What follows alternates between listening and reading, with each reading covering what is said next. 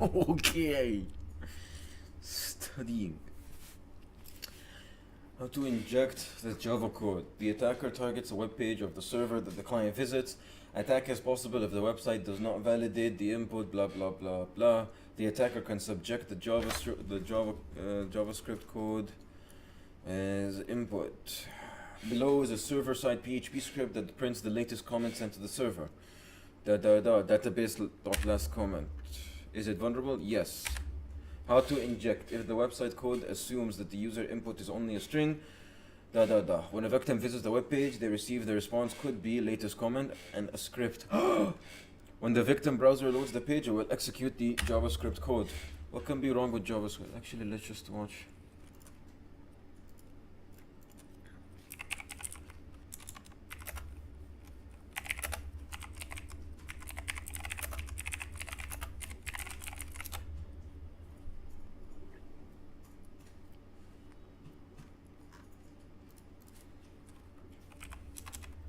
No, I also want to explain theory.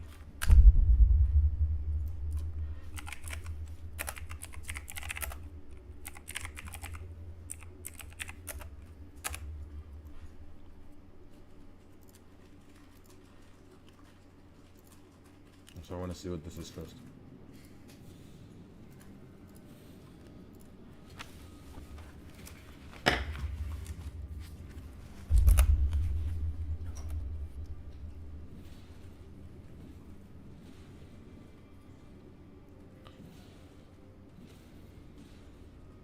Holy shit, what the fuck? Hammers make her fucking obsolete.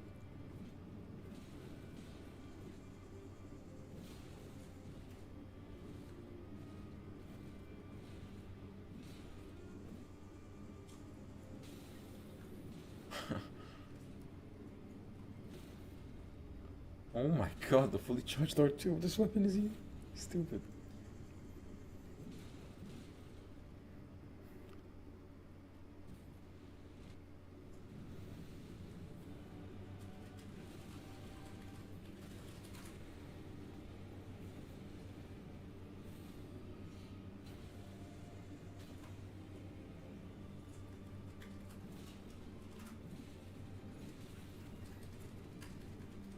No, in this phase, you gotta be careful. Oh my god, he's just jamming R1.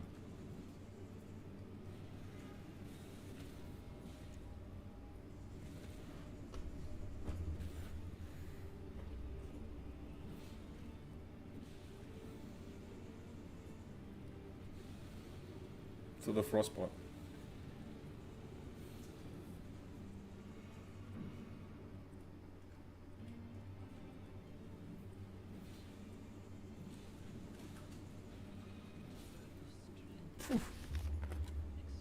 Pretty funny.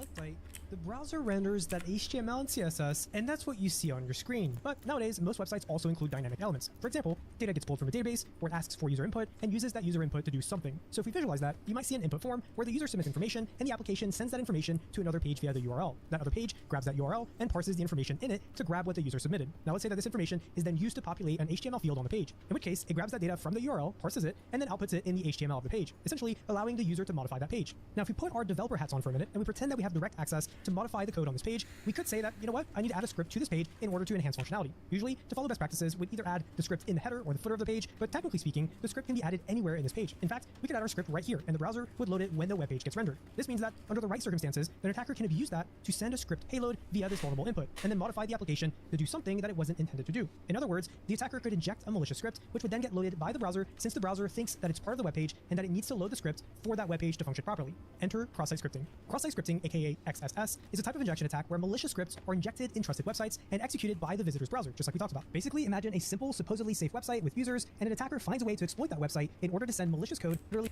either instantly from the request, which is called a reflected attack, or delay the server as a vector to present malicious content back to the user, either instantly from the request.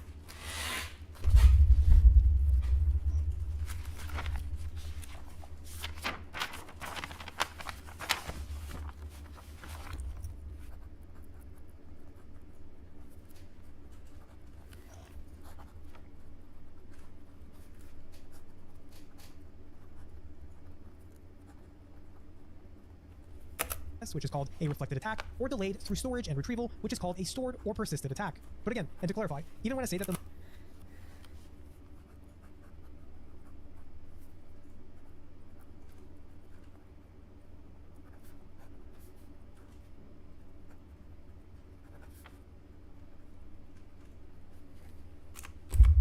or delayed through storage and retrieval, which is called a stored or persisted attack.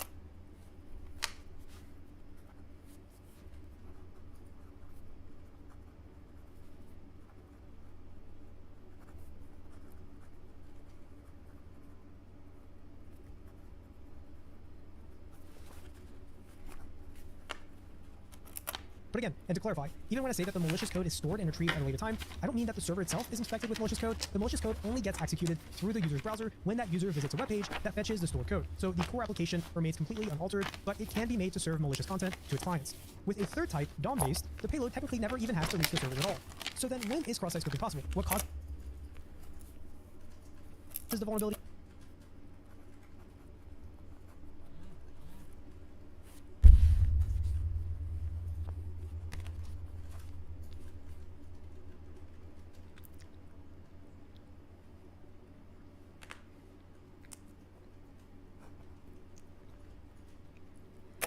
And how do people exploit that vulnerability? Like, to reach the servers at all, to serve malicious content to its clients. With a third type, DOM-based, the payload technically never even has to reach the servers at all. So then when is cross-site scripting possible? What causes the vulnerability and how do people exploit that vulnerability?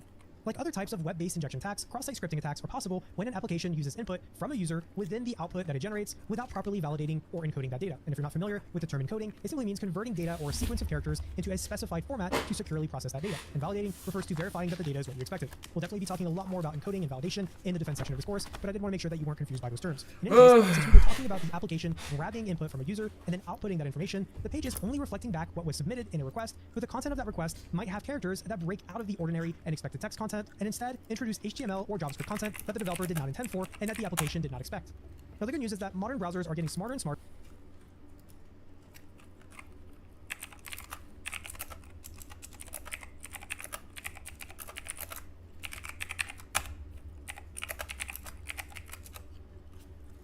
And they now include a lot of defenses out of the box to prevent successful XSS attacks. The bad news is that these browser security controls don't prevent all XSS attacks, and while they're definitely not as common as they used to be, they're still found in the real world, and they're one of the most commonly attempted attacks on applications. In fact, they're listed as one of the second most prevalent issue in the OWASP top 10 with an exploitability, prevalence, and detectability rating of 3, and a technical impact rating of 2, since some of the XSS attacks will have much less severe impacts than others.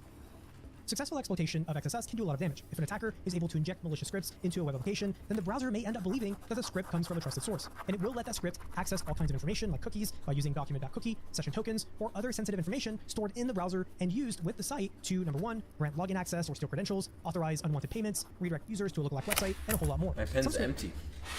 My pen is fucking empty. Into the trash. Into the trash.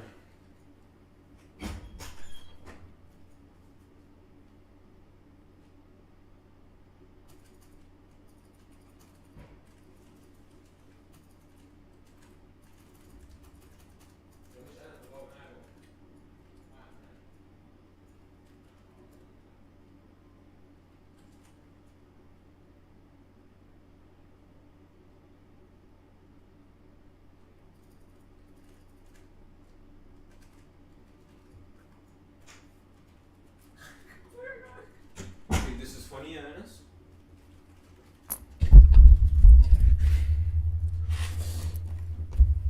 Alright. My pen for the entire semester has just died. In the arms of the angel.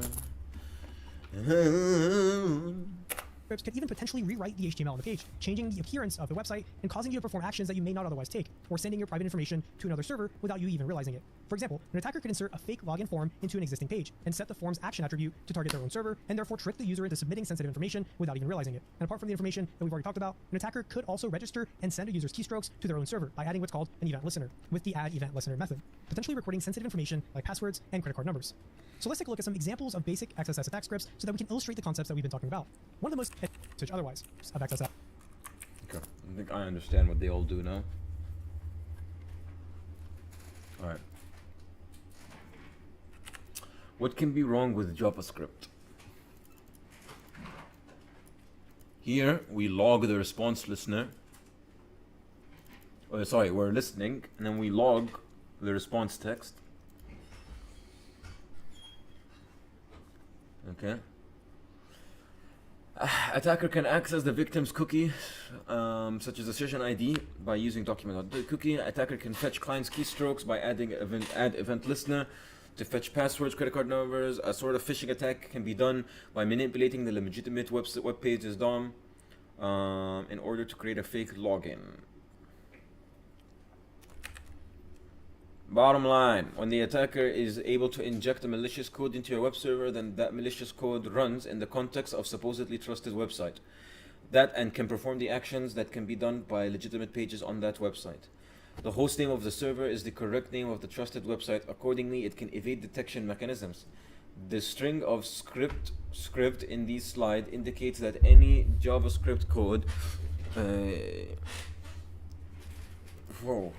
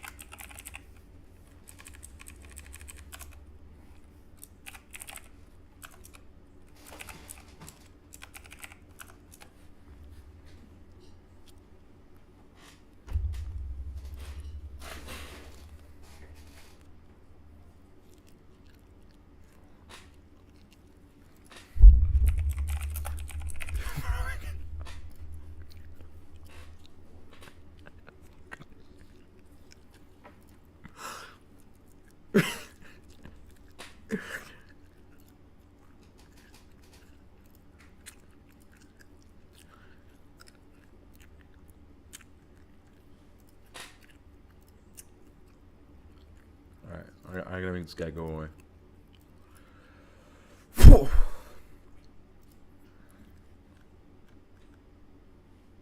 The actors is the web page of a website, which will store the user's input. The victim who requests the web page of a trusted website using his browser, and the attacker who tries to find and exploit vulnerabilities. The attack server is a web server that is used by the attacker to receive sensitive data once the payload is executed, whatever. An example scenario of XSS. Instead of injecting our name into some kind of buffer, we inject window.location into our attacker cookie is equal to plus document.cookie. The purpose of this code is to direct the victim's browser towards the attacker's server by sending an HTTP request that includes the victim's cookie as a query parameter.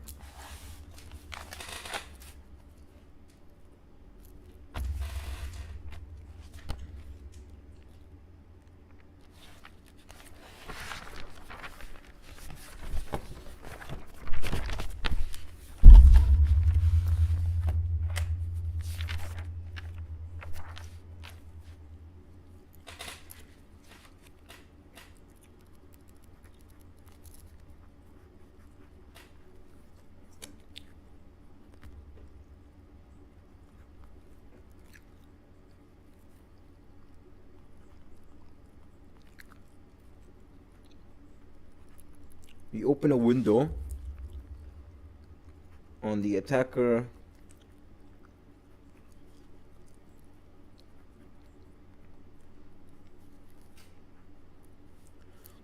/, and then we say cookie is equal to plus document dot cookie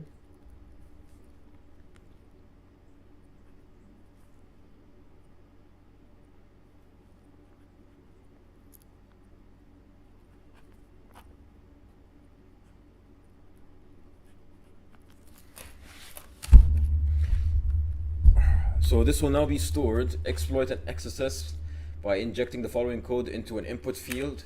The victim client requests a web page of the trusted website, and the victim asks for the last comment, in this example added by another user, the attacker. The trusted website includes the malicious script in the response and sends it to the victim's browser. The victim browser executes that malicious script, which exists inside the response. The script is received as a string, which is not harmful. What makes it so that the process of parsing that string is an HTML page at the victim's browser.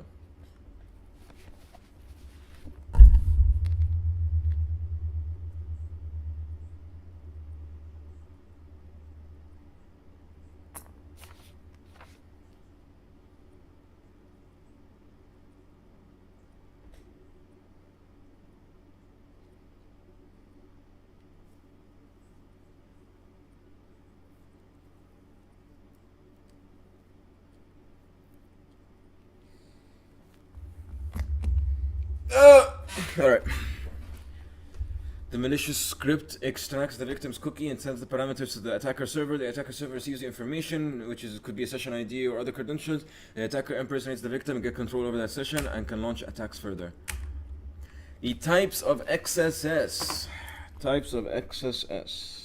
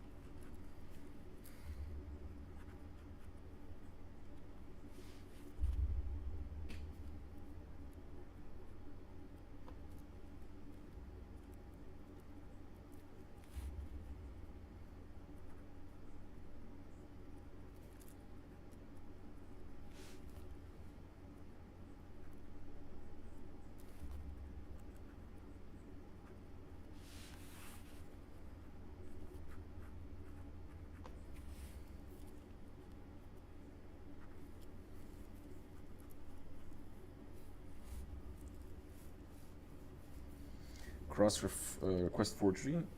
Yeah, it's just stealing an existing session from a trusted user.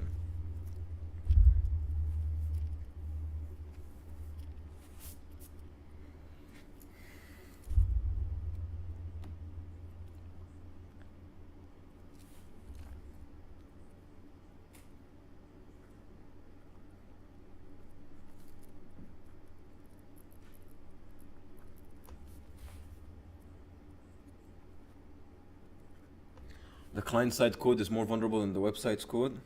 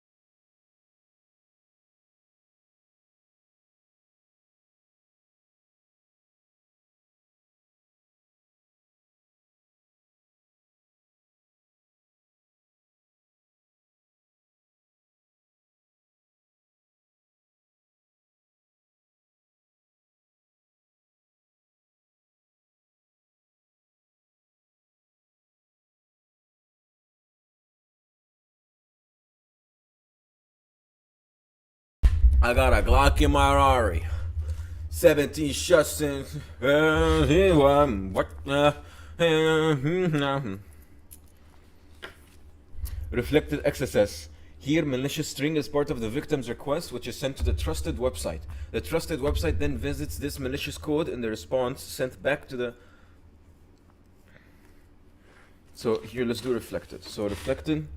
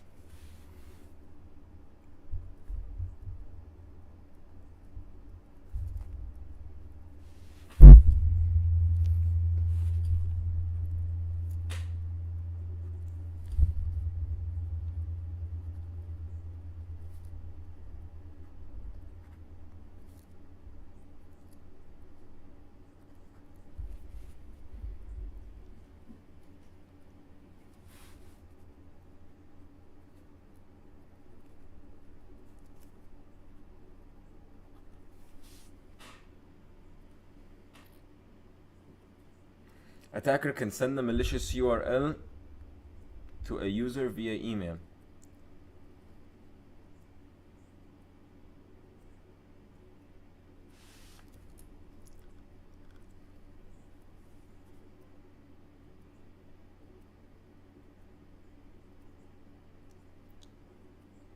So the website server is just an HTML. It's you searched for request.query keyword. It returns what was sent.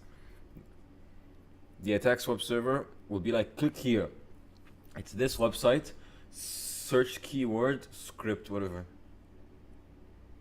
He'll click on it and it'll be sent to the website, and the website will return is you searched for, and then what part of the request was, which was the script.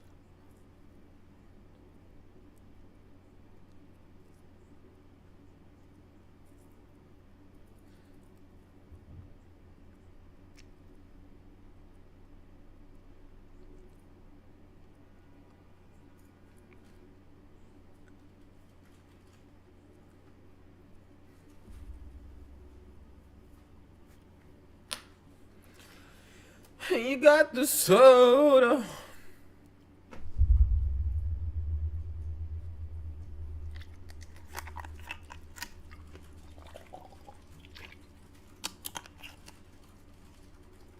Bedtime in 3 hours.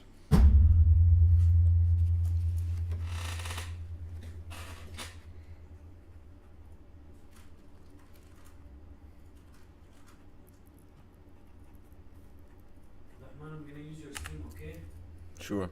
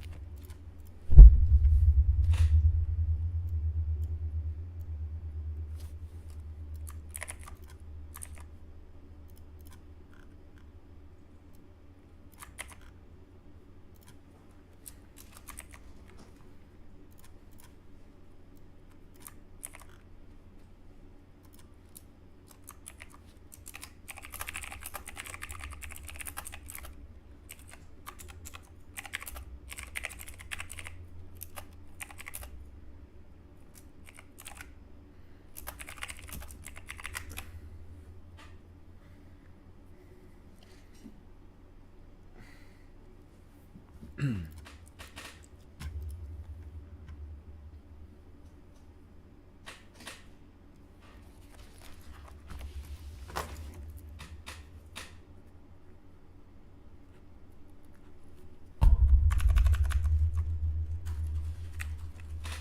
not enough space for this fucking keyboard and this mouse and this fucking copybook. This is reflected.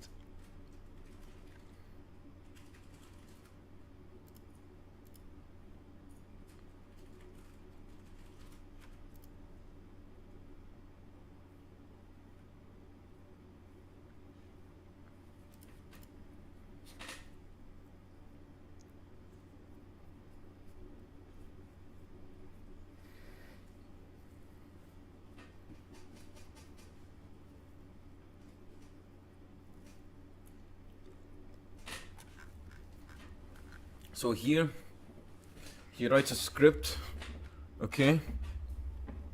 Inject the following code using a form input field to be stored in the server database. The victim client requests a web page of the trusted website. The victim asks for the latest comment. In this example added by other users, the trusted website includes the malicious script in the response and sends it to the victim's browser. The victim's browser executes that malicious script, which exists inside the response. The script is received as a string, which is not harmful, which makes it so that the process of parsing that string as an HTML page at the victim's browser. The malicious script extracts the victim's cookie and sends them as parameters to the attacker server. The attacker server receives this request and acquires the cookies to get sent the information. The attacker impersonates. Okay, so in persistent, number one.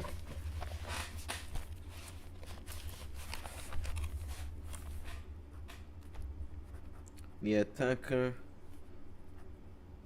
stores a script on the web browser's database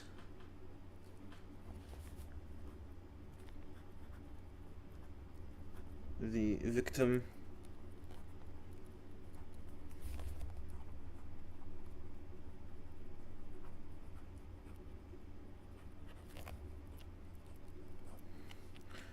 requests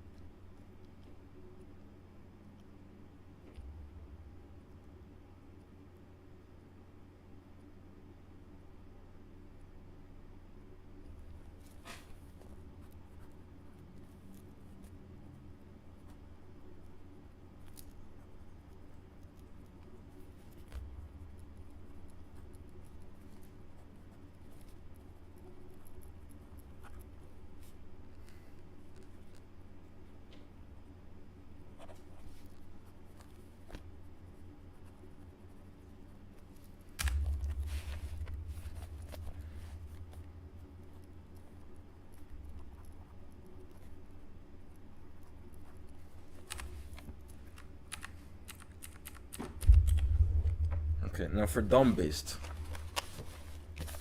So now I really gotta crack my skull against the wall to understand.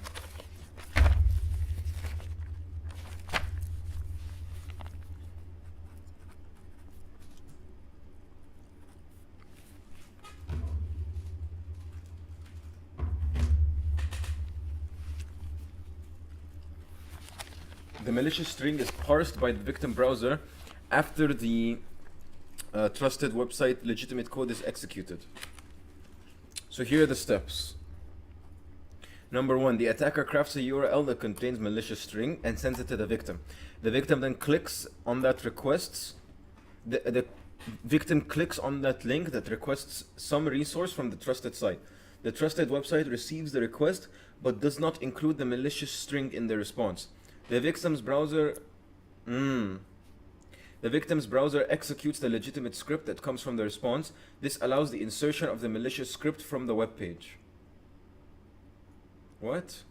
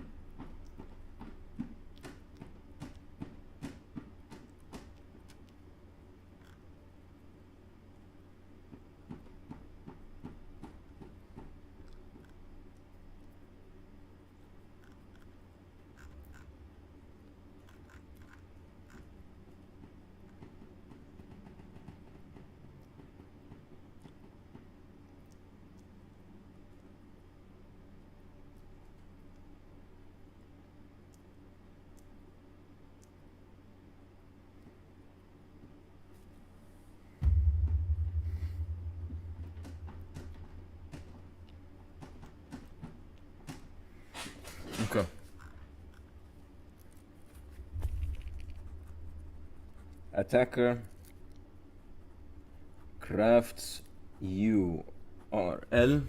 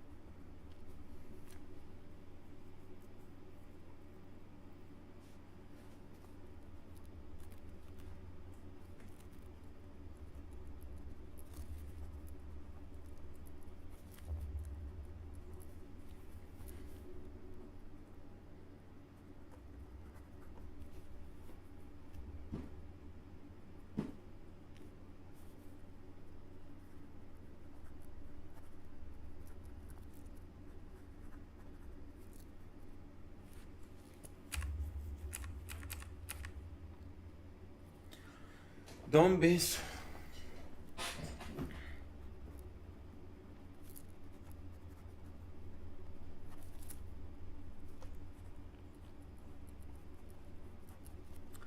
is different. Instead of inserting the malicious code by the server into the page and send it to the victim to be executed, during the loading process, the server sends a legitimate script of the web page so that the malicious user input can be entered.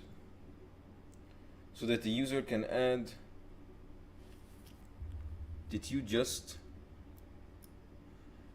moan DOM based and go back to your phone? What? No, I didn't. What are you talking about? I didn't. What? How DOM based is different.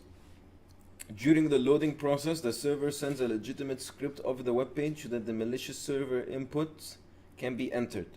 So the user can add HTML content to the page, parsed using inner HTML. I didn't. What do you mean yes you did? I'm trying to study, man. Can you fucking leave me alone? I literally didn't. I don't know what you're talking about. I didn't moan DOM based, and my phone's over there. I didn't reach for my phone. That's the voices again.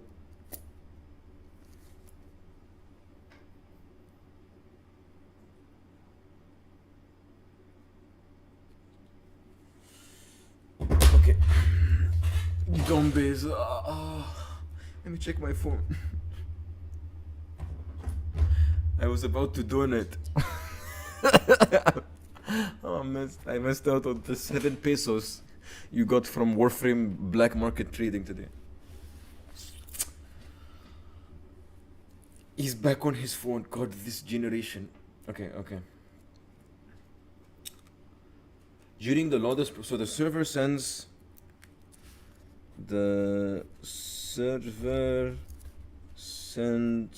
legitimate dislike. Please, sir, please, don't do this, sir, please. India is the place of the smart people. Smart people of India are very smart. The server sends legitimate script of the web page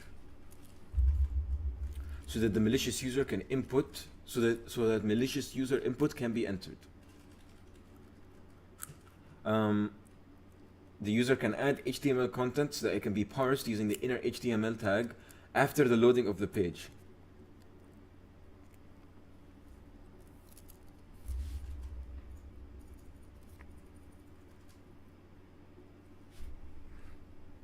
Instead of inserting the malicious code by the server, into the page and send it to the victim to be executed during the loading process. During the loading process, the server sends a legitimate script. There's a legitimate script of the web page that the user input. You should study the slide, then try to note down what you learned from memory. Trust me, 9.09. According to my uncle.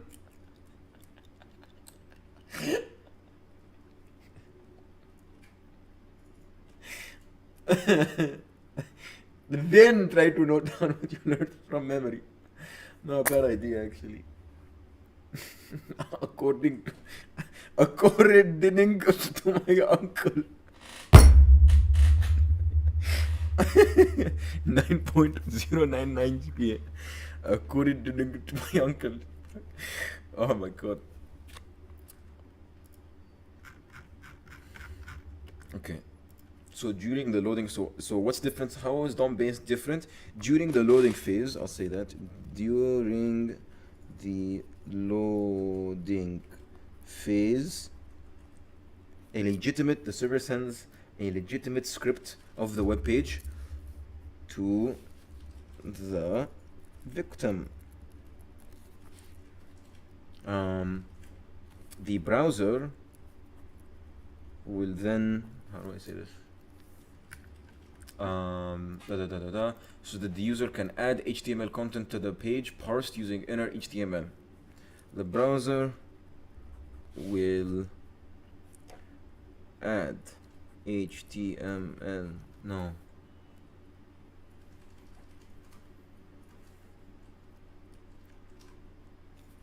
The browser will add HTML content parsed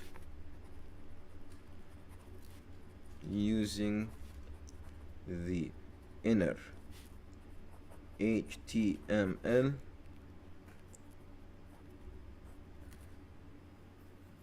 JavaScript can then be used to update the content of the web page without refreshing the entire page. As a result, even with secure server side, the client can still perform DOM update with the malicious user script input after loading the web page. When using a referrer of fragment ID with a URL, then whatever is after the hash is not sent to the server-side code. Still, the client-side code has access to it.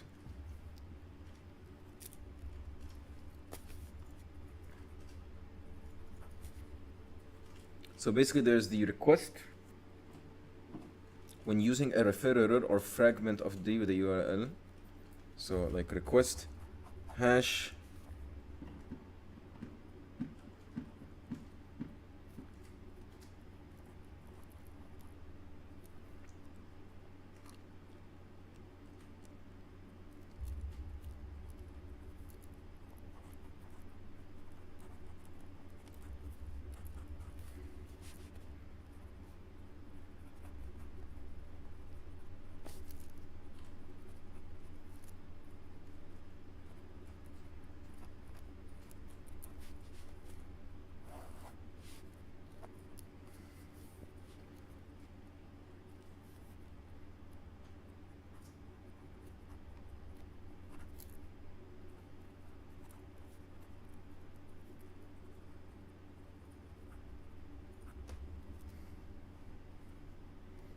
Okay, I get it. Now, how do you prevent How do you prevent XSS? sanitization or encoding, sorry, yeah. Preventing XSS. Number one, encoding. Encoding, you basically browser interprets user code only as data, not as code. Very important, this line. Number two, validation. So you basically remove certain characters, or sanitization. Validation, filtering, a malicious command out of user input.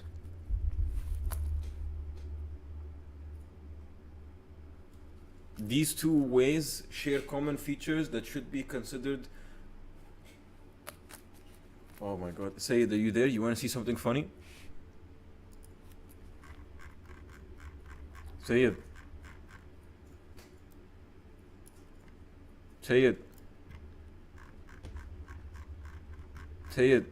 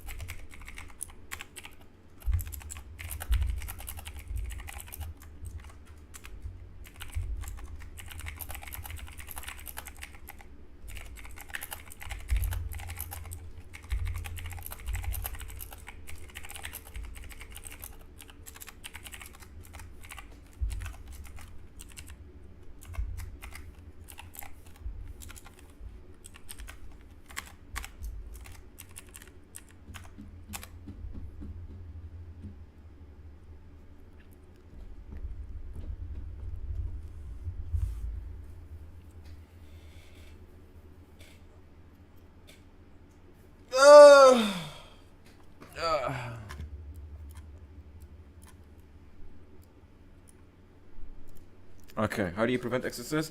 Encoding validation. What is coding? You interpret the user's input as a string, not as code. Validation. You filter out malicious. You filter out user input. You filter out specific characters. Filtering the malicious command.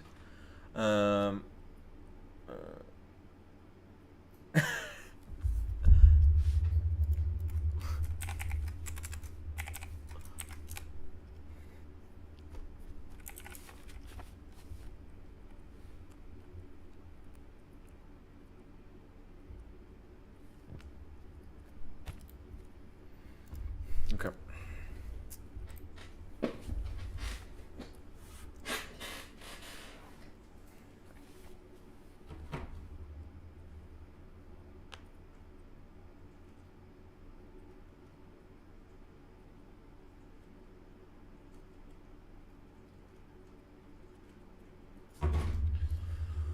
Okay, these two ways share common features that should be considered, which is context inbound, outbound, and client/server. Input. What the fuck does that mean? Input handling context. Secure handling of user input should adapt to where in a page user input is inserted. So if it's a div.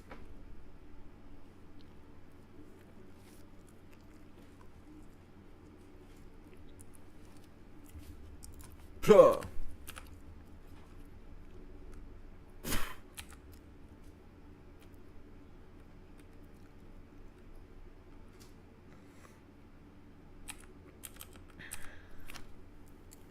If an attacker inserts user input directly into an HTML attribute, an attacker would be able to inject malicious script by beginning his input with a quotation mark, such as shown below. So input value, quotation mark, user input, quotation mark. So he starts it with quotation mark, and then he ends the user input, and he starts a new tag, script, whatever, and then he simply puts input value, close parameter, and then it closes again.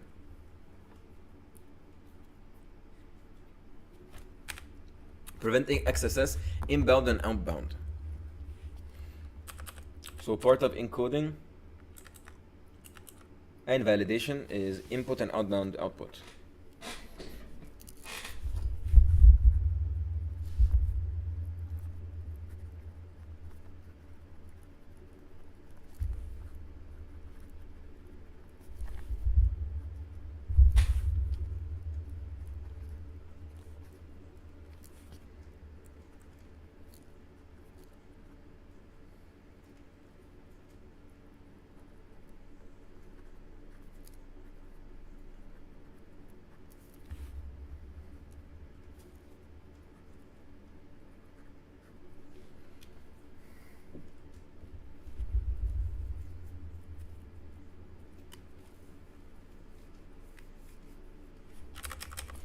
These headphones are falling off my fucking skull.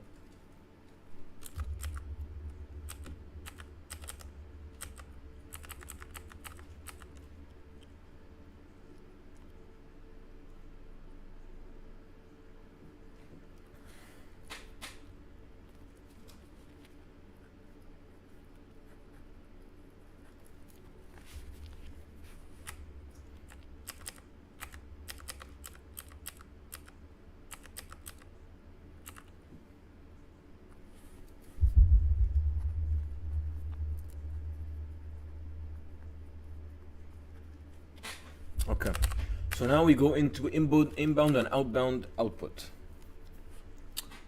How do you clean inbound and outbound output? If an attacker inserts user input, blah blah blah blah blah. What if we remove the quotation marks from the user input below?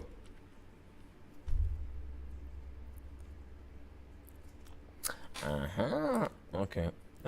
So inbound input handling is done as soon as the website receives input.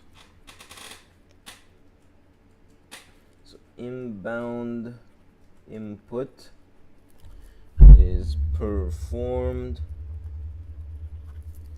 as soon as server receives input. Since input values are related to the context, then relying on inbound input validation alone to prevent XSS is error prone.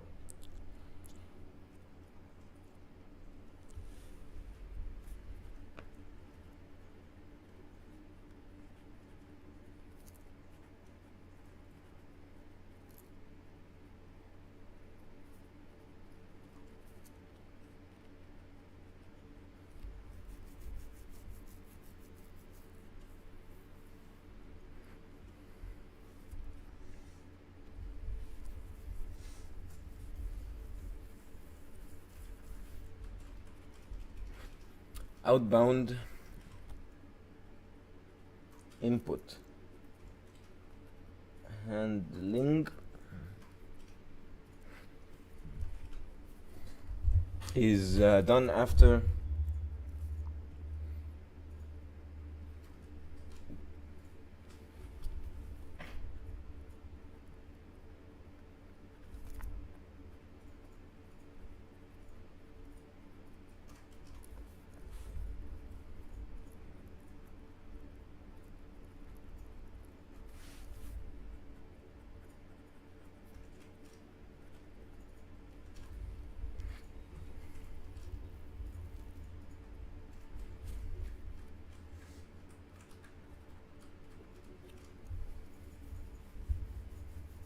this should be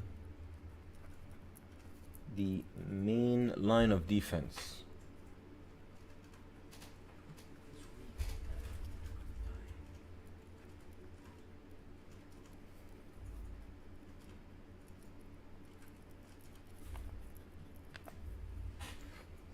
Okay. Where do you secure handling? Now this is for the first one. Now for the second one. Handling should occur client and server side. Traditional XSS is done usually on the server side using the language supported by the server. DOM-based XSS input handling is done on the client side code using JavaScript.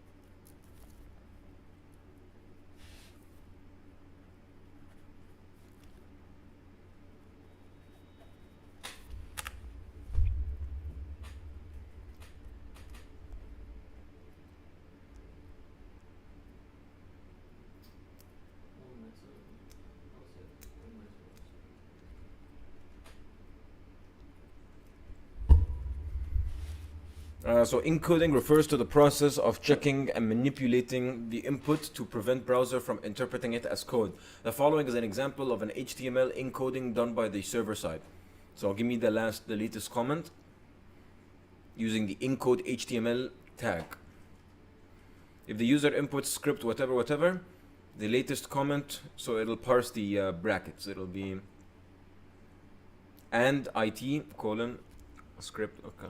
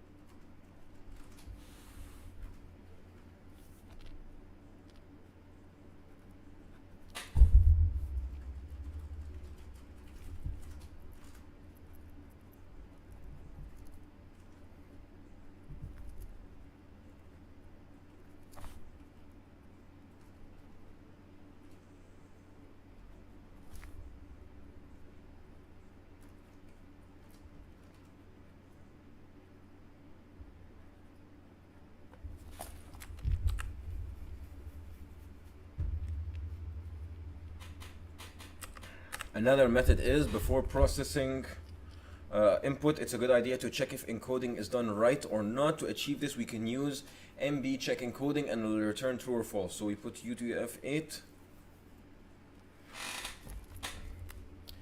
We can use mb underscore check underscore encoding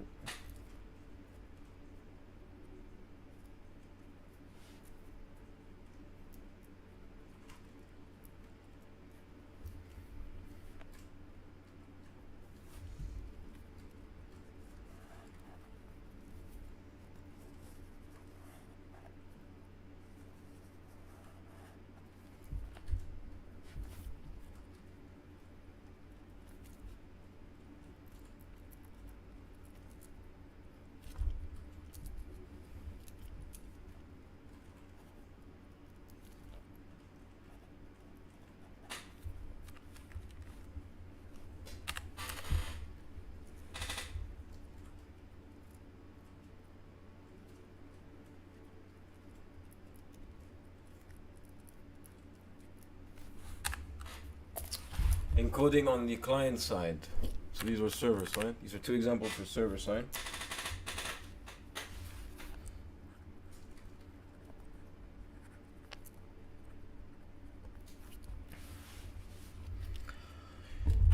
Encoding input using JavaScript is done by built-in methods that take into account the proper context. HTML element context, node.text content equal user input.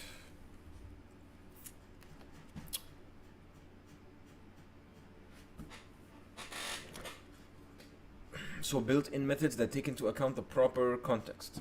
So if it's an element, node.textContact and then user input. HTML attribute value, set attribute user input. Okay. Note that element.inner HTML returns HTML, but text content does not parse as HTML. So it has better performance and prevents XSS. Okay.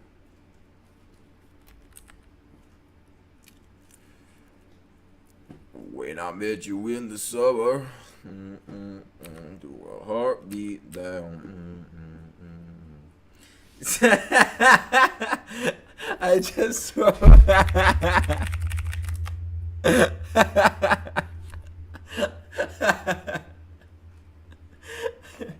just saw the exam is. Man, he's gonna be the same cocksucker room. Eamon's gonna be all the way in C210.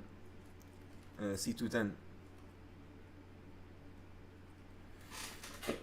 Just watching me while I do the exam.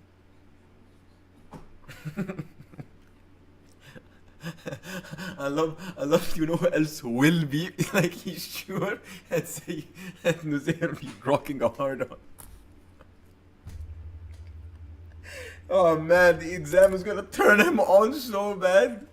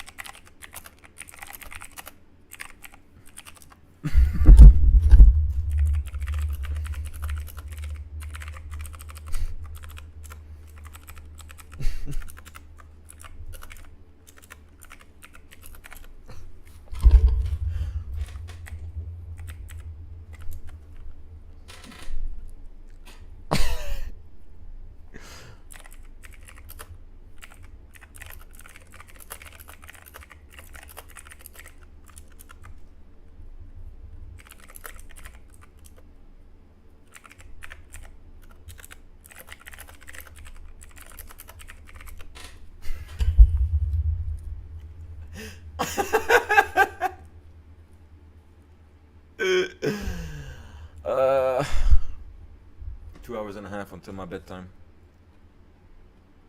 Come on, we still have 2 more presentations. Folks.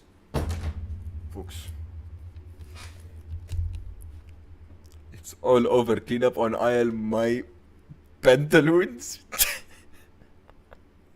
Nuzair, please, it's everywhere. Nuzair.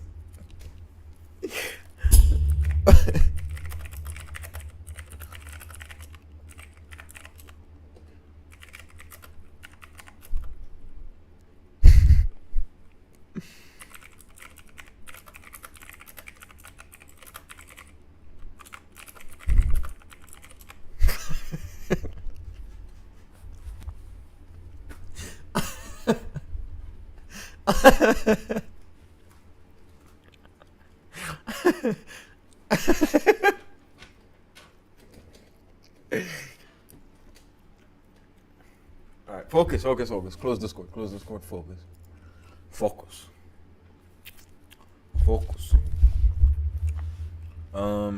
So how do you perform encoding on client side? You use built-in methods in the proper context.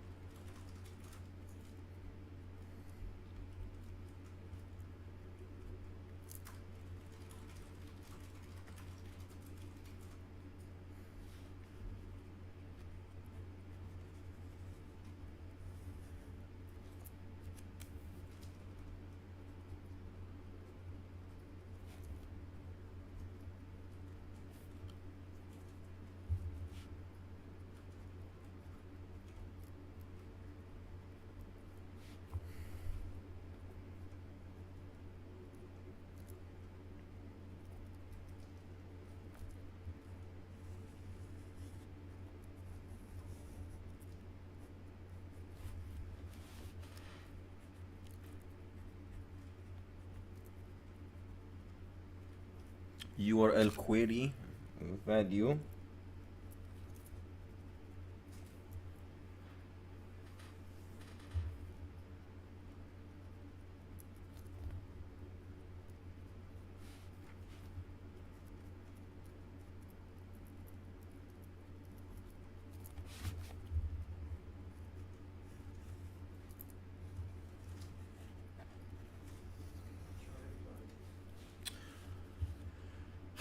CSS value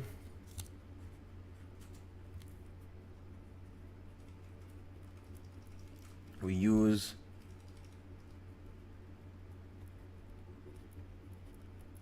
dot property.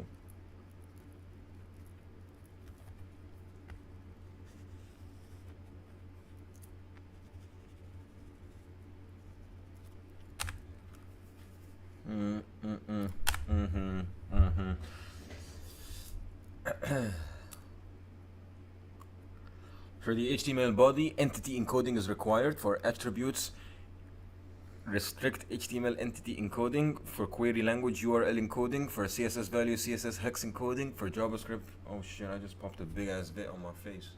Completely by accident. Oh my god, I'm bleeding.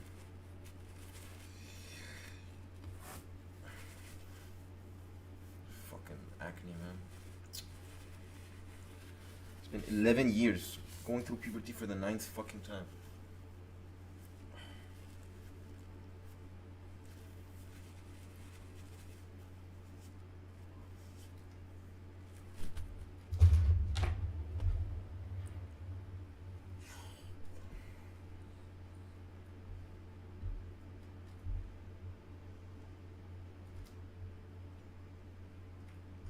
I'm Peter Griffin, and this is Shop and Cat Roof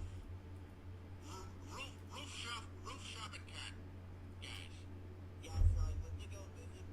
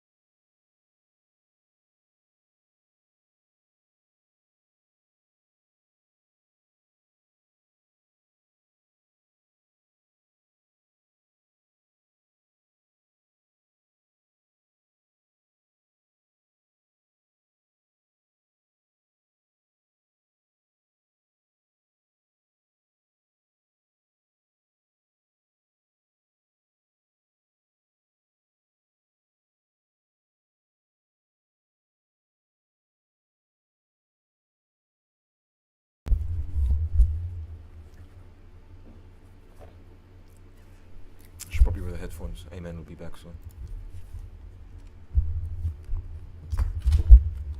Dude, I'm going to sleep in 2 hours. This guy's not back yet.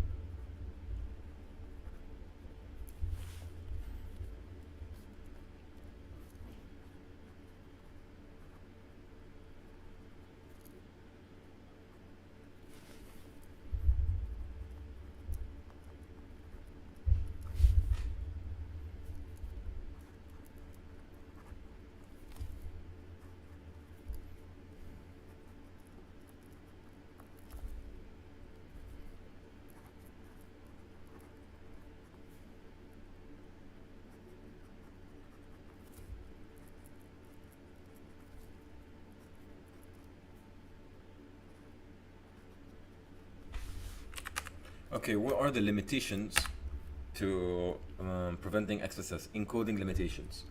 Document.query selector A reference is equal to whatever the user inputs. Although the user input get encoded in this example, the attacker is still able to insert a URL that starts with JavaScript semicolon. Allowing the user to define part of the web page, such as a profile page, also complicates matters, and encoding becomes insufficient. Encoding should be complemented with validation in order to defend in depth of your website.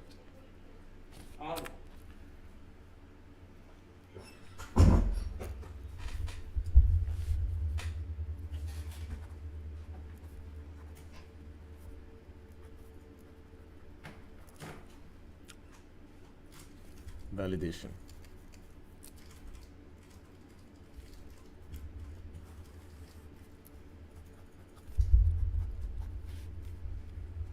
Validation is a process of filtering the user input in order to remove all of the malicious parts without unnecessarily removing part of the code that are not malicious. Example, allowing EM and strong and allowing and disallowing script.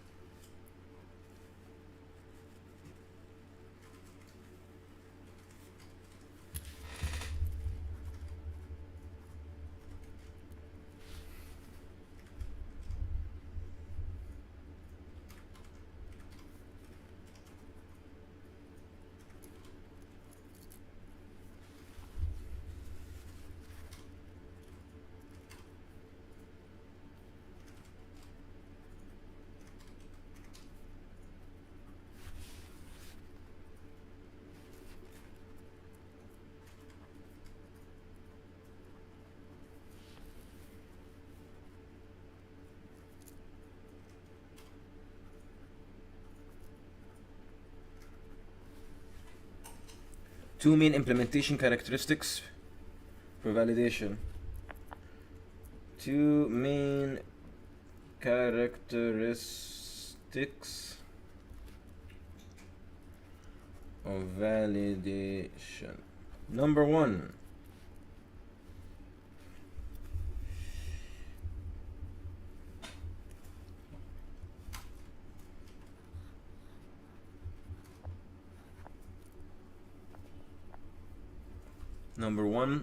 classification strategy.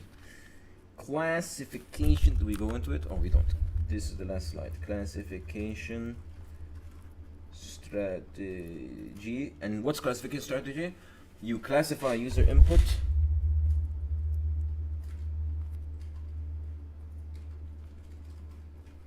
input as belonged to either blacklist or whitelist. Number two, validation outcome. Malicious user input can either be rejected or sanitized.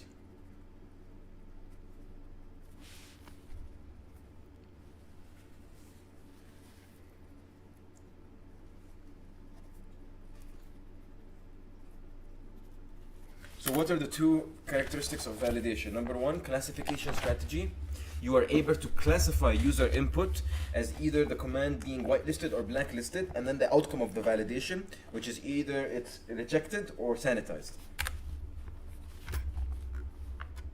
And that's week 10. Now week 11, SQLi. Let me double check if I'm missing something. It should be week 7, week 10. Week 7, week 10, week 11, and week 13. Alright, week 11.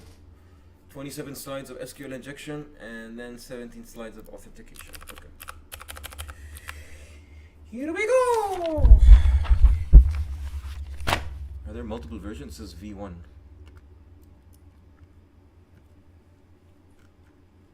Oh yeah, there is another one. V2 with LFI. Oh, this is long. Okay. Okay. Here we go. Week 11, version 1. server attacks SQL injection.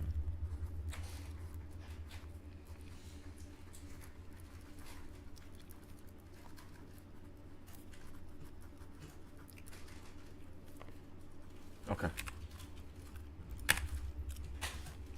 SQL injection. What is a database? How to create a database in MySQL PHP.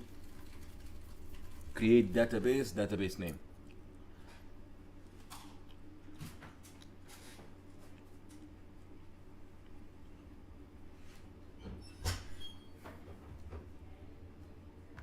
After creating a database, you should create a table that stores the data related to a certain relation.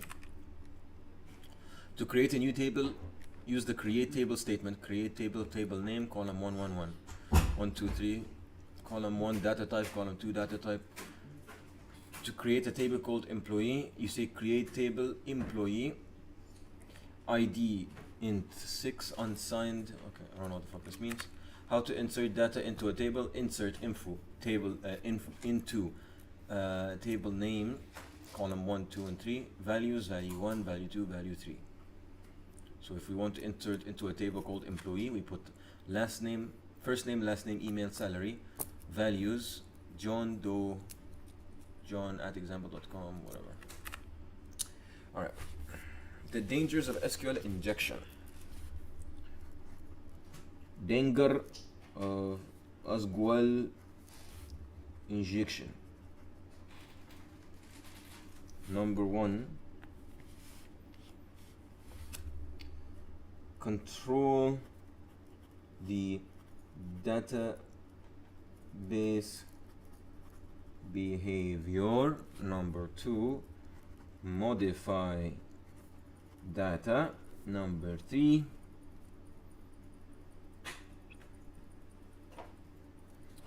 reveal data. Actors of SQLi, the developer who defines the SQL query which contains arguments, and the attacker. Yeah, so the actual database, the SQL query which will include arguments, and then the attacker who will inject malicious entries, SQL queries. Stages of SQLi. Stage 1, birth, discovery.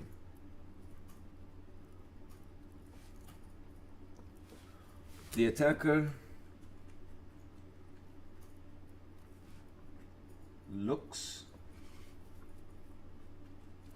for a website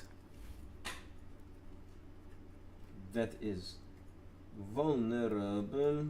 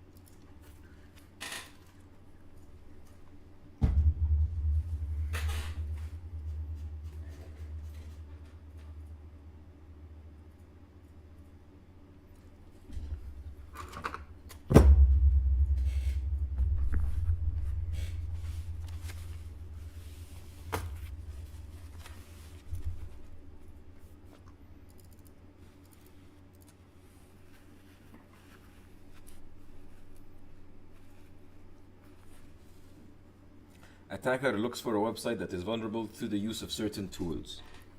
Number 2,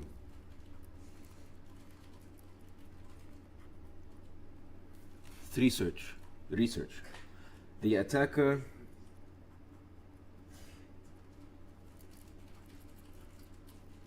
tries simple values from that website's form, observes the response.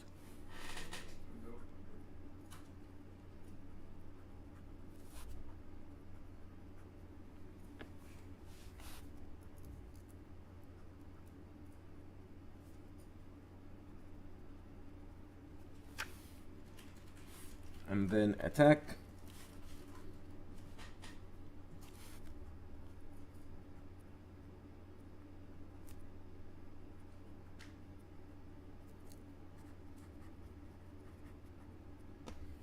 The attacker crafts an SQL query as an input value.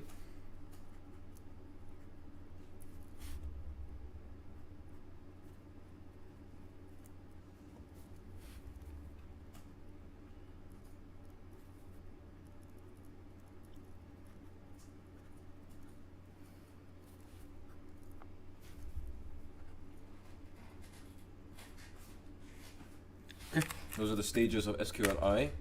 Now here's the big one. Types of SQLi. Number one, in-band SQLi. In-band. In-band. Okay, let's look up a video on this.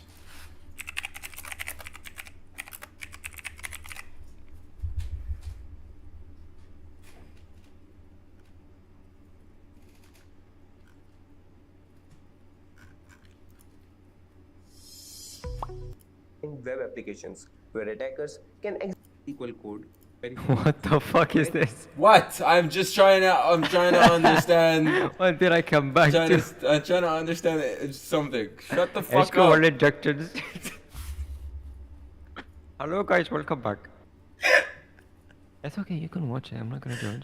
You just did. That's exactly what you just did. You joined. You like Yeah. what the fuck? What the fuck is? By the way, I'm streaming. You left and I was bored. I just streamed and Sayed joined. And he was like, maybe you should study What? this. Yeah, he was like, maybe you should study. Oh no, he joined the stream, not the con. He was like, you Oh. should study the slide, then try to note down what you learned from memory. Trust me, 9.099 GPA according to my uncle. Yeah, he's right. He's like, study everything and then write down from memory. Yeah, just write down all the material 9 from points. memory. And if you can't, then you're gonna fail. Oh, okay. There's no point in trying again. Okay, it's 2 hours until Yeah. bedtime. There's 3 presentations left. Week 11 version 1, week 11 version 2, and then week 13. Alright, this game. Alright. What are the types of SQL injection attacks? In-band. Explain in-band to me. Fuck is in-band though? In-band. Yeah. This was a question in the last exam that I got wrong. I fumbled big time. No, you didn't. We didn't. What? No, we didn't get that. We did. What do you mean? We did. I remember talking with what's his face afterwards with Shane. I misunderstood what Shane meant. is not real. Oh, my bad. Let me see. That might have been the pen testing course actually. Sorry. Yeah. Might have been. Yeah, he's not taking web app. Yeah, you're right. Anyway, here's what the slides explain as in-band. The most common and easy. There are 2 major types: error-based SQL injection and union-based. Error-based makes use of Inbound. it says in-band. Bound. Inbound. It says in-band right here. In-band, Oh. inferential, I think out of she. bound, out of band. Yeah, I think it's supposed to be inbound, but she like No bounds. No bounds. Inbound. SQL. I mean, even on the internet, there's nothing. Oh, inbound. My fault. Yeah, inbound. What were you writing? What? Okay, yeah. I swear it was like inbound and outbound. Inbound is for XSS, bro. Inbound, How you- outbound? What? I've been like. In Oh, in XSS. in XSS, right. how to prevent it? You have to do like inbound validation. Oh, sorry, inbound encoding and outbound encoding. You're right, you're right. Okay, so in-band SQL injection, they're error-based. Sorry, in-band SQL injection, they're error-based and union-based. Error-based Yeah. makes use of error messages generated by the database server in order to explore the structure. Okay, union-based uses union statements to operate. Uses union SQL operators to combine more than one select statement into an aggregated result. Oh shit, my meds. BRB.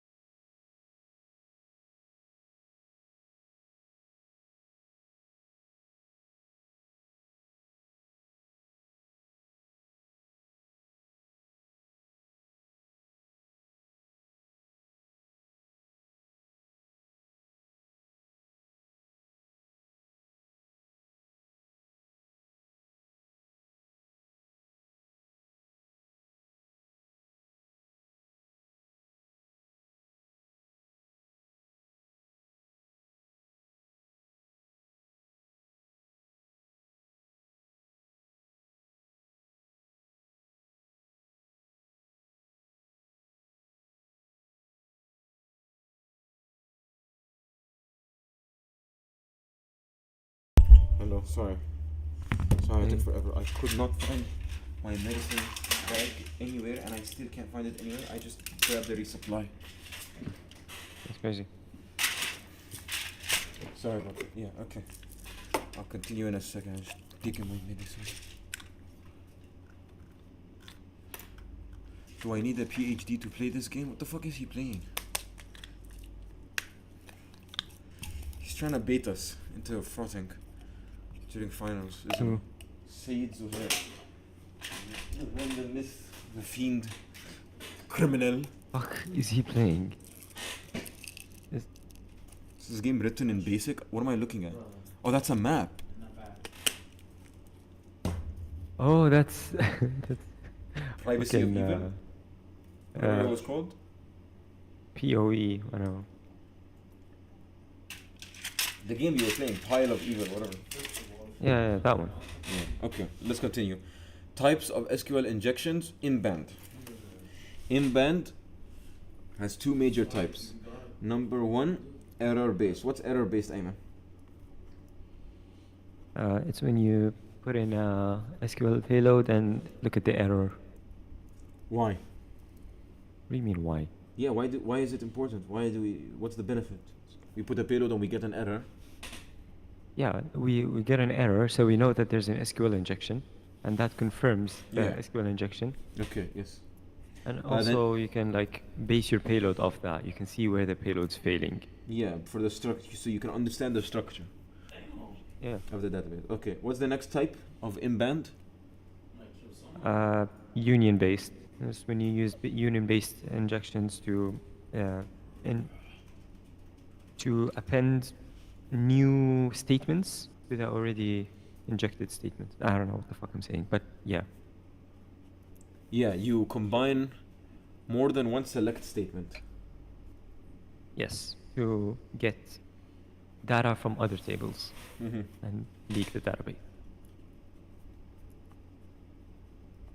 Okay, so that's it for in-band. Very simple. The next type covered in the presentation is bind or inferential.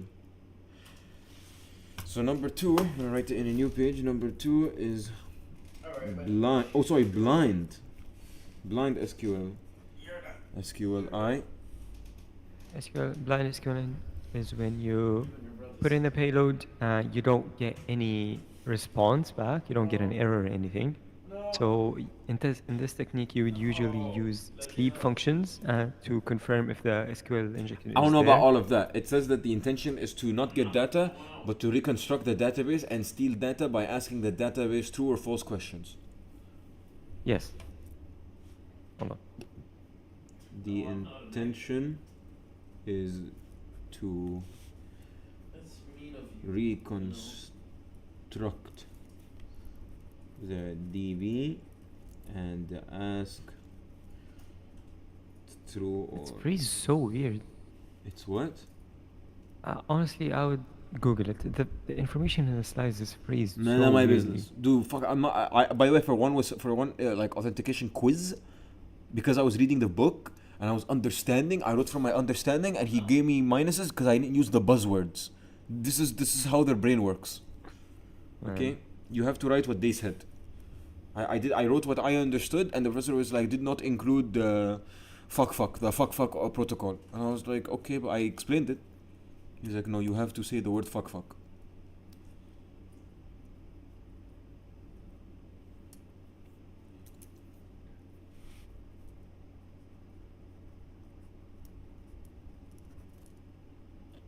Stealing data is this way is more difficult but not impossible. There are two ways. A, Boolean based or time based. Boolean based, yes or no.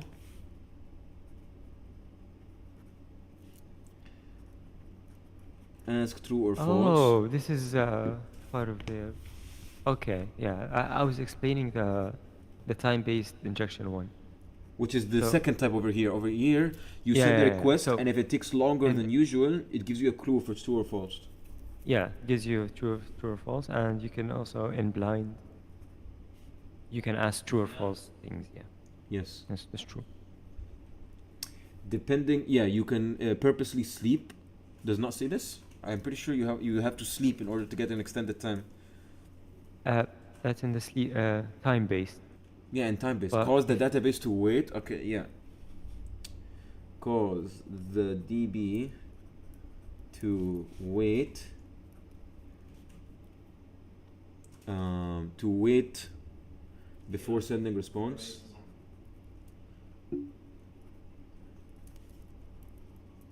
Response.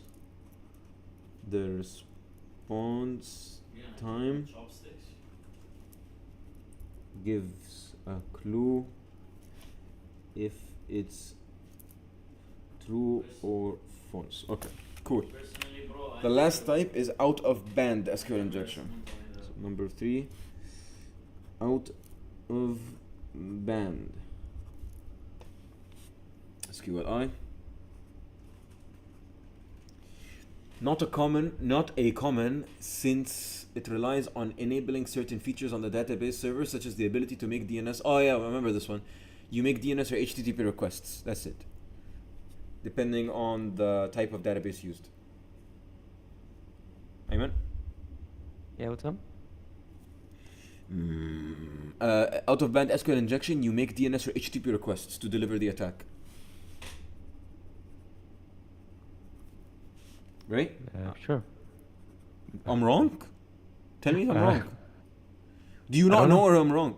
It says over here, No, I out don't of band SQL injection, not common since it relies on enabling certain features. These features being that it's the ability to make DNS or HTTP requests to deliver data. Yeah. The attacker uses different channels to attack and gather results. So if it's Microsoft SQL Server, it uses the xp_dir_tree command to make use of DNS requests to the attacker server. You make it send information using DNS.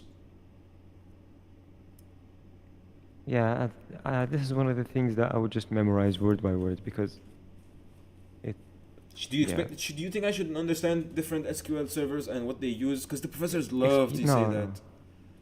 No, dude, they love don't to think use so, that shit. no. You sure? I've never seen this.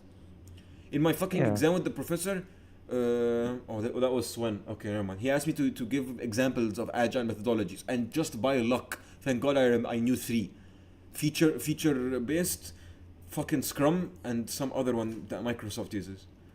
Anyway, I'm just gonna keep a mental note. So yeah, making a DNS or HTTP request to deliver data, and then I'll keep a note.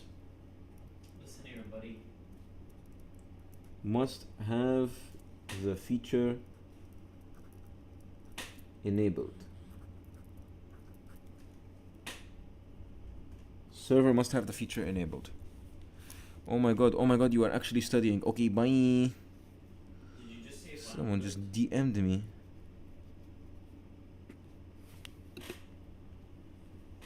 Amen? Yes, man. Okay, Microsoft SQL Server. They use something called the xp_dir_tree.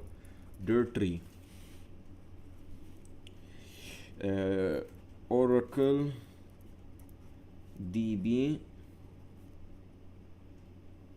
uses something called UTL_HTTP.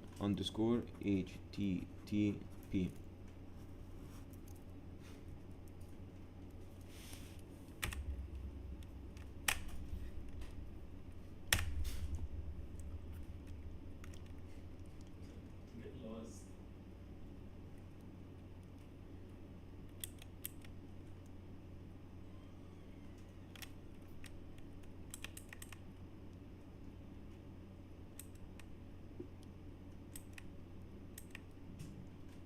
Okay, I might as well learn what this is. You make a login page. You make the page go through an action form. You make it through an action PHP form that's connected to the database. You create a database using the create database PHP file. You create a user table. You create an employee table, and you use the login page to retrieve information about one of the legitimate servers. So over here, the action PHP code that should connect to the database that we've created the previous slides. Okay, we insert anything or 1 equal 1 into the password field. So we will retrieve the whole table containing users and informations and passwords. You can use union select statements to combine the results of one or more select statement. Select star from users where first name union select star from employee.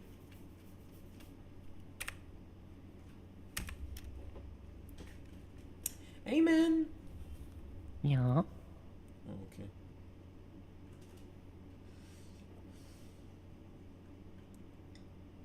Oh my god, Yusuf is at the hacking event. Oh my god, everyone has a neck beard. That's crazy. What hacking event? It's the reason he went to the New York. Who went to New York? Yusuf Awad to advertise He did not CTFAE. go to New York. Sorry, he didn't? went to the US. Yeah, sorry. Lanston's a bit on my mind, and then money turning dollar. Sorry. How to organize the attack? I'm just remembering that during the national anthem, we just sunk. Just trap. Oh my god. Okay.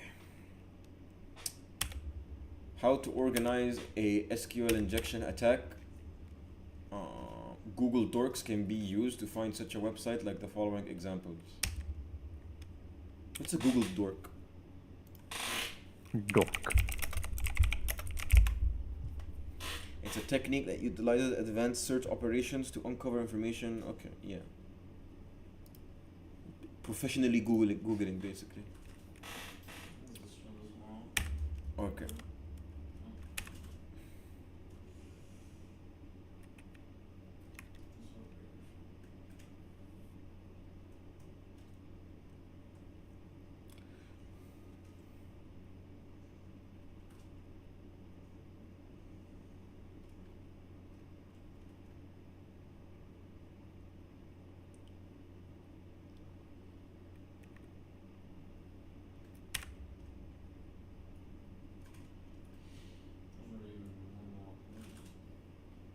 Mm.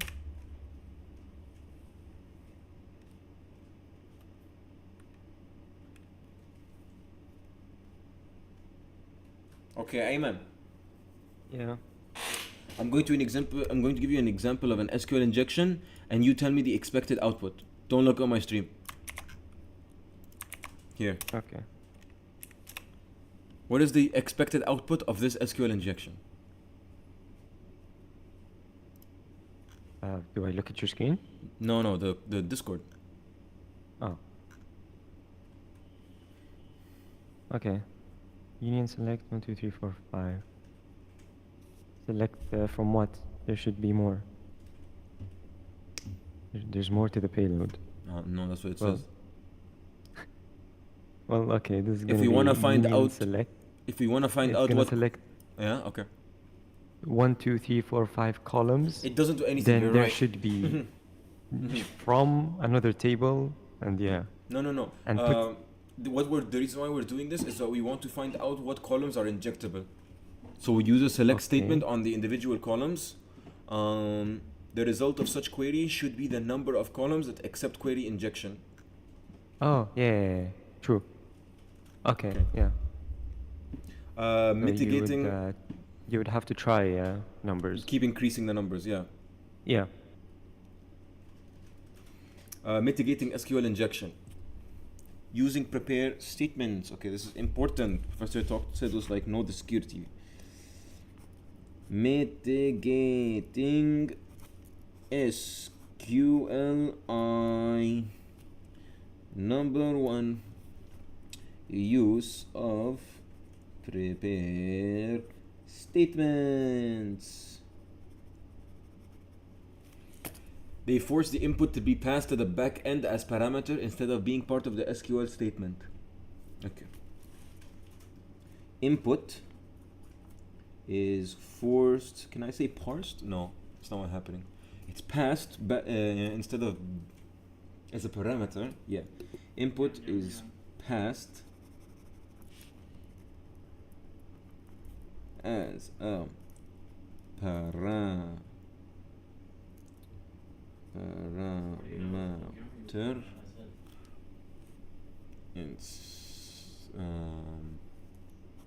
input is pushed as a parameter to the back end instead of being part of, you showed me this one, you just put empty question marks instead of being part of the SQL statement.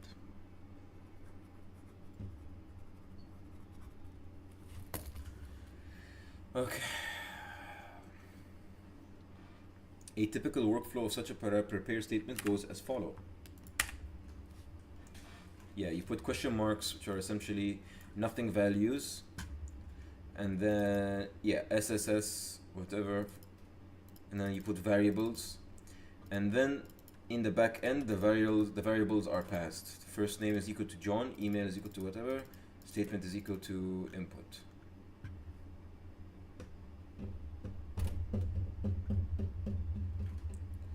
It's on the body. Number 2 is escaping input.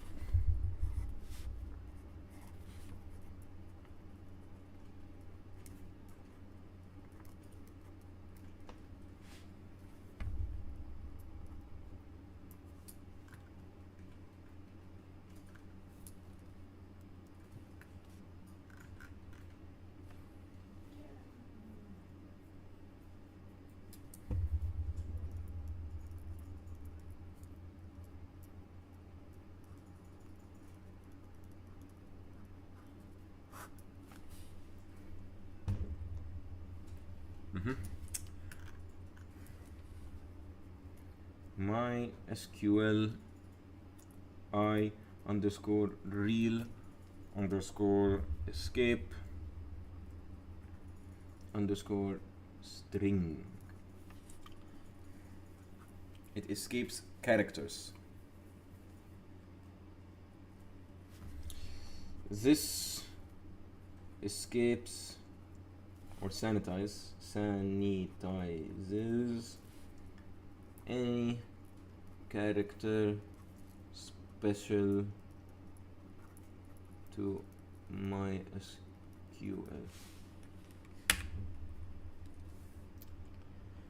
Okay, so we use Google Dorks to find out if this website uses IDs. HTML example.1, we say ID equal to, we see that the output is ID equal to 1. Okay, so we didn't say ID equal to 1 order by 1, 2, 3, 4, 5, 6. It gives us query failed, unknown column 6 in order clause. So we say -1 union select 1, 2, 3, 4, 5, 6. Column 1, 2, 5. Alright, so yeah, so columns 1, 2, and 5 can be injected. So we do anything 1, anything apostrophe 1 equal or 1 equal 1. And it logs us in. Wow! Very nice! Yeah, so Wissam, Abayuddin, Umar, and we have access to Ian and Sami, and we know that only 1, 2, or 5 are injectable, which means Wissam or Umar, but not Sami. Okay, cool. References. Alright, we're down to the last 2. Ayman, you there?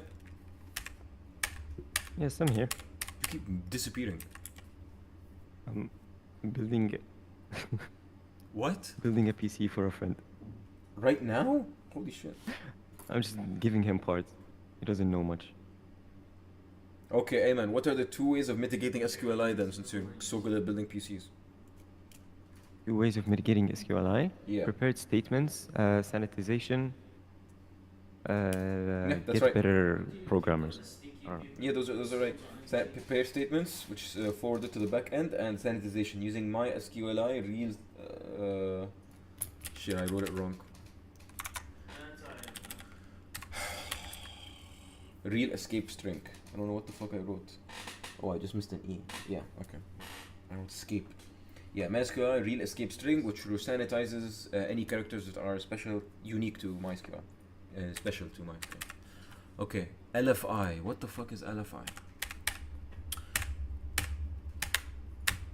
Oh, it's the same presentation.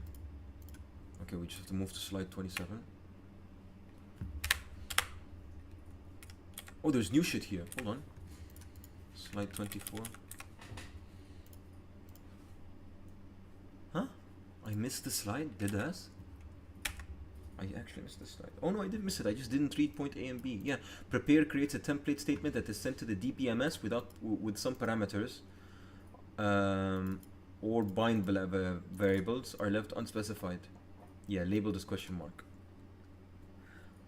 So the DBMS, the database management server, parses, compiles, and performs query optimization on the statement template and stores the results without executing.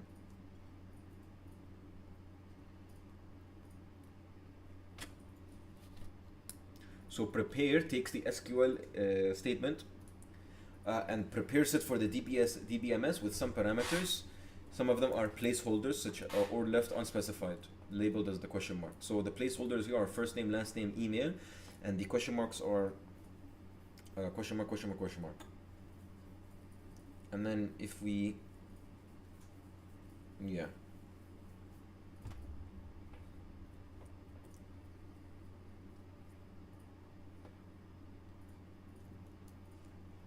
Okay, cool. Very nice. Local file inclusion. This is a separate attack.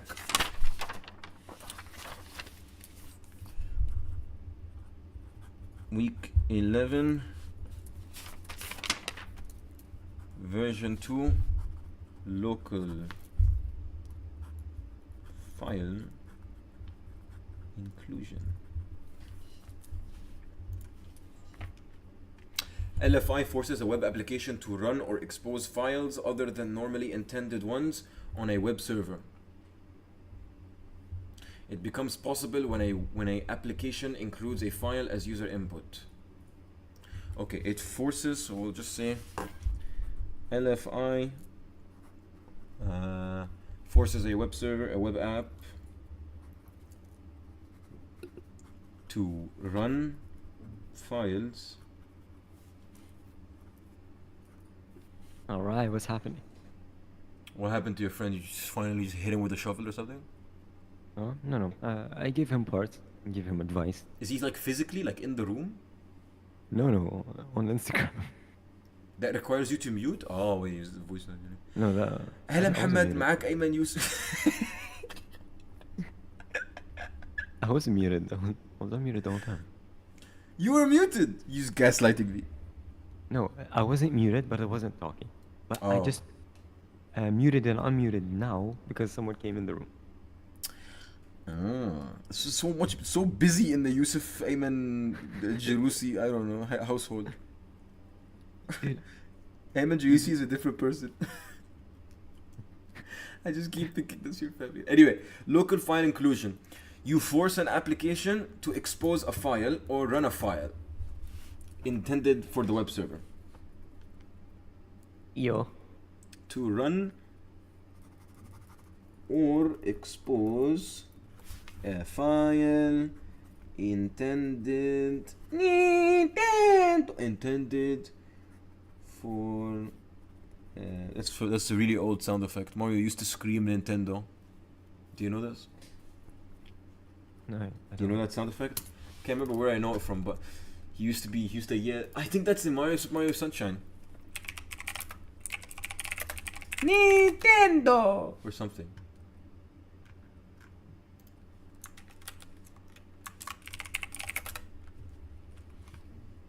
Super Mario Strikers. Nintendo! Yes. Level games! Nintendo!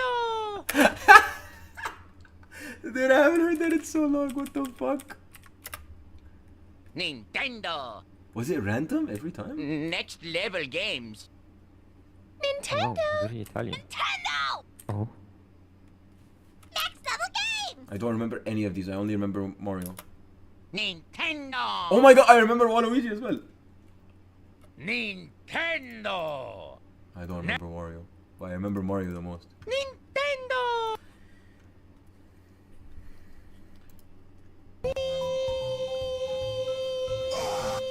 Nintendo!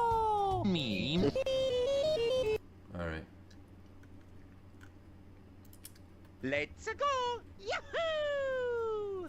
Mamma mia! No! Wahoo! Yahoo! Wahoo! Wahoo! Wahoo!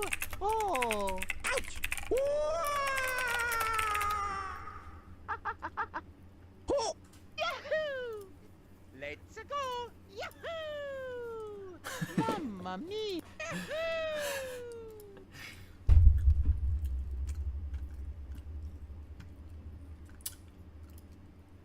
Hey man, what if I stream Elden Ring and you just watch? That sounds miserable.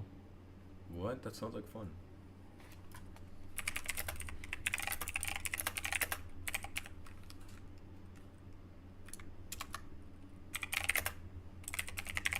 Emin, have you seen the famous "Babe, stop! You're not King Vendrick, Dragon of King of Drangleic"? No. Seeker of fire, coveter of the throne, seeker of fire, deliverer of crowns. What do you see in the flames? I too sought fire once. With fire, they say, a true king can harness the curse. A lie, but I knew no better. Seeker of fire, you know not the depth of dark within you. It grows deeper still, the more flame you covet. Flame, oh, flame. Seeker of fire, seek adversity. Seek strength. No, that's my favorite quote. Speaking. My favorite character in all of Dark Souls is him. And my favorite quote is seek strength. The whole game, there are three large powers acting. King Vendrick, his wife, King and Kendrick. King Vendrick, yeah. Why? Lamar? Vendrick, not Kendrick. King Vendrick. Okay. King Vendrick, his wife, and Must his you run a beat, huh? and, and his brother. His brother is called Scholar of the First Sin, and his wife turns out to be a devil. Her philosophy is seek power. His brother, the Scholar, is seek beyond, and his is seek strength. And he turns out to have the best philosophy. Light and dark.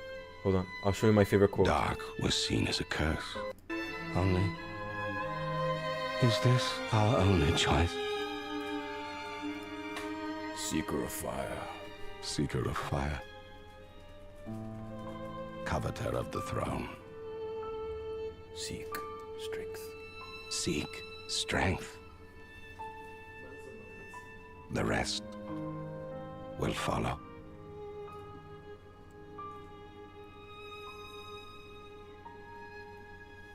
Bars. What do you think, Ayman?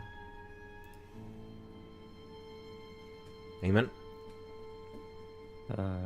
He popped off. Yay, Queen. How is that not cool? Damn it. This is cool. This is cool. Say it after me. This is cool. Say, this is cool. I'm not saying that. Say, what the fuck? Why? This is cool. Born to fuck. Why do women only like jerks who treat them like shit? Why do guys only want bitchy bimbos who walk all over them? Well. You look to be unkindled. No bell tolls. And yet you've slipped into the painting. Oh, no matter. If you've lost your way, The words of Lady Frida will guide you. There is one thing you should know. Inside the cold painting, curiosity could be your cross. Stray from the withering flame, and the snow will swallow you whole. You miserable mad hollow. You're nothing. You're nothing, without a bell to guide your way. I've seen your kind, time and time again. Every fleeing man must be caught. Every secret must be unearthed. Such is the conceit of the self-proclaimed seeker of truth. But in the end, you lack the stomach for the agony that you'll bring upon yourself. I trust you've learned your lesson. Inside the cold painting, curiosity could be your cross. Now, go on ahead. Show respect and listen carefully. Tarry no longer and be gone. What do you think? That was cool. This guy would not prevent an SQL injection. What about Scholar of the First Sin? Treat them like shit. Maybe. Oh yeah, the context That of this guy- one is that that guy fucked. humans basically. Okay, so the lore for Dark Souls 2 is literally why is everyone depressed? I'm not joking. I'm genuinely serious. Dark Souls 1, the king has become hollow from reigniting the first flame. So you kill the king who's gone hollow, and you reignite the flame yourself. Dark Souls 3, the flame has been reignited so many times, and the realm and the age of gods has been extended for so many times that the world is starting to like decompose and glitch and become this contorted mess of time and space, and castles are like merging into each other. It's weird. Like the world shouldn't have existed for this long. Does that make sense? Okay? Yeah. So the point of Dark Souls 2 is that sometimes it's good to let things die. Dark Souls 1 is like letting the king die and becoming the king yourself and reigniting the flame. Dark Souls 3, the good ending in my opinion, is not reigniting the flame and letting the world end. One of the endings of Dark Souls 3 is reigniting the flame again, and you just sit down and your character gets set on fire. And it's like, alright, good job, man. You just push the inevitable. Okay? Dark Souls 2, the lore is, why is everyone so depressed? It turns out that the final boss in Dark Souls 1, Gwyn, he put a curse on all men because there was a prophecy that one day a man would kill him, which is what happened in Dark Souls 1. But when he found out about that prophecy, he put a curse on all of humans called the Undead Curse. Basically, if you don't have a purpose, you will become hollow. Hollow is basically like a zombie. Okay? Okay. So he put a curse on every single human. If you don't have a purpose, you become hollow. And when you become hollow, eventually like no one's going to rise against him, and slowly everyone will start to decay. So this is known as the first sin. So King Vendrick's brother, the scholar, he is labeled as scholar of the first sin. And when he discovered about Gwyn's punishment, Gwyn tried to have him killed. So when you meet him in game, he's just like a decapitated monster head. And he tells you that the reason why everyone is so depressed, he's the reason why all the humans are so fucking walking around aimlessly and depressed and turning into zombies, is because Gwyn did this. So the DLC is called Scholar of the First Sin, and it's when you meet Vendrick's brother. So this is him telling you about it.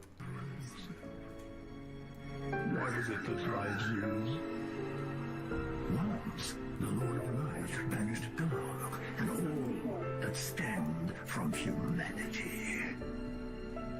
And men assumed a fleeting form. These are the roots of our world. Men are props in state of life, and no matter how tender, how exquisite, a lie will remain a lie. Goes so hard. Yeah. Did you get it? He's saying men assume the fleeting form. Which means like they were hit with the curse, which means that they'll never prolong. They'll never be able to establish a society because they're all dying off one by one. And he's like, no matter how tender, how gentle, like the age that Gwyn caused, like no matter how amazing it is, a lie will remain a lie. That's the plot of Elden Ring. Not really. What? They just recycled it. What do you mean? That is not the plot of Elden Ring at all. There are similarities. There's a king. No. It's Elden Ring. What? You don't even know the lore of Elden Ring. Just shut up. You're just saying things. Some bitch that took away people's balls or something. No, she was trying to help them. The difference is Gwyn wanted to destroy humans so that they would like die off and they couldn't create their own kingdom. The difference is that America removed death. She removed the rune of death so no one can die. No. Someone removed like their ability to procreate. No, that's not a thing. People can still fuck. No, like, but they can't have children. Am I thinking of a No, that's something else? this. You might be thinking of something else. America removed the rune of death so that nobody could Yeah, die. wait, hold on, what the fuck am I thinking? And that sounds like a sick story. I don't know. It's like, that sounds like just Judaism. Okay, back No, to it's elephant. It's like to euthanize the human race. They just took away their ability to. Is it fiction or fucking non-fiction? Like make fantasy? kids. Can you Might remember? be my schizophrenic thoughts. I don't know, man. That, might be my sounds. plans. That sound. I can never reveal my plans. They involve scissors and a lot of tissues. All right. Anyway, we've got 3 plus 12 slides and 17 slides. Castration of the human race. 15 slides plus 12. 17. Oh, Attack on Titan. Wasn't it Attack on Titan? Oh, I've never Is seen it? Attack on Yeah, Titan. it's Attack on Titan. It's Attack on Titan. Is Attack on Titan good? It's great. What the fuck? You've never seen Attack on Titan? I'll say this: you've seen Sopranos. You're not insane about it. You like it, but you're not insane about it. I love a Soprano. You see movies that are like awesome, Dude. and you don't go insane about it. But the fact that you're going insane over Attack on Titan says a lot, because you usually don't lose The your shit. writing is insane. And the fact that you're You saying should this watch shit. it. People always go crazy over Attack on Titan, but I don't. It just looks like giant monsters eating people. Dude. What is so Yes, insane? on the surface. Is it like Breaking Bad? Like on the surface, just a guy selling crack, but like the way he It's does way it. deeper than that. It's way. I don't see it. I just, my brain can't compute it. You should watch it. You just I watch watched the the first first episode. I was like, let me give this an honest try. I watched the first episode and I was like, okay, I get it. I get what the show is. I understand why people will like it. It's like, oh, let's find a cool way to kill this monster. And I was like, okay, like beyond that, like I'm sure it's creative. But I like more character-driven stories. I really like characters and character Oh, studies. you want character? Watch Attack on Titan. Really? There's a lot of character. Yeah. Okay. I had a guy in high school who always went batshit insane because like one character's suicide speech. Does that sound familiar? Oh my god. Erwin. Erwin. Yeah, Eren Yeager, right? That's No, his name? not Eren. Commander Erwin. Yeah, Eren Yeager. He Erwin. gave like a fucking the most epic speech in all of history. Like I'm sure that tops all of human history. I don't think. I mean, I've heard a lot of fucking monologues from Dark Souls. It'll have to really be good. Dude, it is insane. I don't know what to say.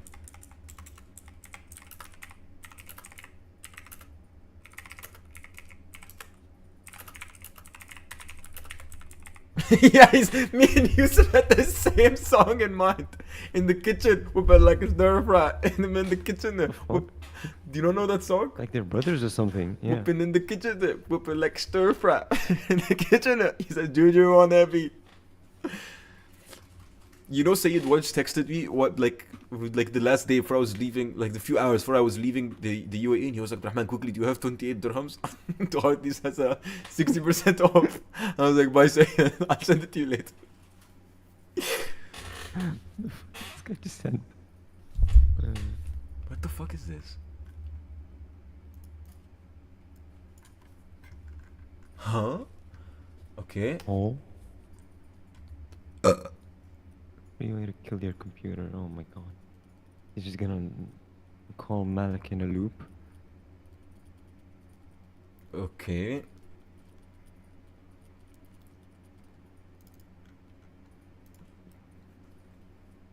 Is this just the accepting flag code?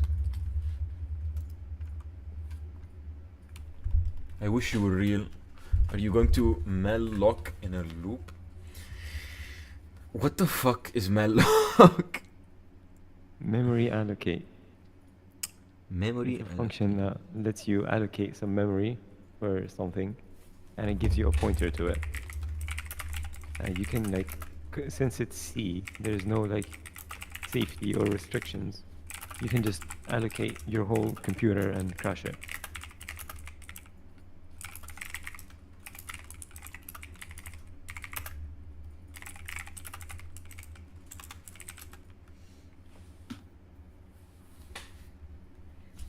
My child will free.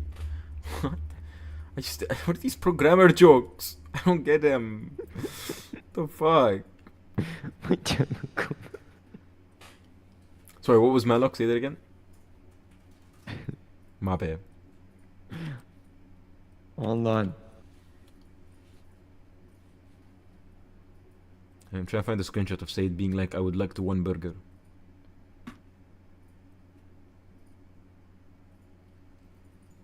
Said, here's another message I found. This Said sent me this once.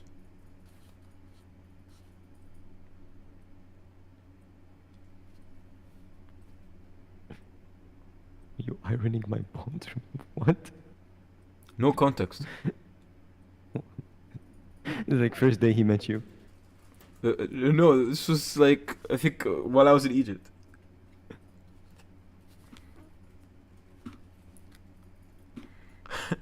So you just say join the VC and you just hear like deep frying sound effects.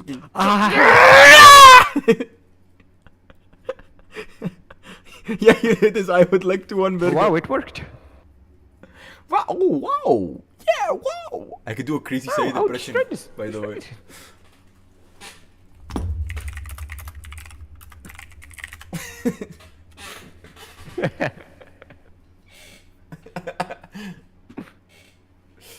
Oh, that's me. Yeah, he did it. He called Oh, my that's me. Include. Oh, he did do malloc. Compile this and run it forever. Alright, you guys gave each other the credit.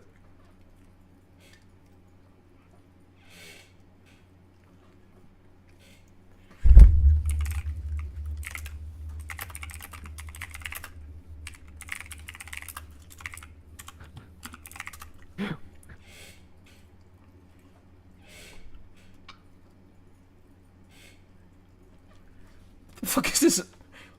Arnold. Who's T? Who's T dot dot dot? Oh, the hacker giraffe. That's him. Yeah, it's because you have Streamlabs open, so it's like writing his name.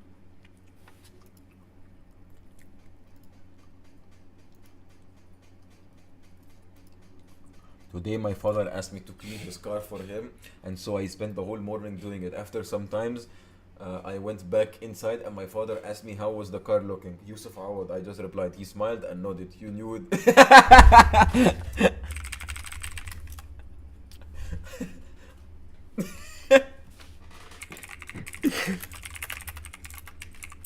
What is he?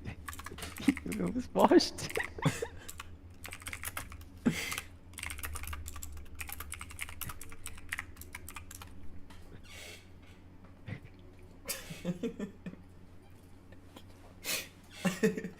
By the way, he closed chat a long time ago.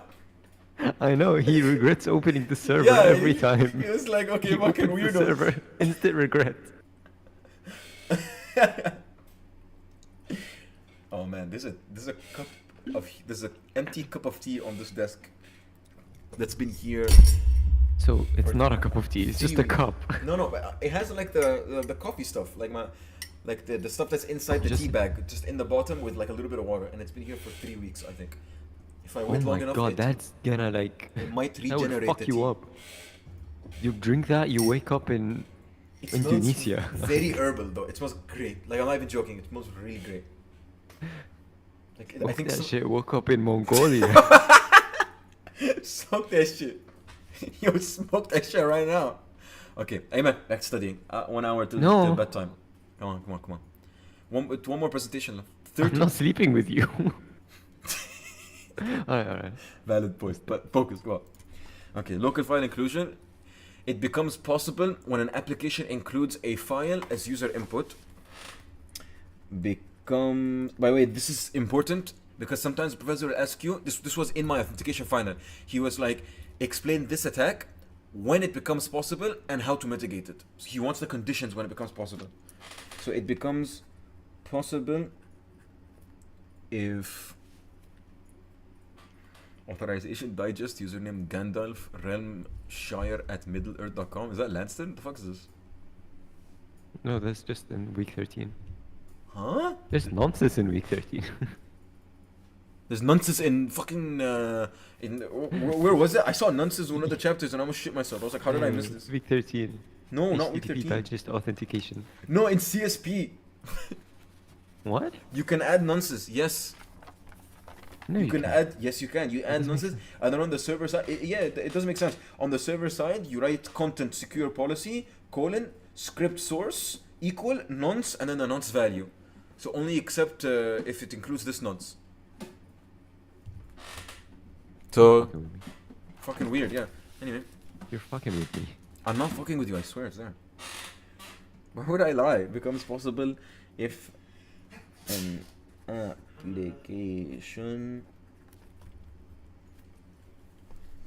accepts files as user input.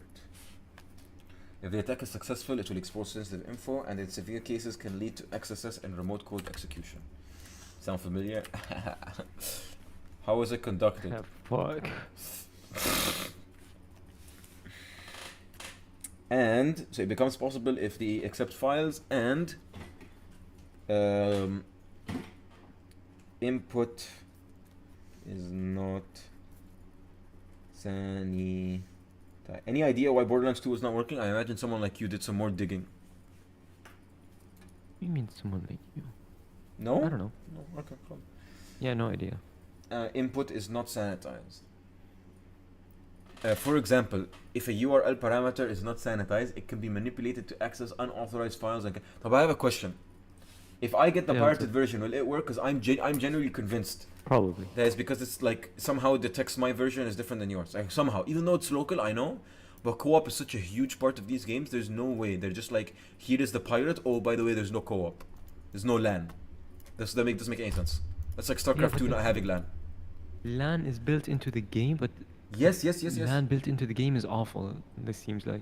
It seems to be that way. It's either that or there's some kind of check that's making us not play with each other. Either way, it's a very old game, so you might Probably be has right. something to do, because okay, the fact that we got the LAN working, we saw the games, that was good.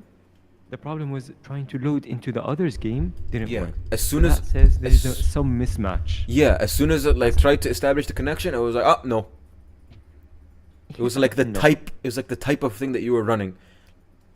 That's why I'm saying Yeah. maybe it's the version I'm running. Like, see, I have some flag that yours doesn't have. I don't know, and it was like as soon as it saw the type of connection, I don't know. Dude, honestly, the pirated games are better. Like, Yeah. just get the pirated game. You don't Yeah. even need that one. The Steam key. I need to restart the computer though. Probably gonna do that tomorrow. What? Okay. Just reset the computer. Oh yeah, you do need to do that. Yeah. It's fucking dude. I'm gonna make my own user. Every time I get too lazy to make my own user, and I just use Ahmed, and look at the fucking shit he does. He just downloads everything to desktop. No. He sets the default Steam download path to desktop, which is worse. It's pretty awful, yeah. Like it's such a mess. I have like, there's like 3 files here that are from me. Awad Uni, and that's it. I think that's the only file I made here. Just put this on the side. Motion, yeah, and VirtualBox. Yeah, oh yeah, Genymotion, VS Code. I guess Overwatch that's 2. okay. Yeah, Overwatch 2 is me. Cult of the Lamb is Overwatch me. 1. Yeah, but these are Steam installs. He just sets them to the default to be the desktop. Dota. Dota is not me. Warframe. That's not me. War Thunder. Okay, these are all me. VMware Workstation. But he set the default. What? VMware? Where? Where's VM? It's like second column in the middle. The fuck is this? Oh, wow, that was Cocksucking cool. What the ugliest fuck? thing I've ever seen. Yeah, it's probably for his calc course. I remember we had to do something for that. And that's Is the what? Yeah, for calculus 2. Ali Sayyad. You want us to design You a made house? fucking architectural house? So did you. Yes. I did not do this. We took area, part of calculus. Yes. For the project? Maybe. I made a donut, dog. Maybe it's not I strictly a house. calculated the area of a donut. That was my thing. You calculated the area of yourself? Ye fucking donut. What the fuck? You can reach up to No, you can't. 1,724 According- AR? Here's an Shut- idea for no. builds. We are going Hold on, just quickly, just really to quickly. use My God. Twin Blade. And How? we are going to use it with the spinning slash. It's kind of cheesy setup, yeah? It is, but we're gonna make it even more cheesy. The reason for that is because on the physics flask we are using temporary boosts successive attack power type of tier, which is like Tourniquet. On the talismans we have Rotten Winged Sword Insignia, we have Millicent's Prosthetis. On top of that we're gonna be using the Blood Flame Blade. So we are going to actually be utilizing the Lord of the Blood's Exaltation. We are using the Strength build, by the way, because Twin Blades have a lot of the partial hits. It essentially counts so that if you are going to deal damage through the partial hits on, for example, Lightning Affinity, a lot of damage is going to be covered by base defenses of the character, because if you don't know, base defenses in this game work in the way that the lower damage you do or receive, the more effective they are. In such case, because of these partial hits, you rather want to use the pure damage. I understand what he said. Physical origin in this case, yeah.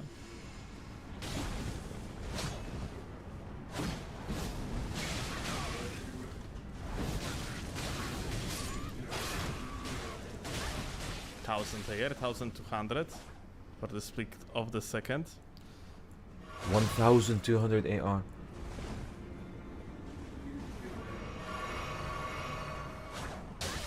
Oof.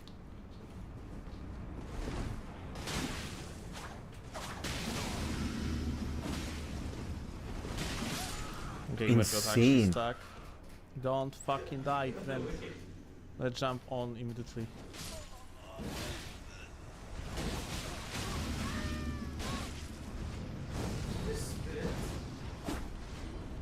Amazing lock on.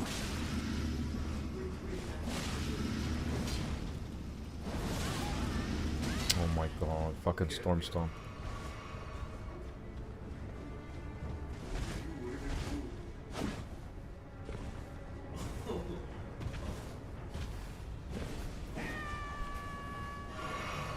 Oh. He just turned off Thunderstorm, bruh. Wow, host fucking shitter.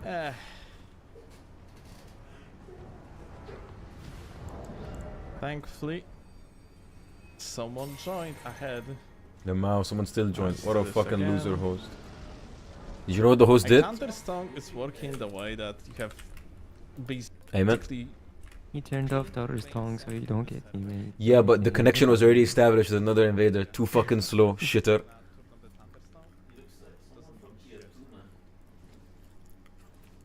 It's a really cute swap from a fucking... Yeah, fucking run away. Average fucking summon, I swear to god. What the hell? Is that the head you Rest walked in piss, 5 swear to miles god. for? Let visual go first. Let visual go first.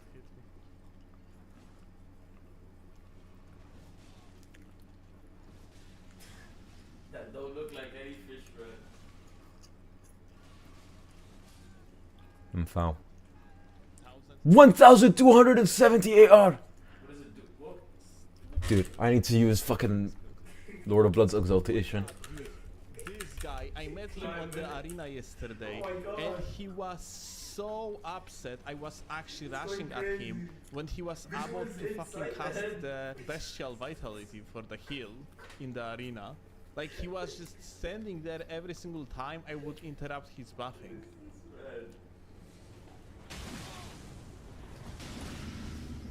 Is that boss lady in the distance? You think he's gonna explode? Let him heal. Oh god. Oops, accidental roll.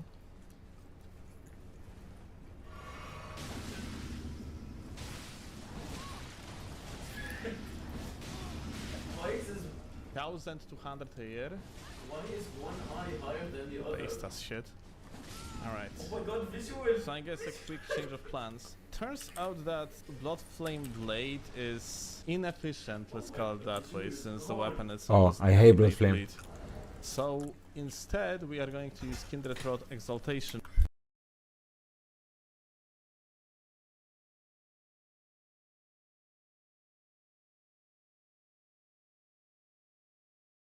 Okay, where are we? With the mushroom. Where are we in what? In the video?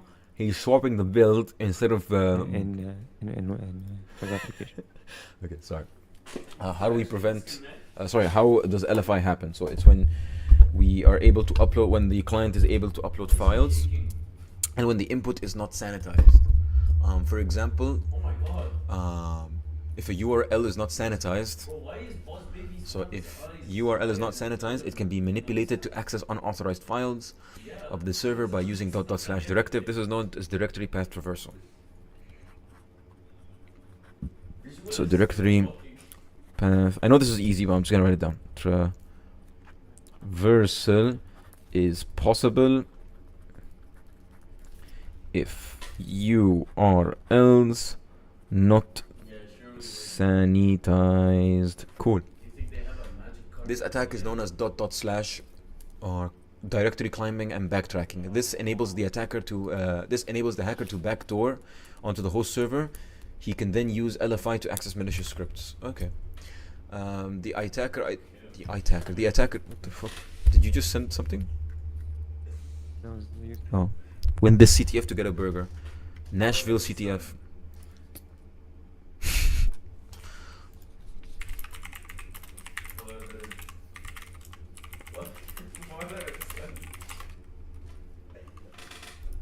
Alright, so it happens.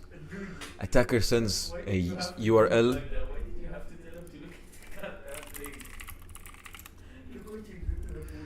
Attacker sends a URL.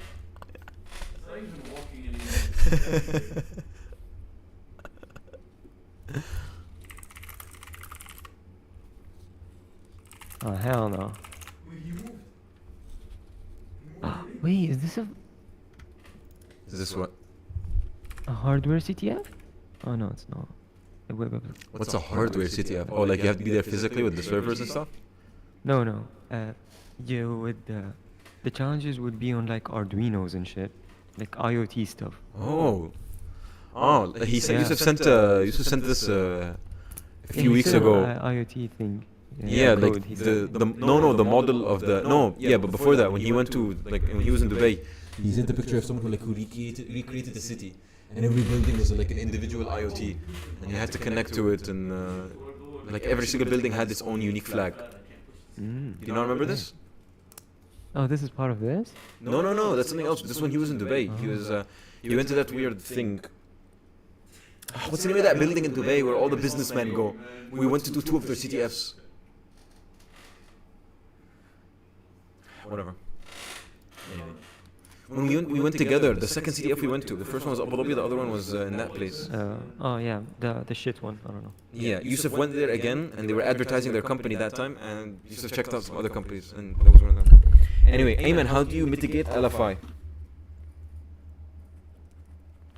Sanitize user input that dictates files. Yeah. You sanitize the input and you sanitize the URL. So use databases. Use a database instead of including files on a web server. Yes. So number 1, use databases.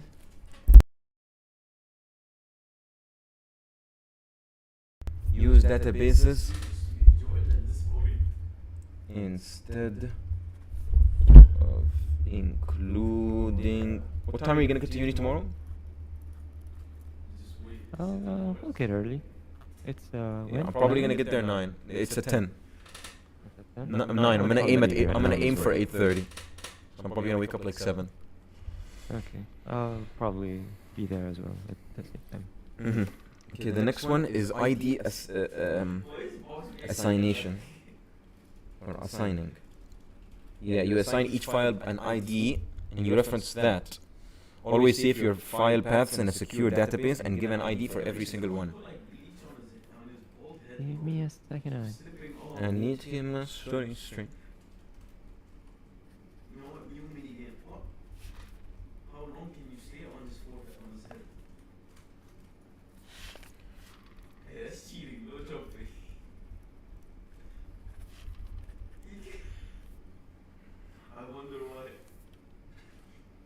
Okay, and then there's whitelisting.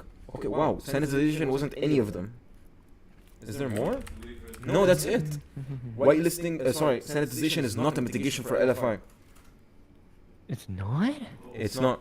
This is news to me. Why are you being, are fucking sarcastic? Because what the fuck you mean it's not? Are you being sarcastic? No, I'm not. Oh, it isn't. It's not mentioned. To me, it makes sense. Ignore everything that is not verified. I guess that's sanitization. Yes, you whitelist a file type or specific files. Ignore everything that is not a verified and secured whitelist file. Okay, that's an awful technique. Yeah. What if you like people want to upload a profile picture? None of these would be applicable. I don't know. I feel like that would.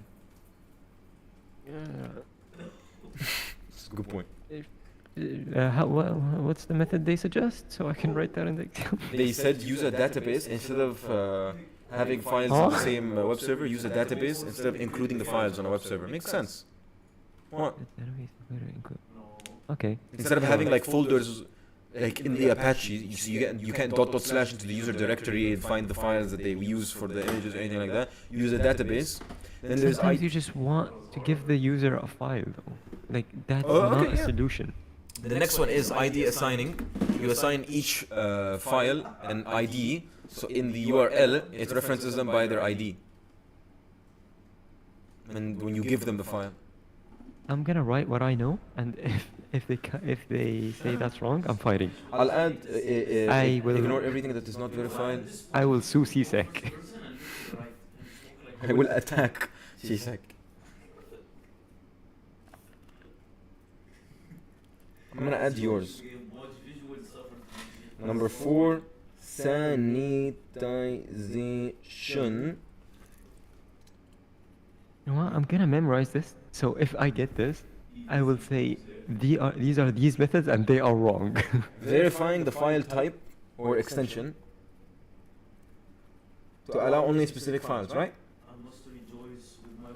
What? What I You're said? saying sanitization. I wrote it down. Verifying file type or extension type. Yeah, that's the same thing. Yeah, verifying the file extension. Yeah, because like if you're asking a user to upload an image and you're saying sanitize, what you're really saying is make sure he's uploading images. Yeah, but like how are you gonna do that? It can be. You check the file extension. Sanitization. Isn't that what you mean? Yeah, no. Sanitization would be removing stuff that you would find like characters encoded dot slashes. You'd find dot slash. You would remove that. Okay. But those that can be bypassed unless it's implemented well. So that's URL encoding, I'd say, more than sanitization. That's not URL encoding. If you put that's dot sanitization. If you put like dot, that's sanitization. Yeah, if there's dot slash. Yeah, the dot slash will be turned into percent whatever. That's encoding. No, you will just remove them. Okay. Yeah, that's what you. Yeah. Okay.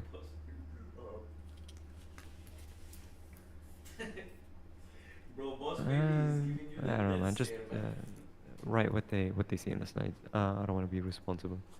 No. I'm just writing it down so that because we're studying. It's fine. Okay, last one. Come on, boys. By the way, I'm not sleepy at all. So do you want to fraud, or do you want to revise? Or both. Yeah. Okay, week 13 is about access control and authentication. This motherfucker had to make the course about him. This different section, and he still had to make it about him.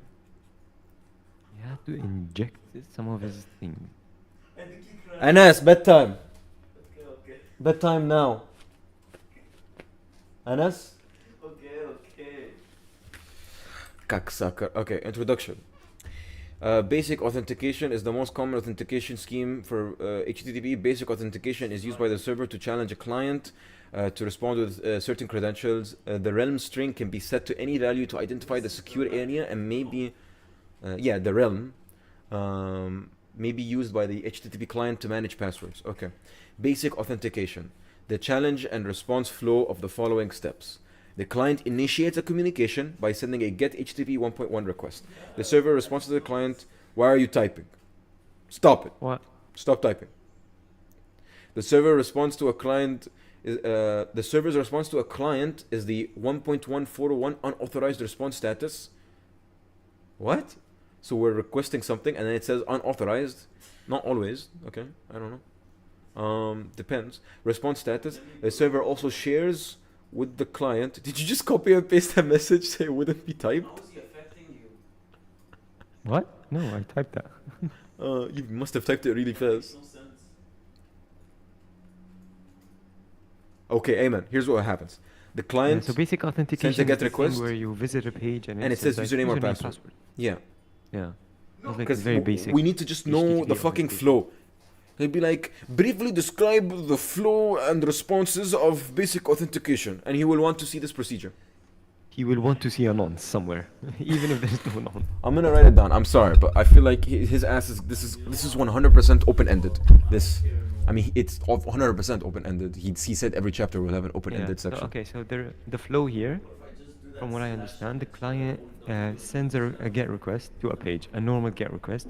The page would be like, oh, you can't, unauthorized, and it would send back unauthorized with the header www authenticate to indicate to the user that they need to authenticate Within this realm. And yeah, and it has the type of authentication and the realm, which is going to be the domain. That contains the type- credentials. Yeah, in basic authentication, the type would be just basic, and the realm would just be the domain, and then the client would send another request with the authorization header. It would With be the password, authorization username header, password. and the value would be the Basic. type, which is basic, and then the credentials, which are going to be base64 encoded, as you can see in this diagram. As you can see, oh shit. You went official on me. Okay. Okay. Number 2, clients. Okay, so client sends a get request to the server. I'm gonna say from what I understood. Server responds with a 401. I want the specific error. Yeah. HTTP /1.1. Oh, it's just 101 401 unauthorized. Unauth. Okay. It shares the information on how to authorize. It shares info on how to auth using the www-authenticate response header. What does this header look like? It looks like this: authenticate type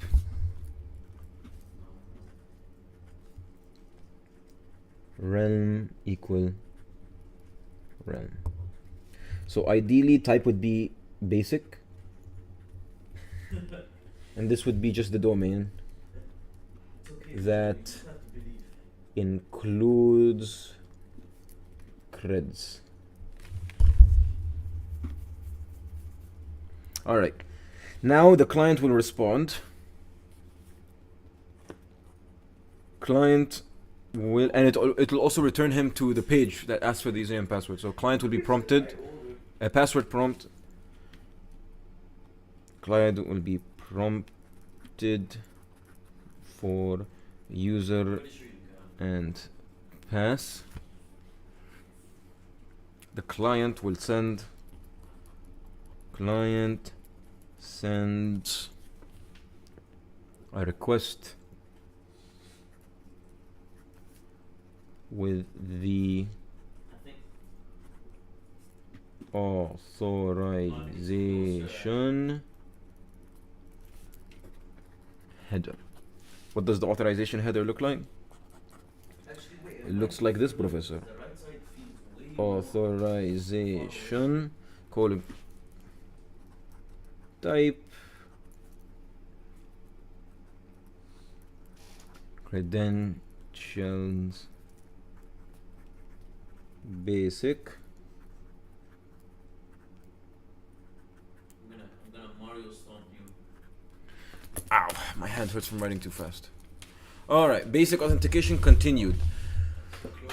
The basic RFC whatever base 64 encoded credentials. The user ID or name and password are transmitted over the network as base 64, which is reversible. Therefore, basic authentication scheme is not secure. So, Ayman, why is basic authentication not secure? Exactly. Because it's HTTP, it's unencrypted. What? No, it is encrypted. Base 64 encoded. Oh, encoded. No, but yeah, that's not. I wasn't paying attention. Are you playing Oh, Borderlands? transmitted over Let me fucking No, check no, no. I'm Discord. not playing. I'm not playing. I'm not playing. I'm not playing. Okay. Okay, so they are transmitted over the network as base64 encoded, which yeah, that's what I said. It's over. It's not Yeah, yeah. encrypted. It's just base64 encoded. And Yeah, you were right. this motherfucker HTTPS can be used in conjunction with without the support of HTTPS, basic authentication should not be the protection. HTTPS basic authentication should not be used for protection. The string blah blah blah is simply base64. Ahmed Ali Ahmed. Alright. I really need to pee. I'll be right back. Okay, go ahead.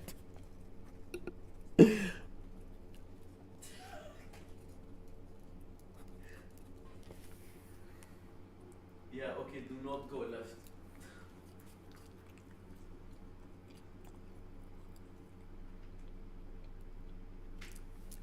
Ah.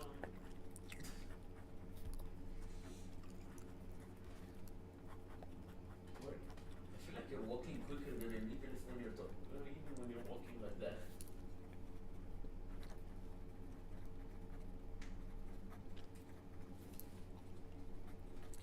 I know.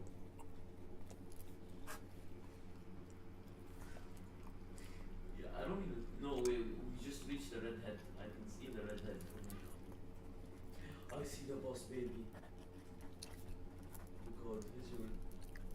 We need to go to visual now.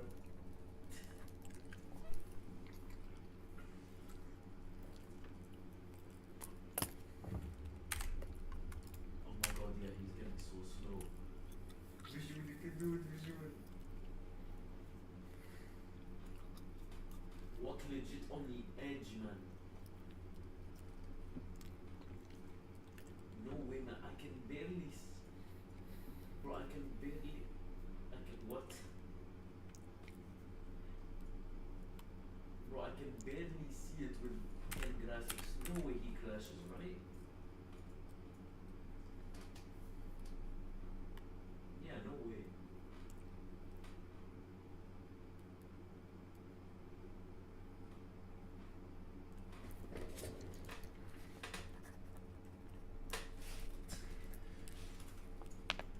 Bro, straight up.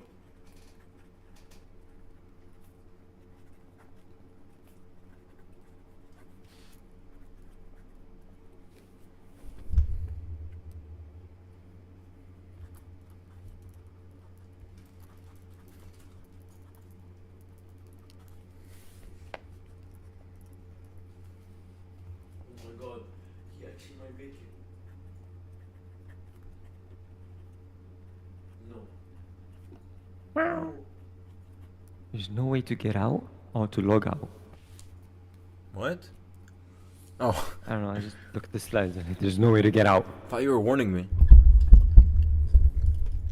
These are the cons. What are the 4 cons of using basic authentication, Ayman? You can't get out. You can't leave. Give me. So username and password are sent with every request. If they're in the URL, they're like there. This and thing there's no way to sucks. log Why are we out. using it? What the fuck? Why are we learning about it? Are we learning about it so that we cannot use it? So confused. I guess. Fucking It's awful. This yeah. This is awful. Damn bitch, you live like this? You transfer credentials like this? This is a CSEC joke. I think you're laughing way too hard that your VPN is bugging and I can't pick up your Yeah. voice. Yeah. Too many packets. Dude, it's too many packets. Like, ha, Yeah. bro, fuck. Fucking Dead bottleneck. Bottleneck ass laughing.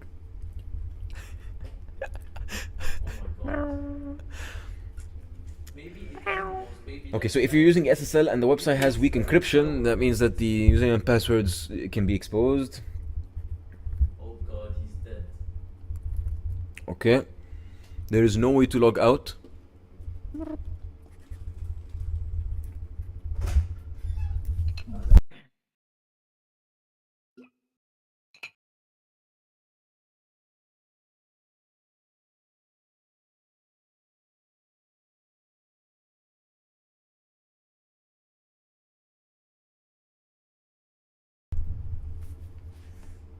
What do you do when the chemical calculator dies? Ahmed just came to the room. What? The chemical battery of the calculator dies. If you're not using ones that are electric.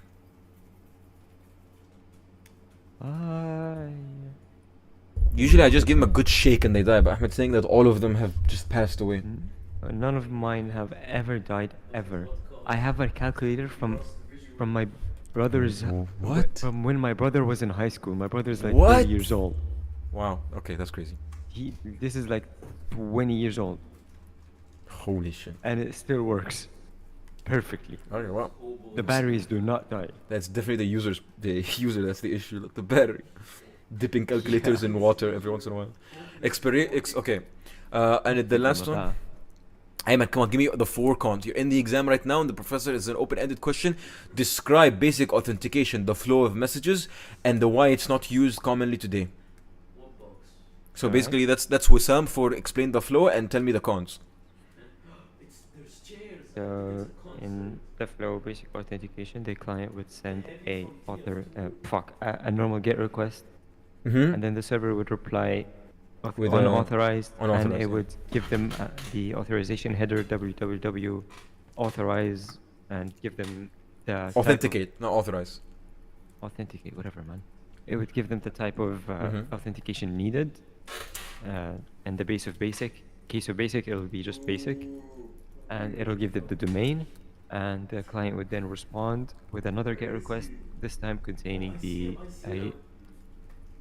fucking authorization header, and it would contain the type of authorization, in this case basic, and the credentials in base 64, encoded in base 64. This is not good because it's susceptible to man-in-the-middle attacks where the credentials can be sniffed and decoded from base 64, and yeah. No, visual, come to us, we're Yep. And if the TLS encryption is weak, it can be broken. Yes. I don't know, I saw that in the slide. Yeah, that's correct. Stupid, but yeah. Yeah. So the first one's right. The one that you said is correct, but he doesn't have them listed. I don't know why in the cons that it's base 64, and base 64 is no, I saw that. I said that from the slides, not from my. From the slides, yeah, but in the cons they're not listed. Oh. I don't know why. It's so fucking weird. It says over here that the username and password are sent with every request, so exposing them if they're not via a secure connection. The one that you said, SSL/TLS, it's weak. If it uses a weak encryption, the user password can be exposed. There's no way to log out as well. There's no way to log out using basic authentication. And when the credentials, expiration of credentials, I didn't understand this one. Expiration of credentials is not trivial. You have to ask the user to change the password to do so. Yeah.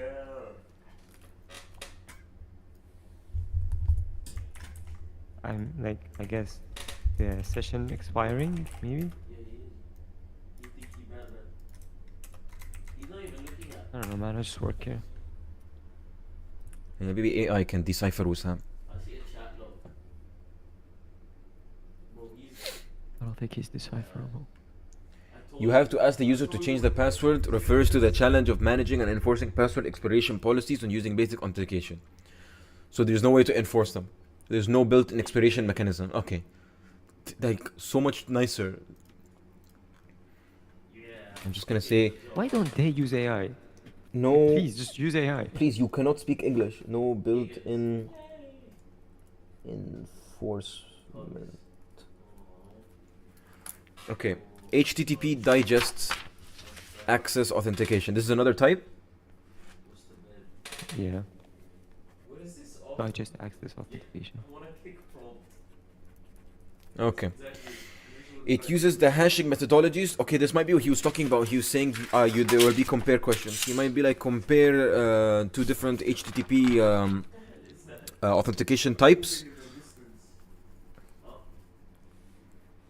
Yeah, he said you'll be asked to compare between different attacks, persistent and reflective, DOM-based and other XSS, and so on. And so on, I think, refers to the HTTP. Yeah, when we were in call, I wrote down Harfiyan like you wrote. Yeah. So there will be compare questions. Compare between attacks. Compare is just a funny way to say explain both of them. So Okay, in Wissam and authentication. In everything. He said he gave two specific examples and he said and so on. He's like you will be asked here.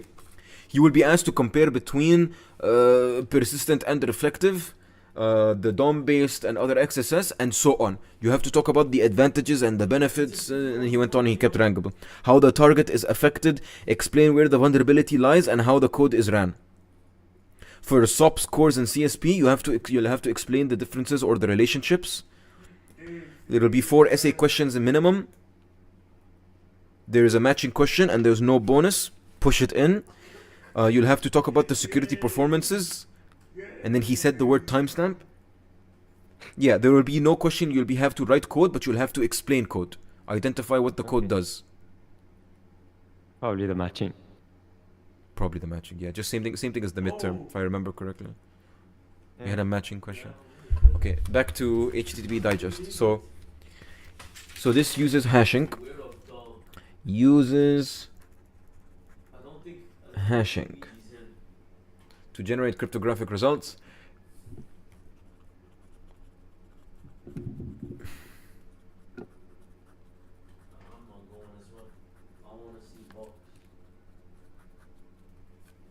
It's more complicated and robust form of authentication which works as follows. The flow is number 1, client sends request.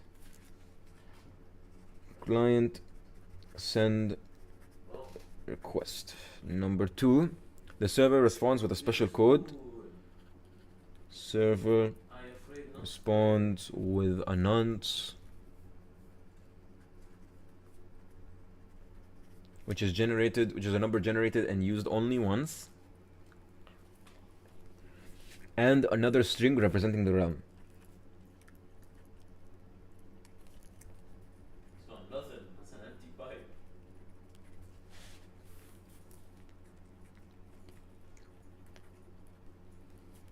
And asks the client to authenticate.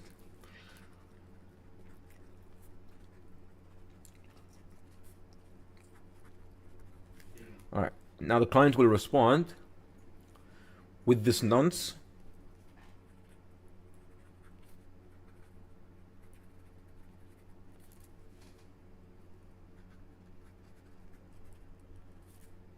By the way, Ayman, does your classroom have like 9 people in it? I think it's like 2 people. Yeah, what the fuck? So weird. I just realized. I don't know why my brain just realized that now.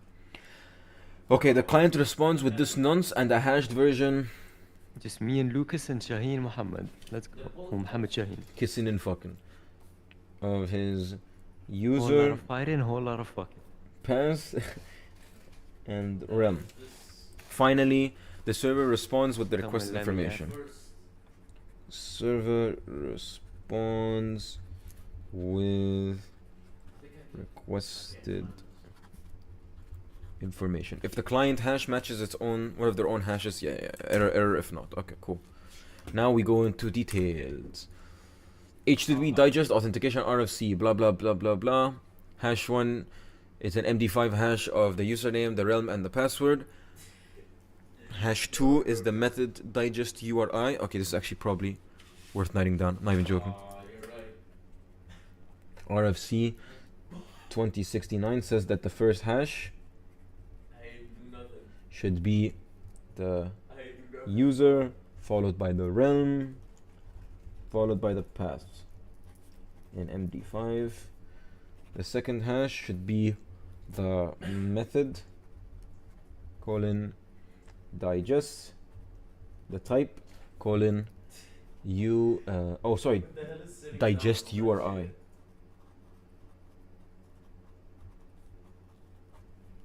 Okay, and then the response should be #1 colon No, it's okay. nonce colon #2. Then where is the nonce included in all of this? From Wissam's wet dream, I don't know. #1 contains the MD5 of the realm, username, realm, and password, where the realm is any string provided by the server and username and password are the input provided by the client. #2 contains the hash of the method digest URI, where the method could be a get or a post depending on the page, and the digest URI is the URL of the page where the request is being sent. The response is the final string sent to the server containing the MD5 hash values of #1 and #2. Here's an example. Authorization digest username Gandalf, realm, that's the realm, that's the domain. Here's the nonce, here's the URI, here's the cop, ninseed, nonce, nonce, the response, and okap. It's totally normal. What the fuck does any of this mean? Oh, okay, he's putting all of them together. Okay, so this is the #1. Yeah, username and realm. Password is not mentioned though. Okay, I guess, and nonce. Then the second one should be the method and the digest URI. I don't know what the hell a Buddha is. Okay, there's no method, but there's a URI. Then there should be #1 nonce #2.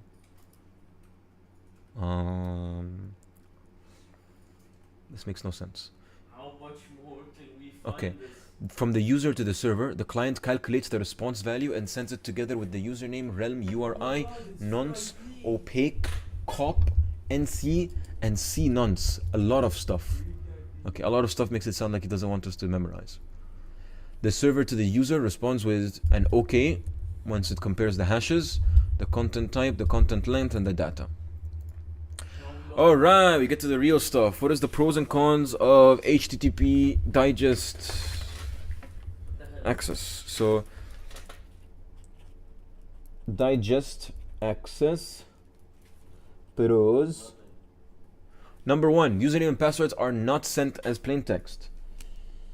No shit. User and pass not plain text. This makes non-SSL and TLS connections more secure than a basic HTTP request. Since TLS and TLS secure communication isn't required, this makes the connection slightly faster. Since TLS or SSL are not required,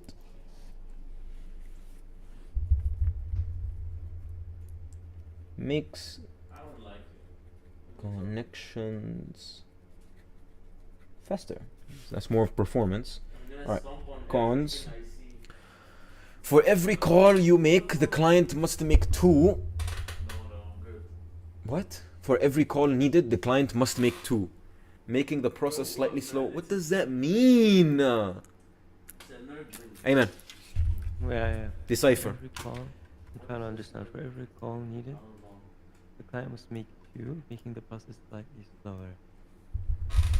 For every call? When the client... Explain the process of this authentication again. Client wants a service. The server responds with a nonce. Hold on, I wrote it down. The server responds with a nonce and the string representing the realm, and he asks the client to authenticate. The client responds with a nonce and the hashed value of the username and password and realm, and then the server responds with the requested information. That's the flow over here. So the cons of this that we just described is that for every call needed, the client must make 2, making the process slightly slower. The 2 responses that are the 2 client messages are the initial request and the hashed value and the nonce and the hash value of the username, password, and realm. I don't understand. I don't get it. I'm gonna ask AI to decipher this shit.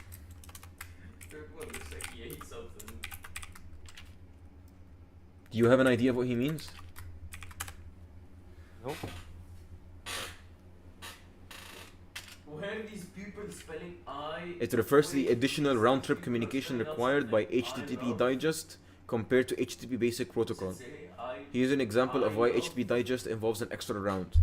When a client wants in digest, When a client wants a resource, it requires authentication, uses HTTP digest, the server challenges the client with a nonce, the client calculates the hash of the username and password and nonce and other information and sends the hash with the request.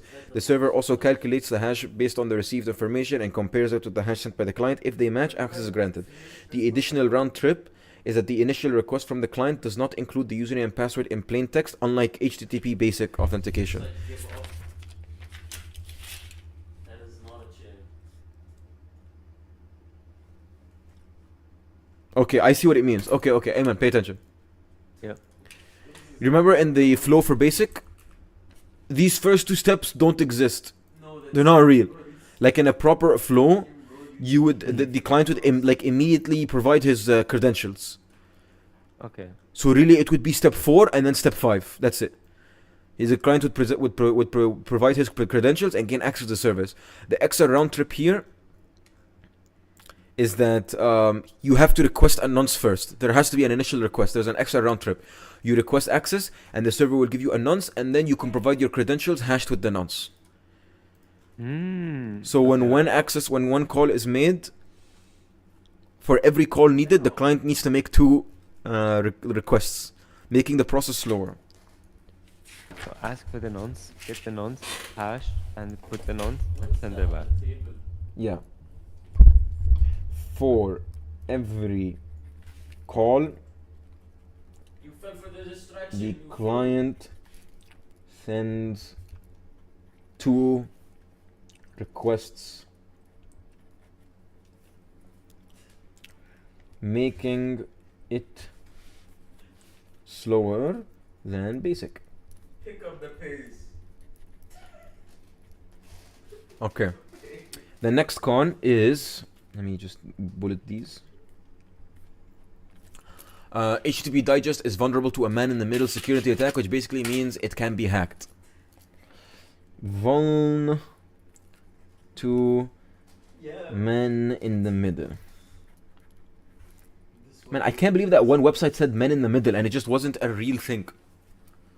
Do you remember that? That guy lied. Whoever wrote that website was just fucking around. Like, actually. Where? When? Do you not remember when I was writing like a report or something and I looked up vulnerabilities and it said, the website that I found said men in the middle? Men in the middle, yeah. See, insane. They just got lied to. Okay, man in the middle. A possible man in the middle attack would be to remove all offered choices, replacing them with a challenge that requests only basic authentication. Then use the clear text credentials. Okay. So, intercepting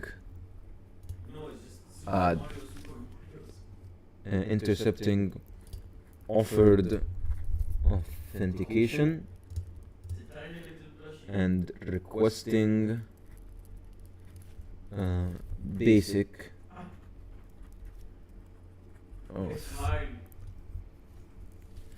and using the plain text creds to authenticate to the original server using the stronger scheme it requested. Man in the middle attack or a malicious server can arbitrarily choose the nonce that the client will use to compute the response. This is called chosen plain text attack. The ability to choose the nonce is known to make crypt analysis much easier. Oh, so if the nonce is predictable, right? Is that what that means? What? Say it again? This one. Man in the middle or a malicious server can arbitrarily choose the nonce that the client will use to compute the response. This is called a chosen plain text attack. The ability to choose the nonce is known to make crypt analysis better. Okay, so trying to predict how the nonces are generated and using them to generate your own. Say it just sent. I just know that hoodie string wet as hell. Man, I should stop sucking on it. What? I chew on my hoodie string. So that thing. I think I've done it in IRL, like at uni. I don't even notice when I'm doing it. Have you noticed me doing it ever? Nope. Yeah, it happens. I bite on the hoodie string. Tastes like shit. But it's better than chewing my nails. The problem is that it leaves the hoodie string looking like dog shit. There's like bite marks all over it. Anyway, a second example of a man-in-the-middle attack is attacker may choose to arbitrarily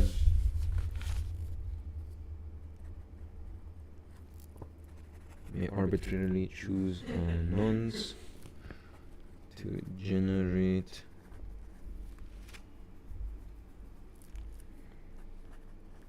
the response, aka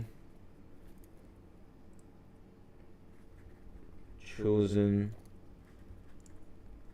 plain text attack. Okay, the last one is if the attacker can execute a chosen plain text attack, the attacker can pre-compute the response for many common words to a nonce if it's of its choice, and store a dictionary of response password pairs. Explain this. Oh? It says over here, okay, so it says over here, Ayman, if you are the attacker and you see a response and you randomly pick a chosen plain text, or you know how to find the nonce used, so you can generate authentic hashes. Okay? It says over here, if you can do this, if you can execute a chosen plain text attack, you can pre-compute a response for many common words to a nonce of its choice and store it as a dictionary of response password pairs. So you're trying to do brute force with legitimate hashes. Right? So the attacker can execute a plain.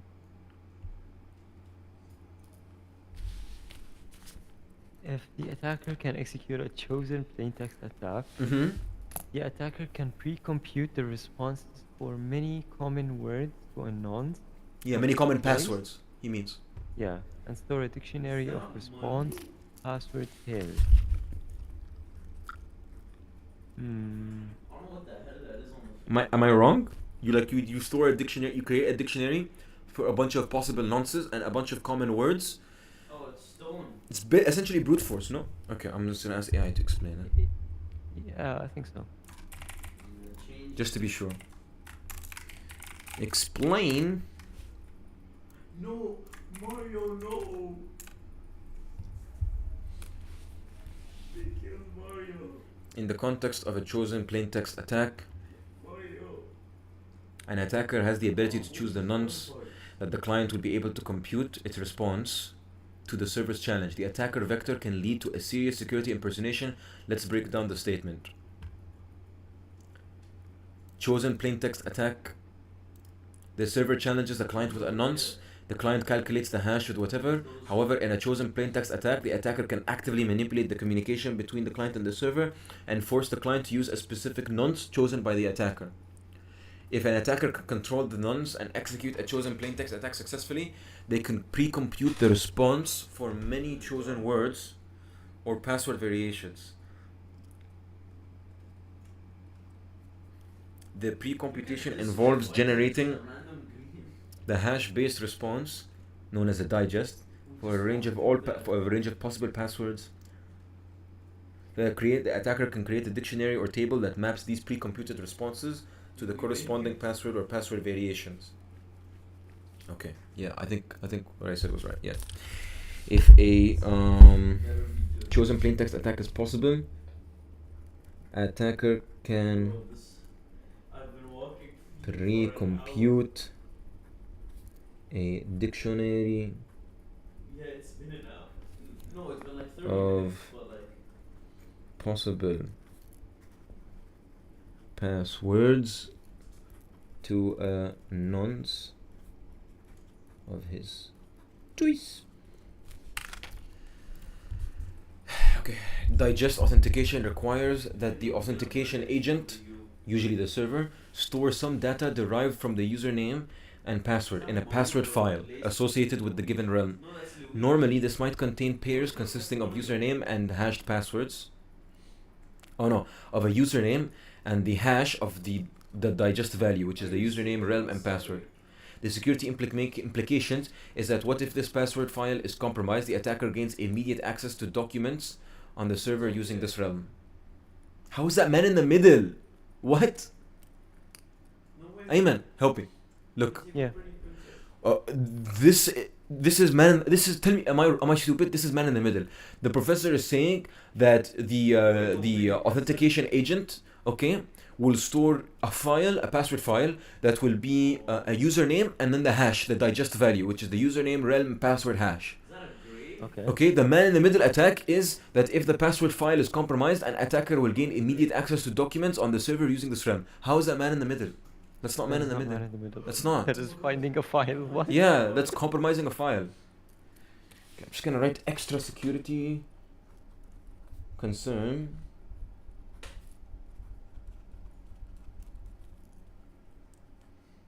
If the password file is exposed, the attacker gains access to user names. What am I even saying? He'll just have access to username and passwords. To usernames and the digest, giving him access to every user. Tamam. Last one, Ayman, last one. 3 slides. I lied, 2 slides. Form-based authentication. This is the last one. So we covered 3.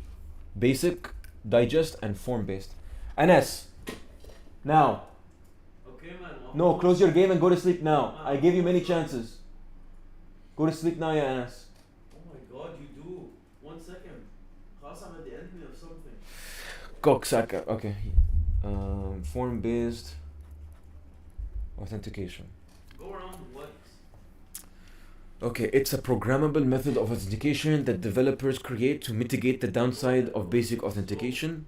The biggest problem with basic authentication has to do with logging off on the server, as most browsers tend to cache sessions and have inconsistently dealt with the need to properly close and clear connections so that another user can't log back in by refreshing the browser. What? The biggest problem with authentication is logging off. Gamil. The browser tends to cache sessions, okay? And inconsistently deal with the need to properly close connection states so that other users can log on. So that another user can't log back in by refreshing the browser. Okay. This is phrased so weirdly. Ayman. Yeah. He clearly wants to say that the biggest problem is that it caches sessions and it wants to properly keep these connections so that users don't have to log in when refreshing the browser. But instead he says the user can't log back in. So that another user can't log back in by refreshing the browser. No, he's specifying that it's a different user. Wait. Where is this line you're having trouble with? Here, it's saying... The biggest problem with basic auth has to do with logging off the server. Okay, so in basic authentication, the very first one, you can't log out. Yes. So... That's it? You can't log out. That means... Other users apparently can log back in by refreshing the browser. Wait, as most browsers tend to cache sessions have inconsistently dealt with the need to properly close and clear connection states or sessions. So that another different user couldn't... Is this in form-based or is this in basic? What are you talking about? That's what I'm saying. Is he saying that this is the benefit, or is this the like, because it's inconsistently dealing with the sessions, users can't log back in? I don't know. And why would a different user be able to log in by refreshing the browser? Bowser. So long, gay Bowser. Do you know when Mario called Bowser gay? No. They fixed it when they remastered Mario 64. There was in the N64 version, he used to call Bowser gay when he killed him. But for the Switch release, they removed it. When they re-released Mario 64 on the Switch, they removed it. Here. Look.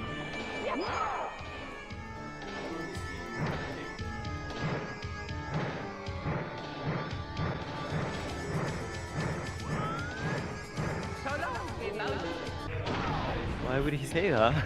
So long, Gay Bowser. Why would he say that?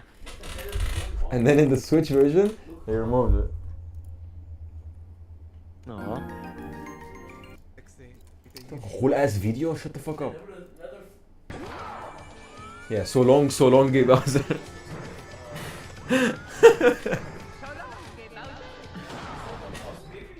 This is on the Switch. In the trailer, they show this. They want people to know that Bowser's not gay anymore. He's straight now, guys. Don't worry.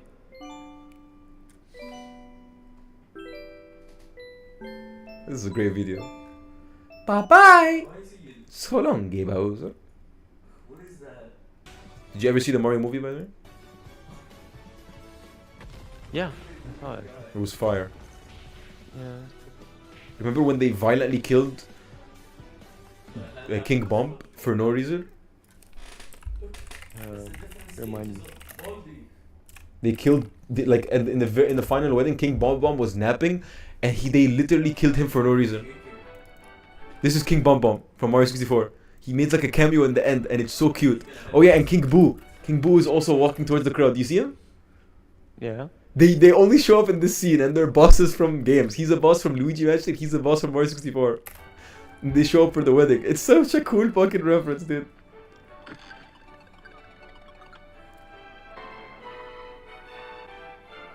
Look at this, he's so cute. I love King Bomb. Yeah, look, and he fell asleep. Look. During the final fight scene, he's just asleep. And then Mario sets him on fire. Oh my god. What the fuck is wrong with Mario? And then he dies. Dude, what the fuck? Why did they kill him? Am I the only one who finds this extremely fucked up? Mario just kills an old man resting at a wedding. Nintendo icon Mario executes old man at wedding. R.I.T. retired professor executed at wedding. Why would he do that? His last chapter.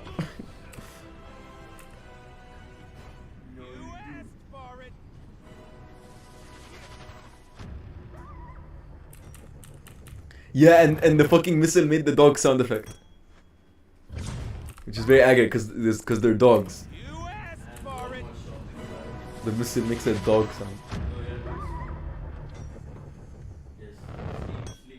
The missile knows where it is because it knows where it isn't. Huh? You know that video? You know that video? No, I don't. The missile knows where it is because it knows where it isn't. You should watch send it to me. The missile. The missile knows where it is.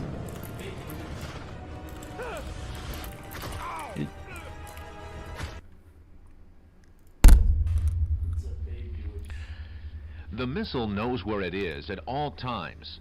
Is this the EP guy? Because it knows where it isn't. By subtracting the missile is where it EP. is The missile from is where it fire. isn't, or yeah. where it isn't from where it is, whichever is greater, it obtains a difference or deviation.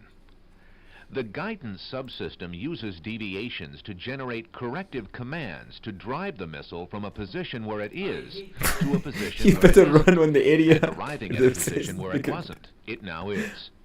Consequently, the position where it is now the position that it wasn't, and it follows that the position that it was is now the position that it isn't. Isn't. Ah, I see. I see. The missile is where it isn't.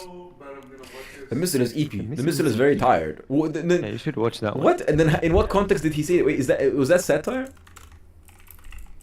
Oh, the Mrs. EP is not in there. That's another video. That's based on this. The missile is very tired. Oh, He it's is AI. It's AI of the same guy. The Mao.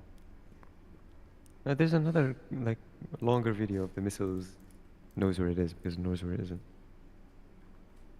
The Boys season 4? What? Can I say something about The Boys? Hot take. It's becoming exactly what it used to make fun of. Yeah, you said that before. It's fucking embarrassing, dude. Yeah, it became boring at the end, but it's still pretty cool. Who gives a shit? Wow. This is awesome. Damn, Fallout meme.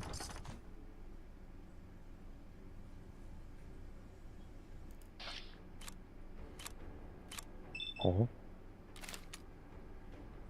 Damn, the nipples are crazy. Yeah, this is how Fallout works. Is this entire video just an ad? I just want to see him pet the cat. Oh. Oh, what this fat stupid cat? And then check out this video. This could be me and you if you did PvP more often. Oh, the damage on the Uchi Katana is insane.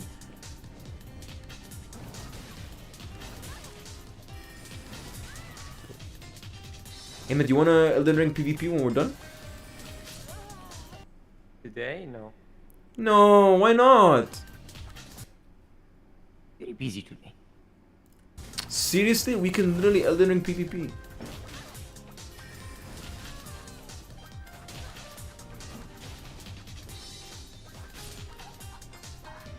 Girl.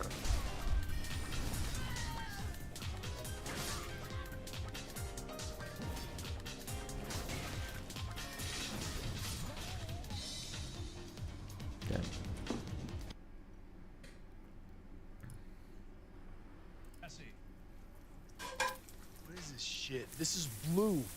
Denji bacon. We use a different chemical process, but it is every bit as pure. Maybe blue, but it's the bomb.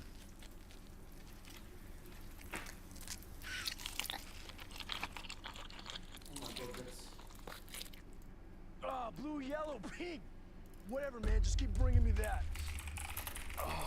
And what did I say? I should rewatch Breaking Bad. Oh my god, they're all Goku. Study. Oh yeah, we have a midterm final tomorrow. Okay, form-based authentication. Yeah. Ayman, what's form-based? It's the authentication in a form, not in the URL.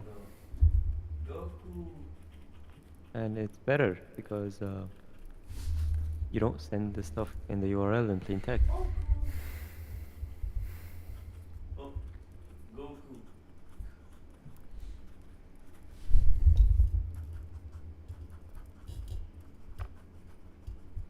Is what's used Nothing.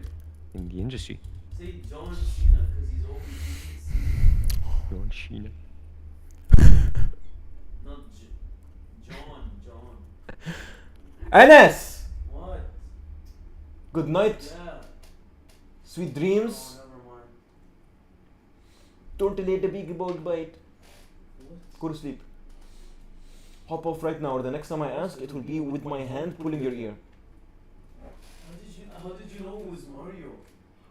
This fucking nigga didn't hear a single word I said. He just went on. How did you know it was Mario? Hey man, you there? How do you know it's Mario?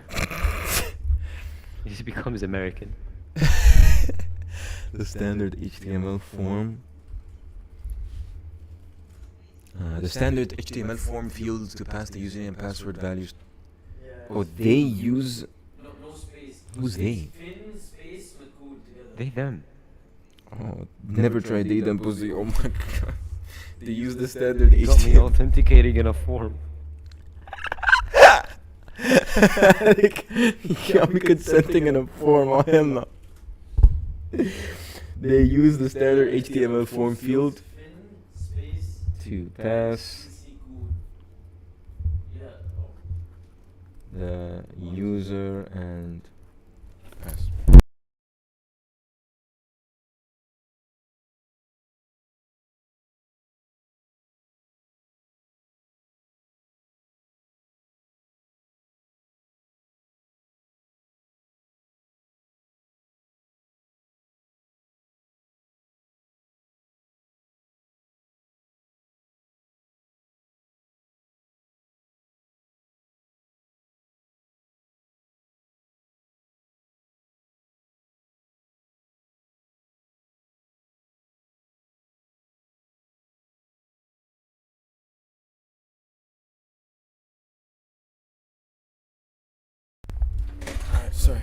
I'm back. Were you scared? Meow. Okay. There are 4 characteristics of form-based authentication. They don't use the formal HTTP authentication techniques like basic and digest. They use standard HTML form fields to pass the username and passwords. The server validates the credentials and then creates a session that is tied to the unique key that is passed between the client and the server on each HTTP post and GET request. So the server creates a session. This is the last slide. That is tied to a unique key. The server creates a session that is tied to a unique key, which is a ticket, I guess, passed to the client and server on each HTTP post and GET request. He has those highlighted, so. The final one is when the user clicks log off. When the user logs off, or the server logs the user off, the server invalidates the session key. Your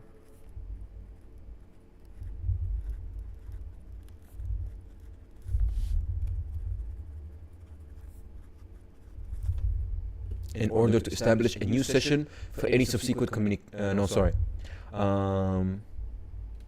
order to establish a new session key for any subsequent communications between the client and server. Form-based authentication does not protect credentials exchanges over HTTP, and so it is not more secure than basic authentication. However, it is more secure when it comes to properly logging the user off. Okay. This does not protect credentials. It is better than basic for user logging off. Okay. Are you ready? Exam question. You're in front of the exam question. The professor says, Ayman, compare between basic authentication, the problems with basic authentication, and form-based authentication. Yes, so just compare between basic authentication and form-based authentication, describe their characteristics, and the downsides of each. Oh, right. Basic. Basic authentication. The client authenticates using, what's the word? The authenticate header, the www dash authentication header. Oh yeah, I wanted to say authenticates using old HTTP based authentication headers. Okay. And they would supply the username and password in the URL or in an authorization header encoded in base64, which is plain text because it can be reversed. Alright, and this is not good because it doesn't create a session. You're not gonna talk about the whole fucking specific header name, what's in, like www, like you're not gonna go into detail, that level of detail. The whole, if he wants the thing, I'll say it. Okay. If he wants. No, like if he asked the question in the form that I just asked it, compare between authentication, basic authentication, and form-based authentication, and describe the cons. If he tells you that, you're not gonna go through the message exchange. If that's the question. No. You're not gonna do that? Okay. No, it says compare. Okay. So Okay. okay. Yeah. So The cons now. The downsides of this method are the credentials are sent over plain text. If the session is not properly encrypted, the plain text. I don't like that. I don't like that point. I'm not gonna say it. And you can't log out. So anyone else that uses the PC after can refresh the page Mhm. and log in. For form-based authentication, yeah, the credentials are sent over in HTML forms, and in this method, it's encrypted with HTTP. If HTTPS is using, this method will be encrypted. So the I don't have a that man shit in the written down middle, anywhere. yeah, a man in the middle with That's not being digest. able to intercept and view the plain text content. Wait. Are you talking about forms now? Yeah, form. Oh, you want digest? No. Oh, you just went from. Sorry, you didn't say. Oh, this is forms. You just started talking about forms. Yeah, I started talking about forms. Okay. What was the last con you mentioned? So for the cons for basic, they're plain text. There's no way to log out, so users can just refresh and get a session. Or sorry, they just have a session. And the third con. No, that's all I said. I didn't That's say all you the said? third Oh, one. okay. All right, form. Go ahead. I guess a con would be There's no built-in enforcement of credential expiration. So you have to ask the users to do so. There's no way to enforce it. yeah, could say that. Alright. And if what the else? SSL and TL is the one that you didn't like, if the SSL and TLS was using a weak encryption, then the hacker can brute force Yeah, it. because if you're using, you can just break anything. I You don't know, can man. break Yeah. Form-based authentication as well. Yeah, So- I know. Okay, Anyway, go ahead. For form-based. Ah, my neck hurt. Yeah, so just the characteristics of form-based and In why bad. form-based, yes. The client sends over the credentials in HTML forms, and they receive back a session token, a validated session token from this server. And this method is better in regards that the credentials can be encrypted if the user is, or if the server is using HTTPS or TLS encryption. This means that an attacker cannot just sniff plain text credentials. And also, in this method, since it's using sessions and session cookies, a logout is possible where the server can, the server can invalidate a session token when Mhm. the user asks to sign out. In this way, they would need to re-enter their credentials and get a new session token in order to come back, log back in. Also, session timeout is possible in this method, meaning after a certain time, it's possible to log the user out in case they don't log out themselves. Mm-hmm. You have to use it alongside another authentication server. Yeah. What's the hash based one? I didn't actually get that one. Hello? Sorry, I'm looking for another question to ask. Okay. No, Digest. what's the hash? Yeah, what's the digest authentication? You want me to explain it? So, yeah, explain it. Okay. I don't know. Hold on one second. I checked my phone. I got a DM. I get one of those DM? once a year.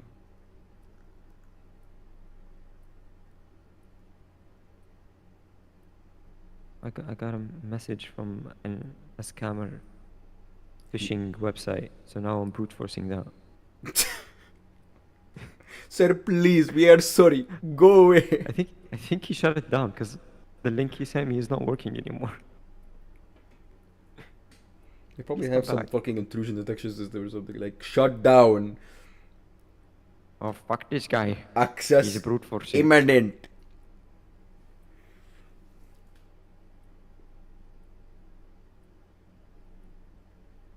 Oh yeah, I think they blocked me. That's funny. Lol. Like I your can IP access on my phone. Like your IP? Oh my god, that's funny. Yeah, let me try with the VPN, because I'm brute forcing with the VPN.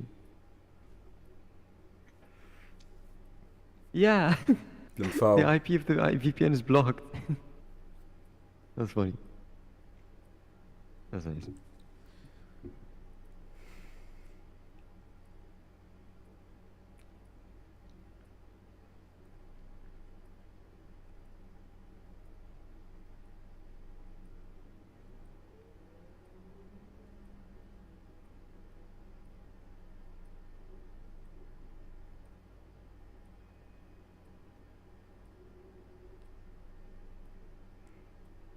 Okay. All right, HTTP Digest. So HTTP Digest is similar to Basic, but there's an initial round time. There's a necessary additional round time. In the beginning of the connection, the client will request for a nonce. The server will request a service. The server will respond with a nonce and a string that says what the realm they're in. The client will respond with the same nonce and a hashed value of his credentials, which is his username, the realm, and a password. His username, the realm of the server, and the password, or the realm of the authenticator. The server will then respond to the requested info. That's digest. Oh shit, can you explain again? Okay, digest.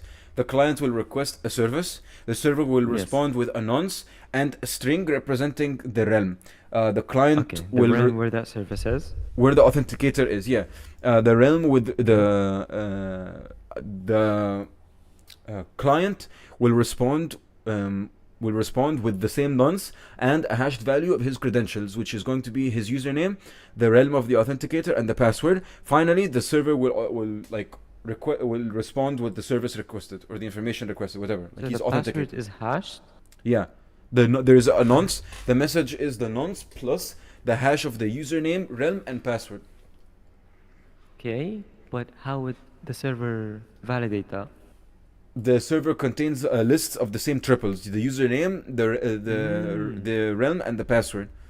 So it already has a set of. Yeah, this was the security concern, that it will usually will contain, since the hashes are used as the password technically, there'll usually be a file that stores the usernames alongside with the hash, and if this is exposed, the attacker can impersonate any user, can log in as any user.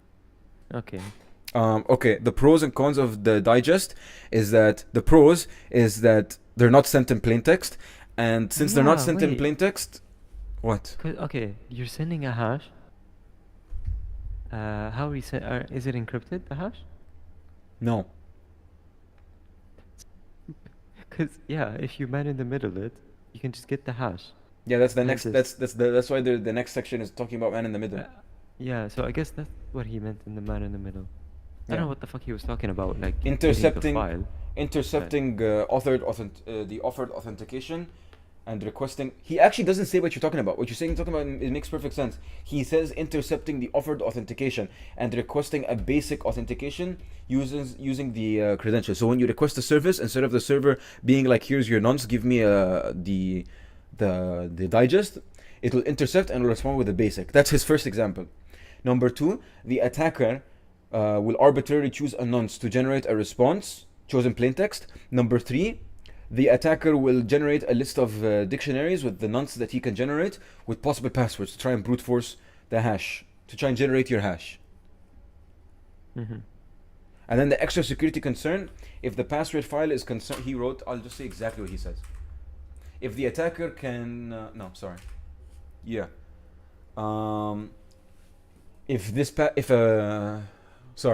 the authentication agent will store this data derived from the user's name and password into a password file within a given realm. This will contain pairs of usernames and the digest value, which is the username, realm, and password hashed. The implication is if this password file is compromised, the attacker gains immediate access to documents on the server using this realm. You're right, by the way. Man in the middle can just take the hash and just use it since it's sent in plain text. I don't know. Wait, scroll up. Is that actually how it's just It's not listed. done? Can we watch a YouTube video? Not right now. We have to cover everything. It's past midnight. Okay. The pros and cons. The other pro is that since TLS, according to him, the other pro, go to the pros. Since TLS SSL is not required because it's in plain text, it makes connections faster. The con is that there's an extra round trip, making it slightly slower than basic, and it's vulnerable to man-in-the-middle attack. Okay, now we're gonna go to. That's it. It's basic flows. We described that, and you talked about the code, the pros and cons. You missed a few, but yeah, you got 3. Then you talked about form. Oh, what was the con you said for form? I didn't hear that. Downside of form. Oh, I didn't actually say the downsides of form. Hold on. It does not protect credentials. The credentials that are sent with the HTTP form are not protected. So basic is better when it comes. The only thing that the form is better off is that it handles logging off better.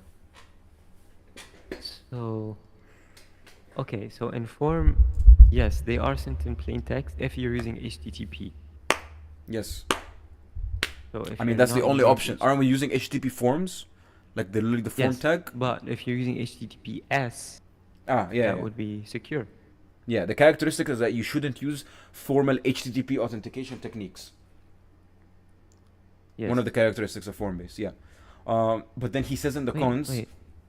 it makes no sense. If we're not using formal HTTP, then why would it not protect?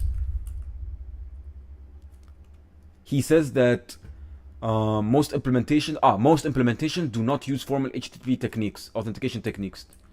But here, no, when he says that, he refers to basic or digest. They use standard HTML form to pass the username and password. So standard HTML, literally the form tag. And then he says over here that this form-based authentication does not protect credentials exchanged over HTTP, and so it's not secure. It's not more secure than basic. However, it is more secure when it comes to properly logging off. Yeah. Okay, yes, it is not secure when you use HTTP. That's what I said. Yeah. Yeah. Okay, sure, whatever. What? But even, yeah, that's what you said. Yeah, alright. I'm just Alright. emphasizing. Okay. Putting how this- is- yeah. No way. How is basic? Yeah, that's the thing. How is it secure better over since HTTP? basic just doesn't do anything? I guess like base 64, if the attacker's like really stupid. Yeah, base 64 it might as well be plain text. Yeah, I guess like if you say that the attacker's like really stupid, they don't know what base 64 is. I guess. They'll be like, oh, this is encrypted. Oh, I can't do this. Oh, this perplexes me. Alright, we're doing Great encryption. full top to bottom revision. Are you ready?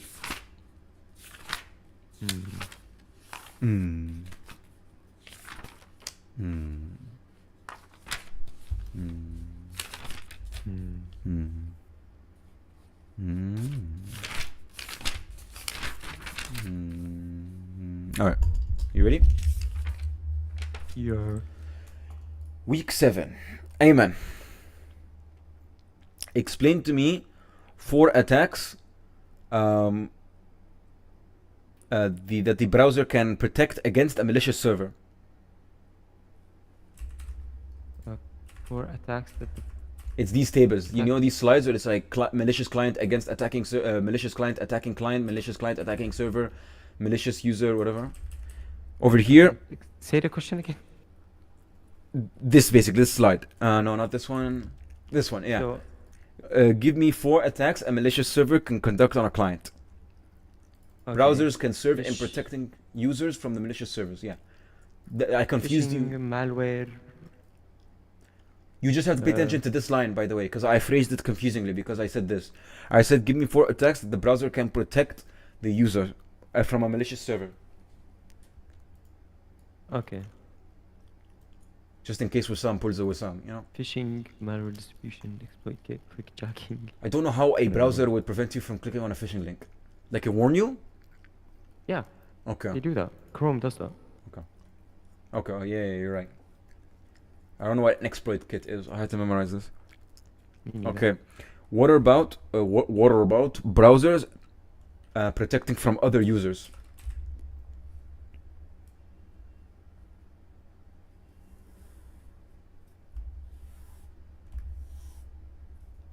Cross-site scripting, cross-request forgery, session fixation, HTTP response splitting. What about malicious client attacking a server? Browsers cannot do much with these since most of the attacks are done manually or automatically using other tools. So we're attacking the server.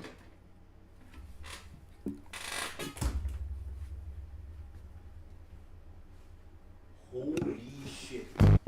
Hey man, hold on. I got up to go grab Al Khata. Can I take a picture of what my brother's PC looks like right now since he's left and it's been taken over by the ISS? Yeah? My younger brother, aka the world's biggest fucking weirdo when it comes to like, gaming. Look at the, hold on, take a picture of what I see. Like Genshin Impact?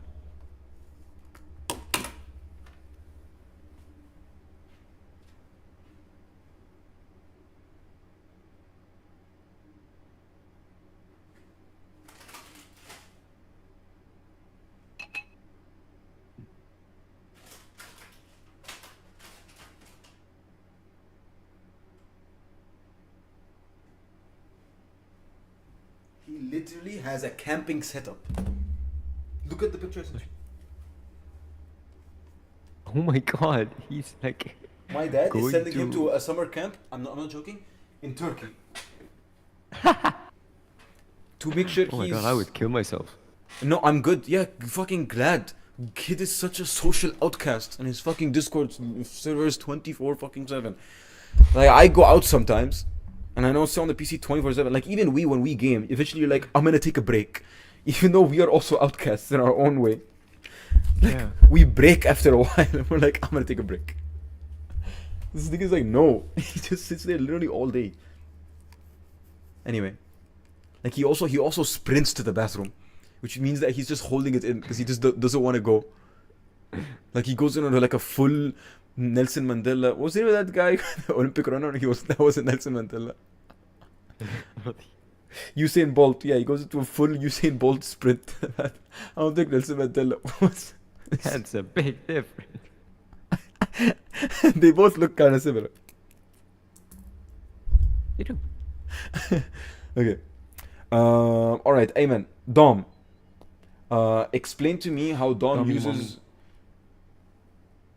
What? What's the question? I think your mic cut out for a second. Explain to me how Dom uses browser isolation.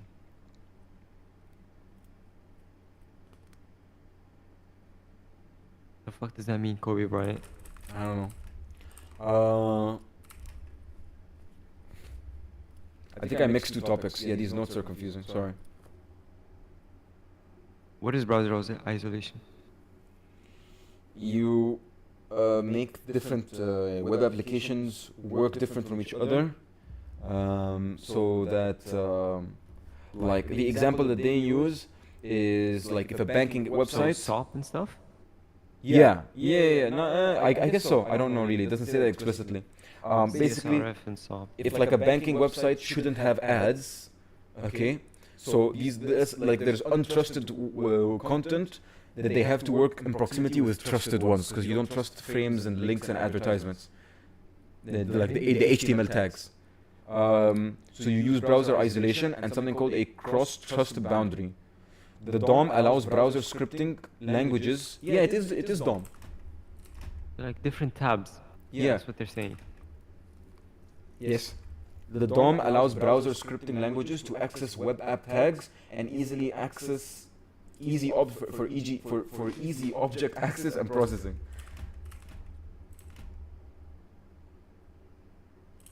I don't know where I got these notes from. Who wrote this shit? So basically, browser isolation is opening different web apps or websites in different processes or tabs. So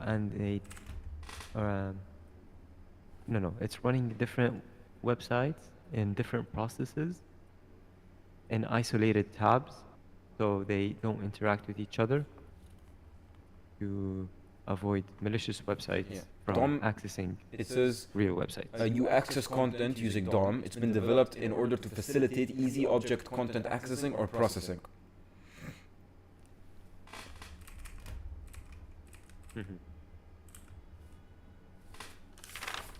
Sorry, 1 second.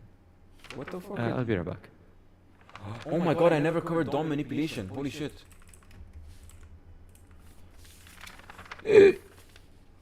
No, I covered SOAP manipulation. What?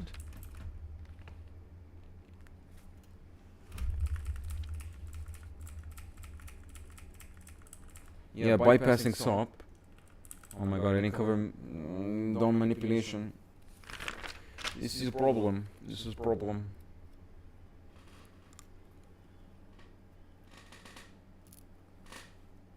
Oh no, I did. I wrote down jQuery.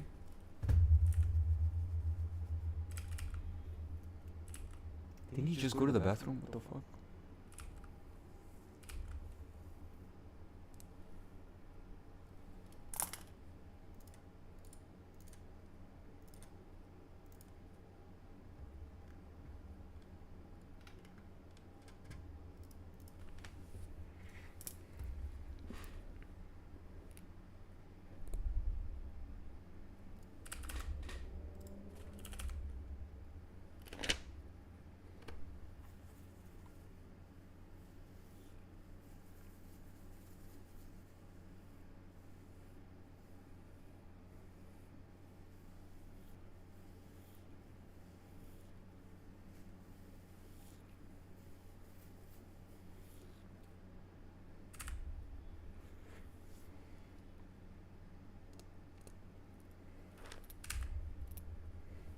I'm back. Yeah, okay, I understand. Sorry. So we don't want different web applications working with each other to avoid a cross-trust boundary. But the user experience requires like some websites to have some JavaScript from third party, so this is used using DOM. In order to do this, we use DOM, the document access document object model. Not for isolation, for I don't know where I got this fucking sentence from. I think from the video I watched. Yeah, I think that's from the video I watched. DOM allows the browser scripting languages to access web application tags. This is not written anywhere. I think this is from the video I watched in the morning. Yeah. DOM can be manipulated using... But how does it help against what I just said? DOM, different browsers have different implementations of DOM. DOM is a standard. Originally, it was part of JavaScripting browsers as an API for accessing content. DOM standard specifies how to build a web page out of objects such as tags, text properties, events, methods, which are accessible to scripting languages via modern browsers. Explain this to me, Ayman. If you want your website to have a good user experience, okay, example of this is that after being trusted by the server, on one tap, you can open another tab without repeating the authentication process again. What? That's DOM? I thought DOM was just like fucking literally. Don't think too much about it. Use French, use Arabic. Like I didn't think it was this much. DOM is just a document object model where the objects of like HTML objects are. That's all you have to know. Yeah. Don't confuse yourself. Okay, this is so. Do you understand this? It has nothing to do with isolation. Do you understand this though? How does DOM solve browser isolation? It doesn't. The way, because they talk about, okay, this is the structure from where I'm standing. DOM, this is what DOM is. Browser isolation, we need to have browser isolation to have good user experience, so this is a problem. Next slide, DOM. It looks like DOM is like a solution for it, but I don't understand. No. So it's just... It's not, they don't say that. They're just like jumping through slides, I guess. Okay, my bad. Okay, DOM manipulation, the ways that DOM can be manipulated using JavaScript. An attacker can manipulate these nodes and create new nodes. The objects can be accessed via their position, by their relationship, or by their exact path. A JavaScript example is my ID input whatever, so this one can be accessed via its ID. Alright, so document.getElementById is the first example. That is using JavaScript to access objects from the DOM. The next one is using jQuery, which is just the previous thing, but it's faster. $, the name of the ID with the hash, .val equal, then you set it to a value that you want.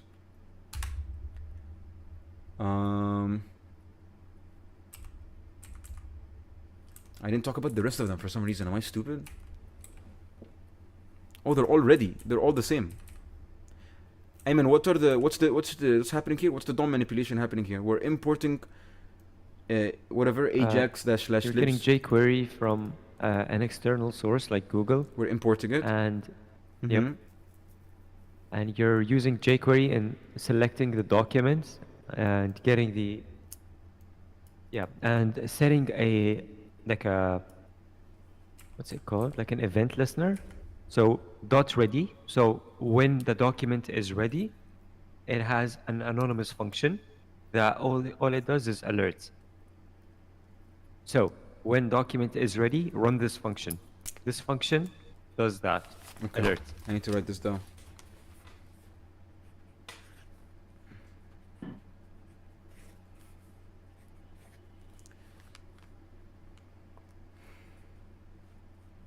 So $, a specific document, whatever. What does it mean when a document is ready? So when a document is like loaded, everything's loaded, all the images and shit. And it executes this function. What function? This one. And then it's like JS script, JX function, whatever. And then semicolon, close the curly brackets, close that, semicolon.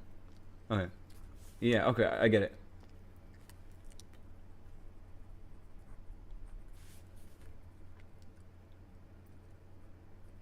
Do you know these by heart? Like the professor asked you to explain the 3 methods of DOM. Or 4 or whatever. Yeah, jQuery and like basic Java. Okay, what's the difference between this one and that one? JavaScript. This one uses Ajax, jQuery, Ajax.Google APIs. Okay, no, this one uses jQuery and this one also uses jQuery. One of them imports jQuery locally, one of them imports it from Google. Oh, okay, I see.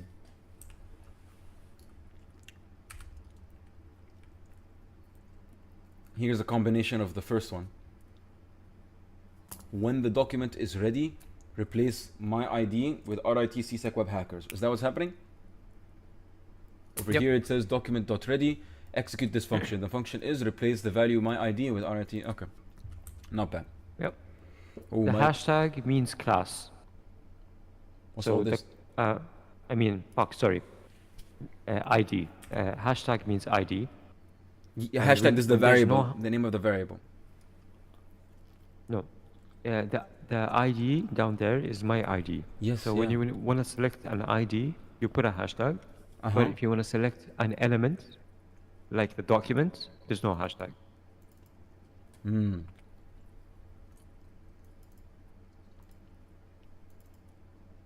So this is just not a placeholder name? No. So here Document you're refers to this selecting the page, right? document. Essentially, when this page loads, Document, yeah, it's execute this. everything. Yeah, The okay. Document is DOM. Like, Okay. So hash my ID is when we're creating a variable. My ID, like without the hash, would be referring to something specific that exists. Am I getting that right? no, they both exist. Document is the the object. Okay. Document. Okay. Hashtag my ID is the ID.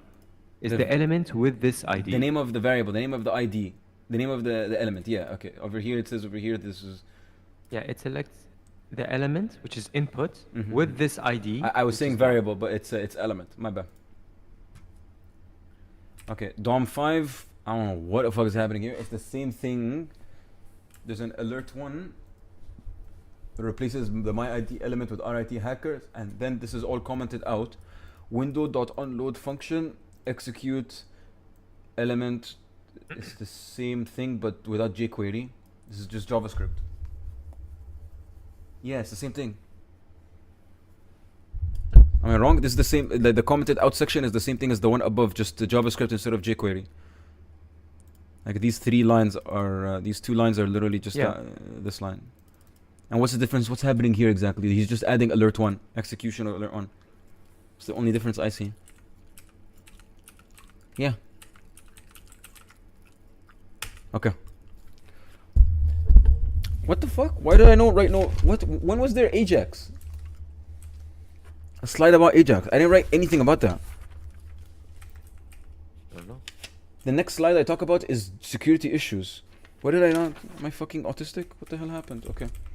Just take a second to write this down. Sorry. Ajax is the language. So Ajax is an event-based language.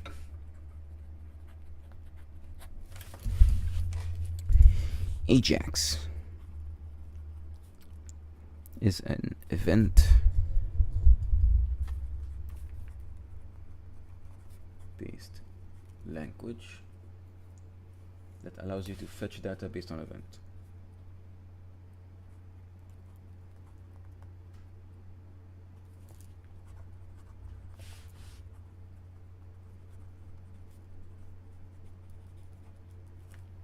This is a series of techniques that allow web application. Sorry. XML. The XML HTTP request object in Ajax can be used to exchange data with a server behind the scenes. This means that it is possible to update parts of your web page without reloading. XML HTTP request takes a lot of steps, so instead we can simply do the following. Get the getter post method with the URL of the target object. This makes the HTTP request and waits for a change of the state of that request. When the request is completed, we get the data which is retrieved. Okay, I'll just write down what XML HTTP the request does.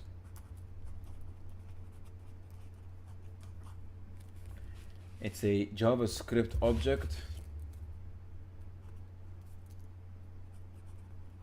that allows you to make HTTP requests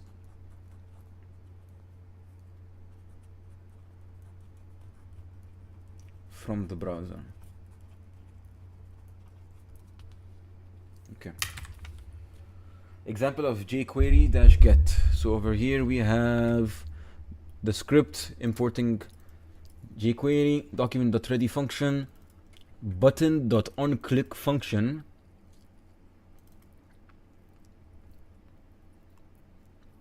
okay, so when the DOM loads, when he clicks on button, but what does button refer to? Okay, whatever.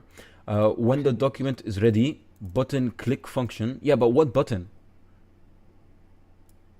Oh, there's a button. There's a button in the page. Sorry. Yeah. When the button. Yeah. When button is clicked. Yeah. When any button tag is clicked, it executes this function, which replaces the myID element with RITC web hackers, and then a GET request, some site.php, and then function data, which displays the returned data from the browser. Okay. And then the result variable, which I can't see because I guess it's clipped out. Where's the result variable? I don't see result. Oh yeah, there it is. Div ID result dot HTML data is. So I guess it replaces the whatever div is the result. Okay, so this is not an element. This is a div. So it's saying div.html data. So I'm guessing replace every div content with this data with the. No. Yeah. Look for something with the ID result. Yes. It's gonna div ID result. So it's describing an entire div. Specific div, not every div. Yeah. I'm saying every div with the result, that's the result. Oh, okay, sure. Yeah. They replace it with data, which is a parameter to the function. Okay. Yeah. The security is what comes back from the GET request from some site.php. Yes. All right. Moving back to the revision. The security issues with the DOM. Boom. Security issues. There are no restrictions on what URLs can be loaded. This means that one can pull in a user's Gmail from somesite.com and read their email. Now we use what is known as the same origin policy to restrict this. SOP. Ayman. What's up? Describe how SOP prevents describe how the same origin policy provides access for different domains. Can same provide origin access. Policy Like by can. default. Yeah. The same origin policy by default blocks the inter-domain resource sharing, and yeah. Yes, but what about how it allows external? I was saying describe how the SOP can allow different domains. That's in cores though, no?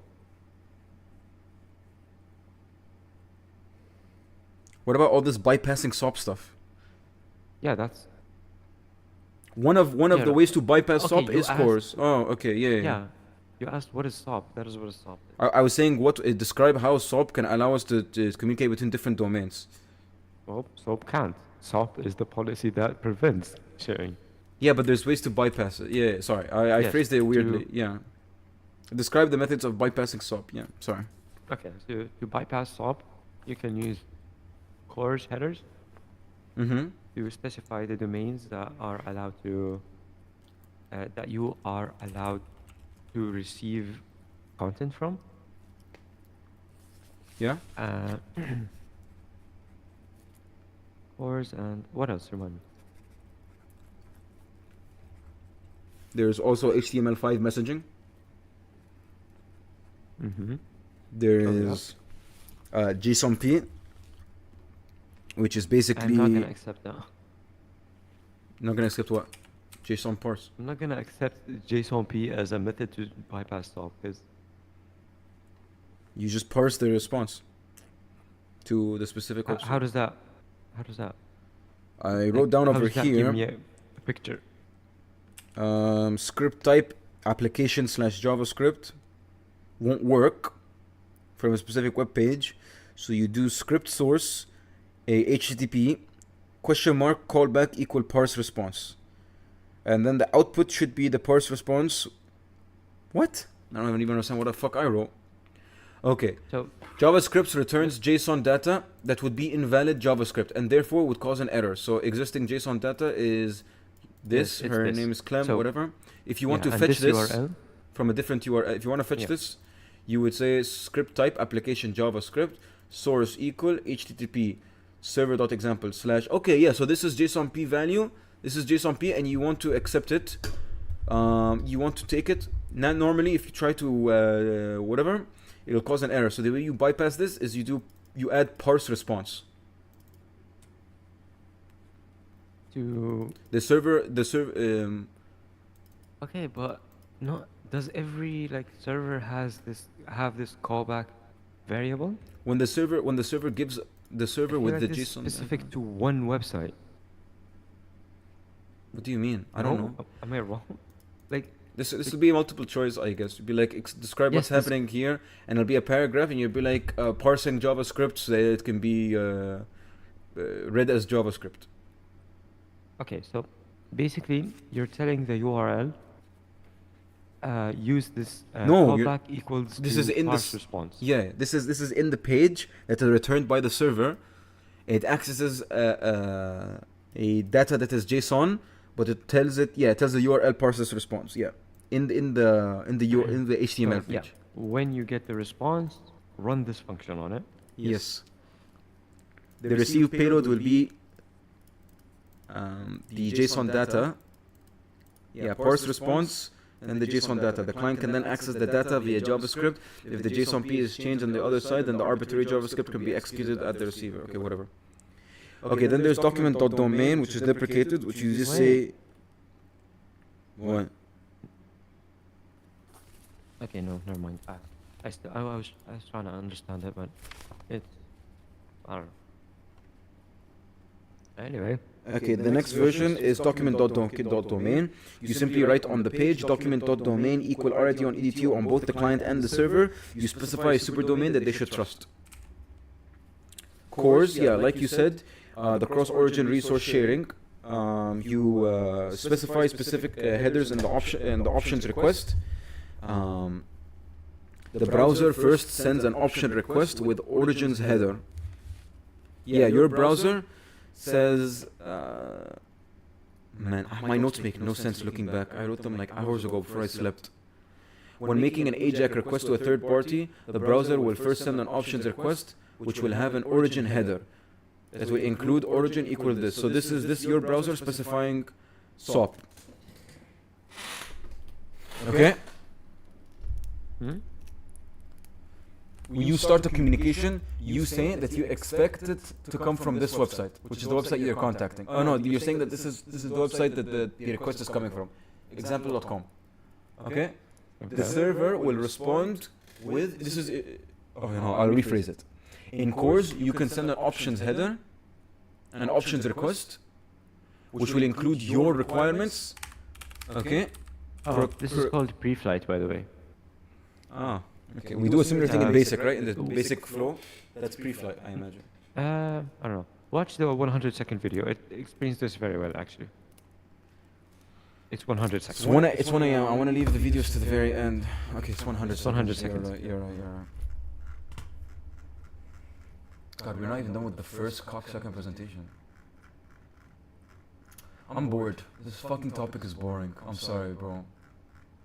It's really fucking boring.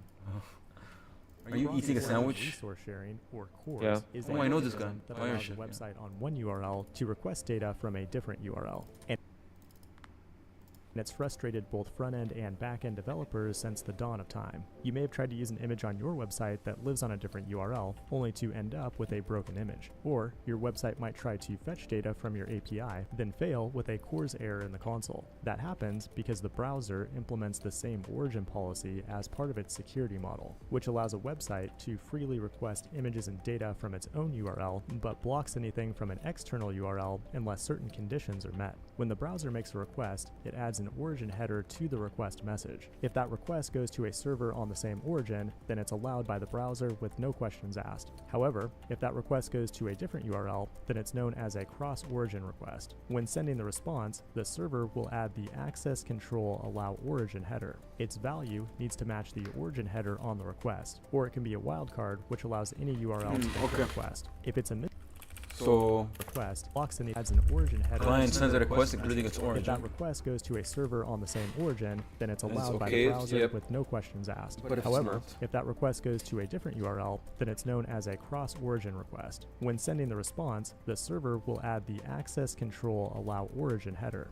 Its value needs to match the origin header on the request, or it can be a wildcard which allows any URL to make the request. If it's a mismatch though, the browser will prevent the response data from being shared with the client. This results in an error in the browser, but for security reasons there's very limited information about what actually went wrong. The solution to a CORS error lies on the server. If you don't control the server, you're out of luck. If you do control it, you likely just need to configure it to respond with the proper header. In Express.js, for example, that can be achieved with a single line of middleware code, which tells the server to include the CORS headers on every response.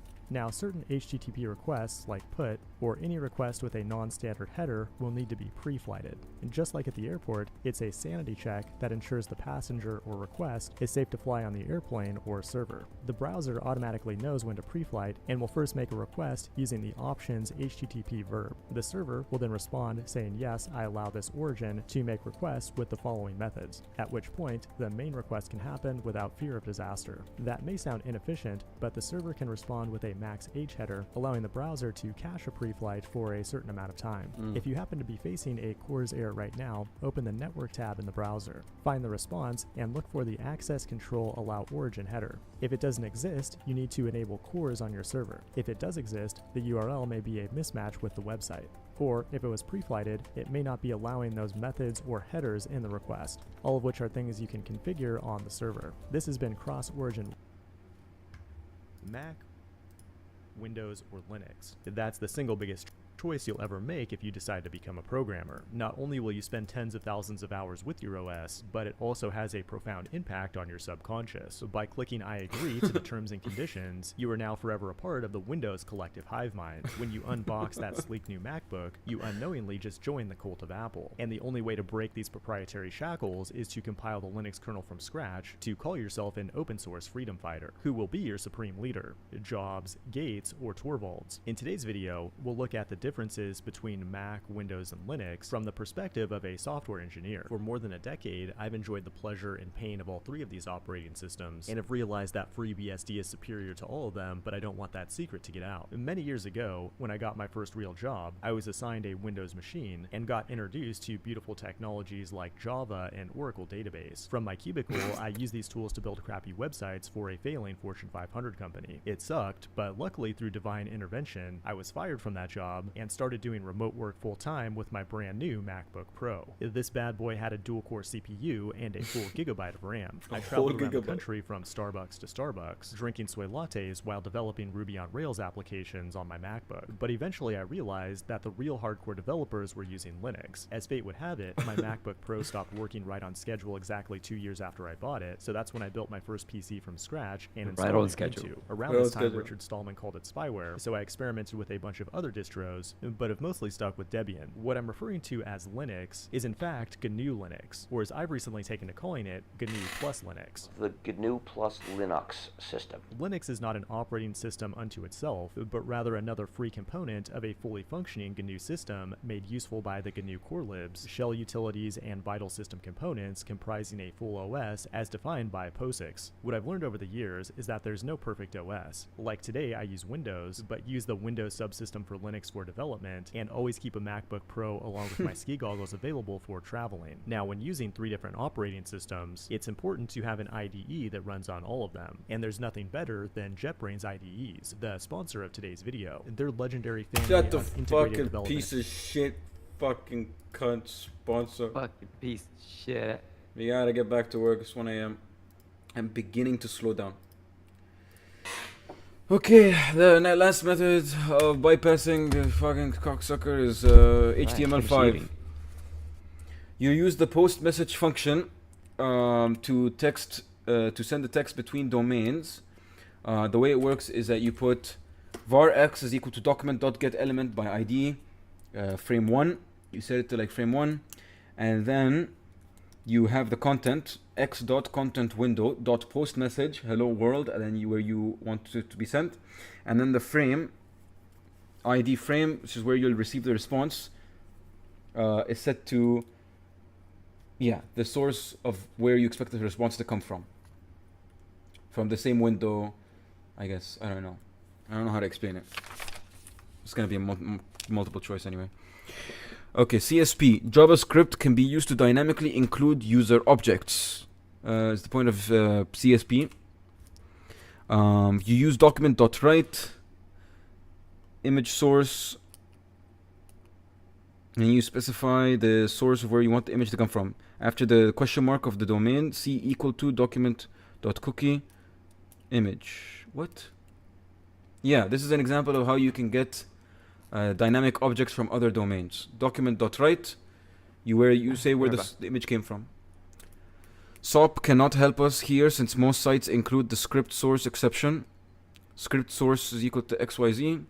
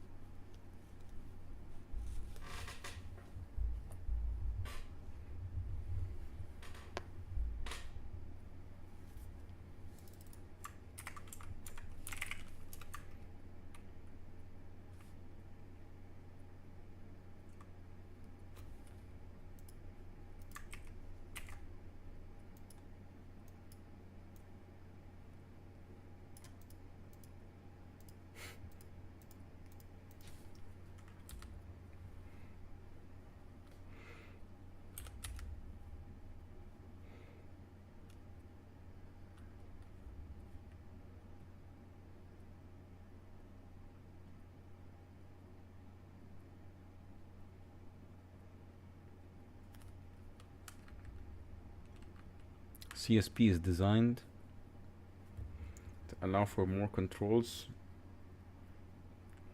CSP prevents browsers from loading from unauthorized sources. Using SOP, browsers do not support trust mechanisms in helping us decide which sources are trusted. CSP is designed to allow for more controlled decisions on which sources are trustworthy for data embedding. In other words, CSP is going to prevent browsers from loading unauthorized sources of inline JavaScript, and including third-party sites should be limited to a whitelist that we provide.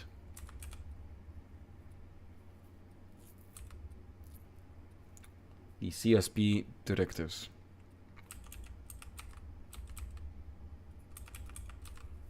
This enforces least security privilege by disabling loading JavaScript, data URIs, or pseudo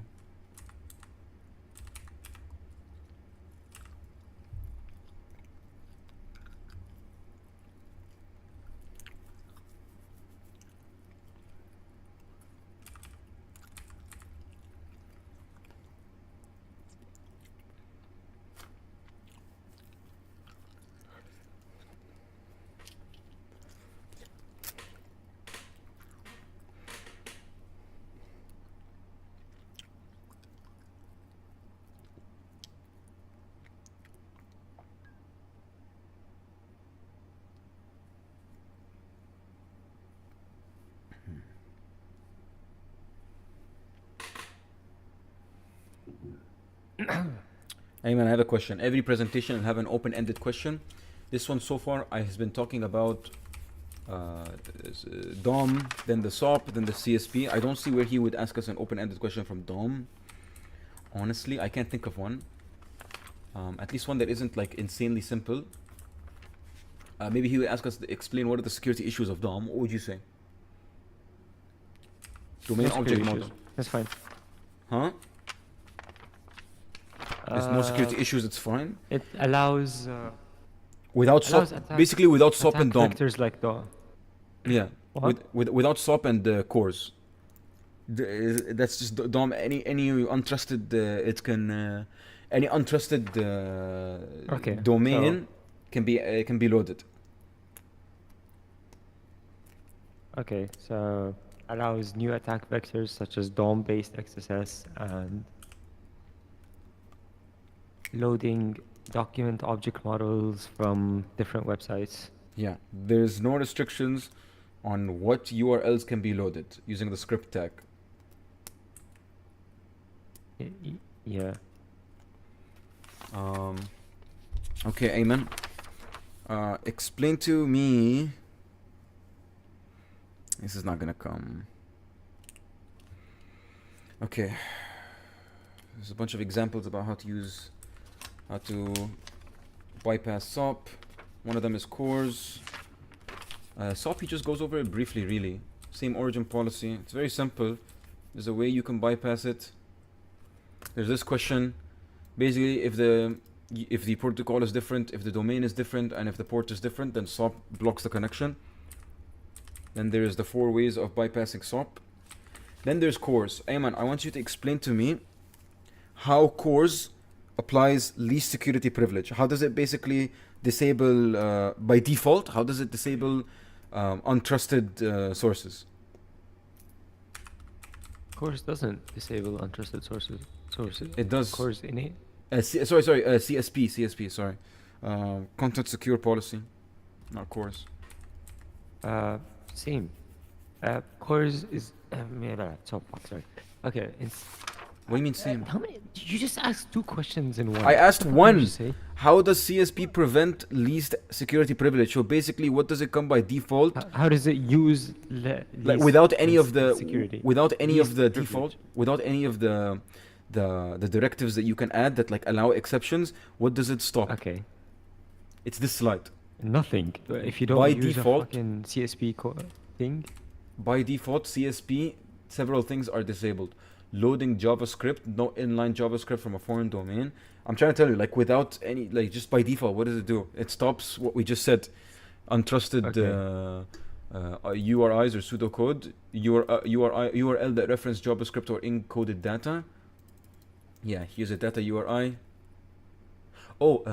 quick, before we just continue on with the rest of these, can you explain what the fuck is happening here? Document.write. This is where I got stuck right before we went to the bathroom. I was just reading it over and over. It's the slide where it talks about I'll find it for you in a second. Yeah, content secure policy. It says JavaScript can be used dynamically to access your object by attackers, and then he just says this command under it. Okay. Then he moves on. So this is wait, hold on. Yeah, so this is using JavaScript to get the document cookie, but without actually doing the JavaScript tag. I think this is what is blocked by unsafe eval. Yeah. So just so I can understand, the attacker here is using the image tag to this is a trusted URL. So from the trusted URL, he then puts question mark and then just puts this is the attacker's URL. Example.com is the attacker. It's the attacker's URL. Okay, so he's saying from my website get document.cookie. No. To my website send document. Okay. All right, I get it. Okay. So yeah, this is sending the cookie to the attacker. And apparently, CSP prevents this because it prevents dynamic loading from other. It would stop over here because it doesn't allow from untrusted addresses. If this is untrusted, but if this is trusted, it would prevent inline. Not inline. What was it called? No, this is inline. Yeah, this is inline. Unsafe inline. JavaScript attributes. Yes. Yeah. Unsafe eval refers to functions. This is an attribute. Send this real quick. Let me what? Here. Pretty good summary. In safe inline, this directive allows the execution of inline JavaScript, CSS, and event handlers directly within HTML documents. It's considered risky. Is this AI or did you write this from previous? AI. It's considered risky because it enables potentially harmful code injections. Where malicious scripts can be injected and executed on a web page. Okay, unsafe eval. The directive permits the use of dynamic code evaluation through functions like eval, set timeout, and set interval. Allowing unsafe eval increase the risk of code injection vulnerabilities because it enables the execution of arbitrary code strings which can be exploited by attackers to run malicious code on the client side. Yeah, that's basically what the slide says later on when it describes. So this is inline. Yeah, this is inline. Yeah, and this is a data URI also. So it prevents data URIs or pseudo URLs. It prevents loading inline JavaScript. The next thing it says is it disables set timeout and set interval, which is what the same thing. This is an eval, unsafe eval, according to GPT. New function would also be an unsafe eval. New function is a function that allows you to turn any string into a function. And it stops evaluating of strings in JavaScript, which is just the first one again. It disables loading JavaScript. Yeah, eval. Okay. Sorry, the question was confusing as fuck, my bad. Okay. So, thing is, I don't think TSP works by default. I think it has to be like said, explicitly turned on. Does it say it's on by default? I don't know. It just says what is disabled. By default, several things are disabled. Loading JavaScript and it goes on. Yeah, loading JavaScript and data URI. Wait. Okay, so overused like. I don't know. We gotta move on. It's past 1 a.m. CSP directives, default source anyone, script source who can send, default source who can send anything, script who can send scripts, objects, applet objects, embed images, media is videos and audios. Here we have default source, script source, unsafe inline or eval or unsafe eval. If we want to allow everything from the same origin of execution of inline and dynamic JavaScript, we have to put Yeah, this is if we want our page to execute inline or unsafe eval. Yeah, okay, whatever. Frame child source versus frame ancestor. Just to be clear, in the context here, A is the frame ancestor because A is where we're getting the content from. The smaller thing is for getting it from somewhere else, from the bigger website. B is our A website. is the child. A is the child? What? No, Yes, no. B is the ancestor. A is the frame ancestor. It's where we're getting the data from. We already said this. No. It's a child because it's inside the ancestor. I swear to God, I wrote that down originally. I wrote B is the frame ancestor, and then I erased it, and I wrote B is the child source. No, look. A has an arrow that says my frame ancestor is B. That's and what B I has an originally arrow that said. says, Yeah. My child is A. Hold so on. A is the child. That's literally what I said like 9 No, hours that's not what ago. you said. You just said no to me. Did I really? Okay, my bad. B is the frame ancestor because he is the one Yes. who owns the frame, and the child source is where we are getting the data from. So for B, the child source would be B is hosting the child source. So to B, the child source is A, and to A, the frame ancestor is like the bigger guy. So frame ancestor is B. Cool. Yeah. We're on the same page, I think. Yeah. Now, the next thing is important. Ayman, what is a header that we use to load the HTTP to enforce the loading of HTTPS versions? HSTS. HSTS. HTTP strict transport security. Yes. Okay. It includes features like including subdomains, max age, and preload. And I don't understand what preload did. But it's not highlighted. It's highlighted. Alright, that's great. Yeah. Okay. Oh my god, it's red.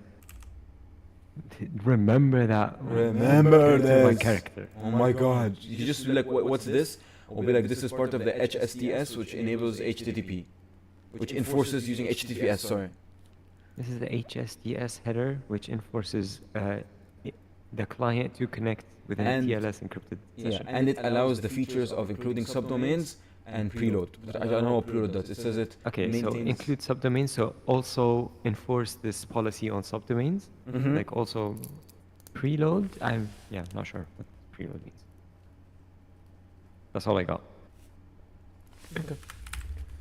Policy sandbox. The value included in the sandbox is basically allow forms, allow pop-ups, allow scripts. So within the sandbox on the page, what we allowed internally in those. Yo. Yeah, you're. I think we should like also skim through the homeworks. Oh yeah. Didn't you write a report for those? Or actually, would it be Yeah, I better? sent the 2 reports. Oh yeah, you sent them earlier. Okay. Homework 1 we don't is not included. It's the older stuff, so it's just homework 2. Do we also have something else? Is that report 1, homework 2? Yeah, I yeah, think so. report 1. Maybe the project as well. I don't know. So yeah, changing DOM, cores, SOP, SSDSP, all that. Using Java script. For this part, we updated the index HTML to include a file in the websec example document through it. Yep, so this is invoking the DOM. Get element by ID header, inner HTML, not websec. Yeah, we changed the value. Yeah. And the inner HTML, I forgot what inner HTML does. What the inner HTML? It just gets the inner HTML of the object. So if you can see H1 Is that- has, yeah. oh no, not H1. The body. Oh no, fuck. H1 has websec inside of it. Do you see?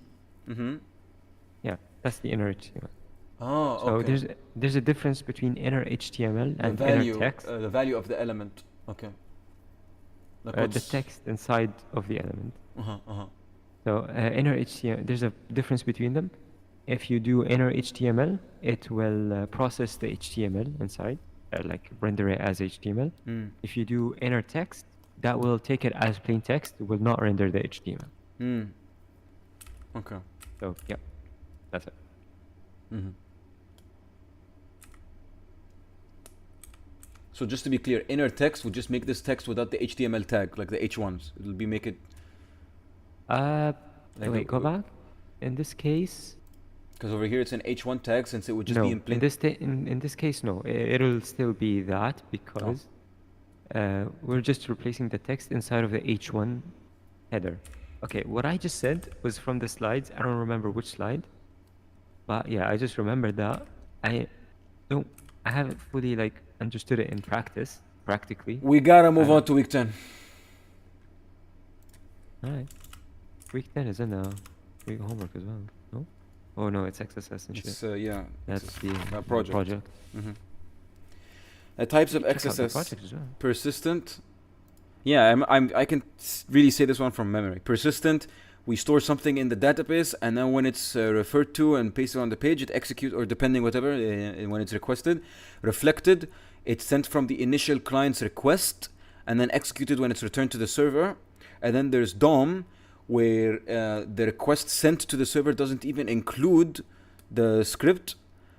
It's no, like it could include it. it could. Oh, okay. From what I understood, But the it's server doesn't like take it and send it back. And reflected, the server takes it and sends it back. In the DOM based, it doesn't really give a shit if the payload is there. okay. Yeah, you're right. It could include the script. Yeah. Anyway, but it doesn't care, and it executes client side. Yeah. So instead of put it whatever. What's EM? What's the EM tag? I know it. Whatever. I Anyway, don't know. you searched for Text this keyword, and you specify the DOM keyword equal to like the variable. It goes to the server and it's okay. Then it comes back, and then the variable keyword, which is over here, var keyword is equal to whatever, is replaced by the script, and it's shown on the page, which then executes.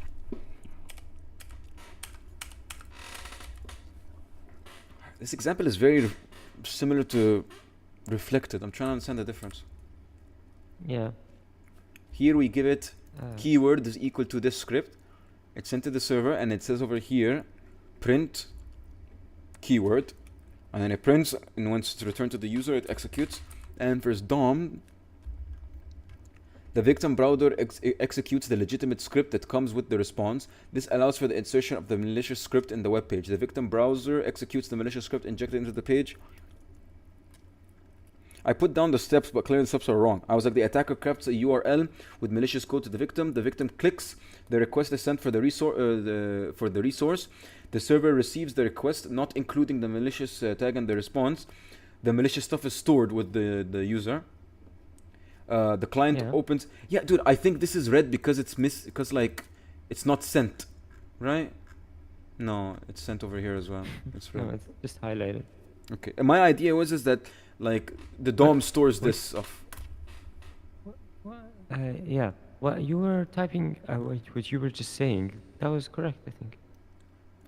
What I just said, the last thing I said is the server receives a request, not including the malicious code in the response. Oh. Which is literally over well, yeah, here. it doesn't. Yeah. That's correct. This is It doesn't malicious. Include it in the response. Yeah. There's a script here. Okay, but the server, look, it never sends it back in the response. Oh, yeah, the server sends it in the response. Ah, Look at the okay, reflected. okay, yeah. I see it now. I see now. It sends it's like save thing, but because this was also stored in the DOM, yeah, the client opens the legitimate page from the server. The victim's browser executes the script injected into the DOM. Yeah. Right? Yeah. Okay. Why is DOM based different from persistent? Sorry, from reflective. The server sends a legitimate script, legitimate web page to the victim. The browser will add the HTML content parsed using the inner HTML. Yeah, so like, and then he shows expected like how it looks like. So in trying to find it.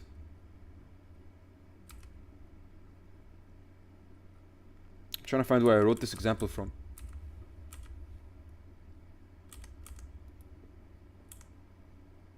There's the request, and then there's like a hashtag, and then reference of a fragmented ID. I don't know where I got that from.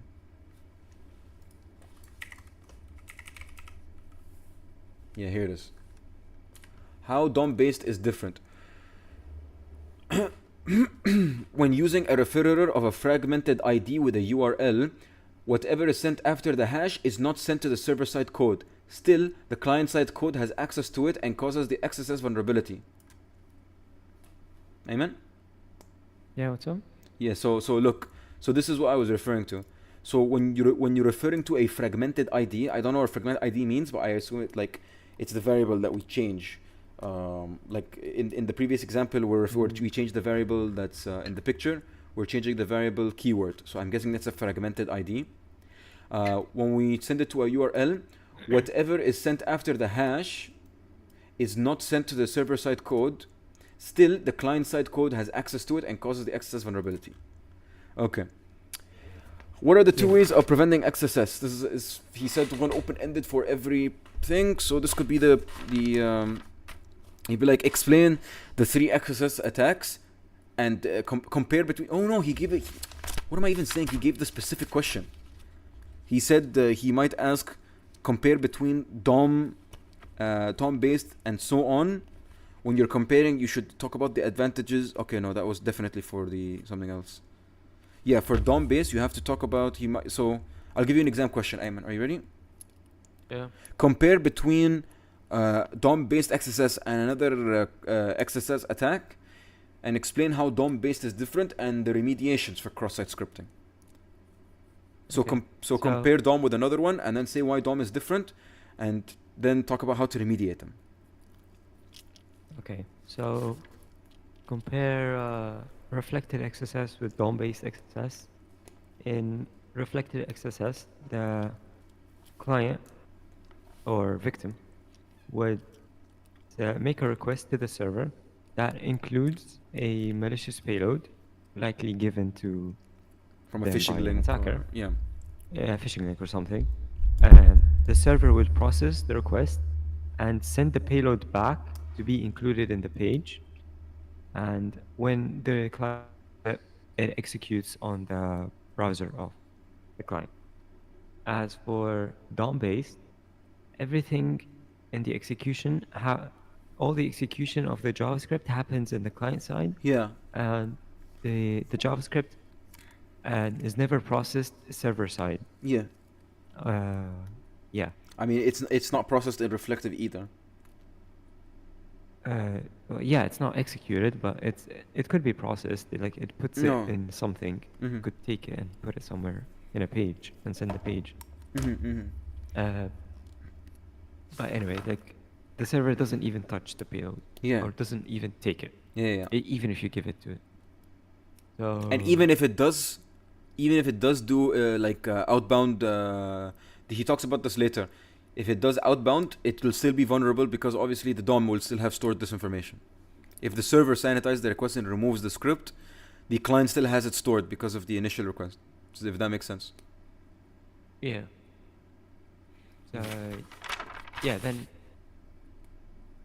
Okay, this is the way I understand it. So, the payload is stored in the DOM, and the server will give the client an indication to load the script, and the client will load the script, or will load the object that contains the script. Yeah. Yeah, and How do you prevent them? the script executes, and blah blah blah. This can be prevented in many ways. First off, client sanitization. I mean, sanitization in I would prevent input areas saying where you encoding for the XSS, saying encoding, because they don't say the word sanitization anywhere. When you left, when I was studying by myself, I was looking for the word sanitization and they didn't say it. So for cross-site scripting is encoding works as well. Yeah, encoding is just parsing it with no, it's sending it to the back end. Sorry, validation is sanitization essentially. Removing whatever. Encoding is forwarding whatever is encoding and validation, which is sanitization. Yeah. Okay, so yeah, I guess those are one. Yeah. Preventing SSS can be done in many ways. Wait, hold on. Programmatically, you can encode or validate every user input. Okay. Or anything that comes from the user. Yeah. And on the server side, you could enable CSP to prevent the execution of JavaScript. Yeah. That's not from the server. That's validation, right? No, that's CSP. I'm including CSP. Okay. Just because. You're not wrong, yeah. Yeah. So yeah, encoding to store. Or no. I'm gonna give you another open-ended question. Okay? Sure. Describe to me the features, the features that are common between encoding and validation. Then explain to me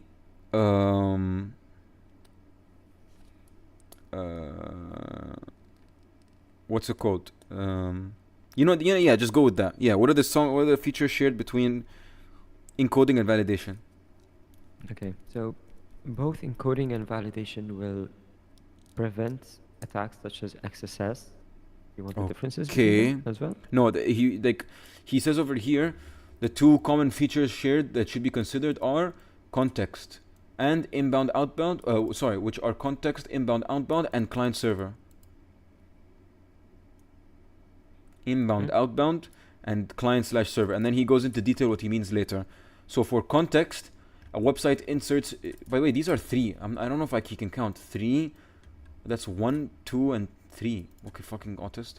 For context, if a website inserts user input into an HTML attribute, he would be able to inject a malicious payload. Okay, but if we remove the quotation marks, it won't be able to execute. So here's the malicious string. Hold on. And you understand that. User input, malicious string is. Yeah. Is that. So it becomes that. Okay. So we remove the quotation. Oh, so validation. This is. No? Am I stupid? But he didn't remove anything. Yeah, this is what happens when it executes. Yeah, so okay. what if we removed? Where is the where removed thing? Yeah, here's. What if we remove the quotation marks? But Yeah, where's the removal? I don't see anything. Yeah, I don't see the removal. I mean, we have to just imagine it, I guess. Yeah, this is validation. Just repeating the question. This isn't explicitly one of them. He says in this line, the two most shared common features that should be considered are context, inbound, outbound, and client/server. Context we just read. Inbound, outbound. Basically, inbound is performed as soon as the server receives input, and outbound is how the server responds. So validation encoding should occur in what it gets and what it sends out. The next one is client/server, is that these protections should be placed on the server and the client. XSS prevention traditionally is on the server side, but for DOM-based handling, it should be done on the client and server side. Yeah. Server-side encoding, he goes into detail then. Server-side encoding, we can use the encode HTML like for preventions. He goes into specific examples. I think it's here. Yeah, over here he uses encode HTML for user input so that it removes the specific tags, the angled brackets. Yes, encoding removes special characters that would result in the execution of the script. Yeah. By encoding HTML encoding. By encoding they are HTML. rendered as plain text. No, they're rendered as HTML as like a URL. Yeah, they're encoded. The special characters are encoded. So when they are loaded, they are not executed, but rendered as clear text. Oh, okay. Text. Yeah. We can use, and then the next one is MB_check_coding, which checks the encoding type. So if the string sent is in UTF-8, it passes. If it's then you can put multiple parameters of the other versions you accept. It'll return true or false. What's another one that I wrote down? So those are for server side. The next ones are client side. We can use built-in methods depending on the context. So over here he's saying you can, for the client side, you can use different JavaScript whatevers to encode. So if it's an element, you can use text.context. If it's an attribute, you do set attribute, whatever. These are just basically just handlers, existing JavaScript handlers for specific elements. Does that make sense? Amen? URL query, window.encode URI component, and then where the user would input a URL, CSS value, element.style.property, user input, and over here he just says more of the same shit. The other one, no, now then he goes into, over here. Then he goes into the limitations of encoding. Document.query selector a href user input. Although the user input gets encoded in this example, the attacker is still able to insert a URL using JavaScript, allowing the user to define part of the web page. Encoding should be implemented with validation. I wrote that down. That's the only thing from this slide that I wrote down. I just wrote down encoding should be done with validation. Now for validation. Context encoding. Did we cover context encoding? Yeah. Oh yeah, that's what we did. Yeah. Oh no, I just wrote down this slide. Yeah, the context and the element. Okay, cool. Sorry. Okay, validation is allowing code while disallowing malicious code. An example is allowing the outcome. The goal of validation is allowing tags like em or strong while disallowing scripts. The two main characteristics of validation is the classification strategy, classify user input as belonging to either a blacklist or a whitelist of tags, and validation outcome. Malicious user input can either be rejected or sanitized. That's it for week 10. Do you have any questions to ask me? I did have one, I forgot it. Oh. Okay. Yeah, next one, week 11. SQLi and LFI. We'll just go to week version 2 since it's just a better version. Okay. What are the dangers of SQL injection? Like the three dangerous outcomes. Leak of sensitive data. Yeah. Passwords and usernames. Yeah. Reveal of data, modify of data, controlling of data, or controlling of behavior. The 3 stages of SQL is discovery, discovering that a website uses SQL. We do this by stages. Yeah, using tools like Google Dorks. Discovering if the website uses a MySQL database or whatever kind of database, using certain tools such as Google Dorks, or by manually targeting a set of websites of interest. Research, the attacker tries, this is the in-band SQLi, by using errors and blind to see the structure. So research, the attacker tries simple output to observe the responses and determine the attack to use. And attack, the attacker crafts an SQL query as a user value, as an input value to be injected. The types of SQL injections, very important. In-band SQL, blind SQL, and out-of-band SQL. In-band SQLi has 2 types, error-based, union-based. Error-based, by the way, I don't understand what, based on what are these grouped, because they just feel like random. Like blind, I understand, because we're just asking random stuff. Out of band, I understand. Okay. In band, I know. So in band is like based on what are they grouped? In the same place that you put in the payload, you see the output. That's the way I think of it. So yeah, so error based, you put in the payload, then you get a message with an error in the same place that you put your payload, or a union statement, like the output of a union statement, I guess. And or if you put a union statement, you probably get like a fucking information or something. Okay, yeah. Error based, using errors to explore the structure. Union based, adding select statements to get added results. The next type is blind SQLi. The intention is to reconstruct the database or ask true or false questions to steal data. That's what it says. To restructure the database. Yeah, to reconstruct it from because you can't. Oh, reconstruct it. Oh, reconstruct it. Yeah. I wrote so restructure. You can't ask the database for data. So what you can do is ask it yes, no questions. So you can know the structure. Yeah. You fill it in. Yeah. Okay. No. Restructure implies something else. Yeah, I don't know. Okay. Boolean. You ask true or false questions. Time based. You ask questions and you purposely delay to study the response time to get a clue if it's true or false. Out of band SQLi is the last type. Making a DNS or HTTP request to deliver content, to deliver data. Note, this has to be enabled by the database. Examples are, if the database is using MySQL server, this uses exp_dirt tree to send HTTP requests. Oracle databases uses UTL underscore HTTP to send HTTP requests. How do you mitigate SQLI? You use prepare statements. Prepare statements are pass the value as a parameter to the back end instead of being part of the SQL statement. And then escaping inputs using MySQLi. This is what we use we use both actually. Yeah, MySQL real escape string. This escapes or sanitizes any characters special to MySQL. We use this in the project. We didn't. Yeah, we use MySQL underscore real escape. Did we just use prepare? Yeah, we just use prepare statements. I could have sworn. I didn't My use bad. Alright, and then he just goes over into escaping inputs, an example of escaping inputs.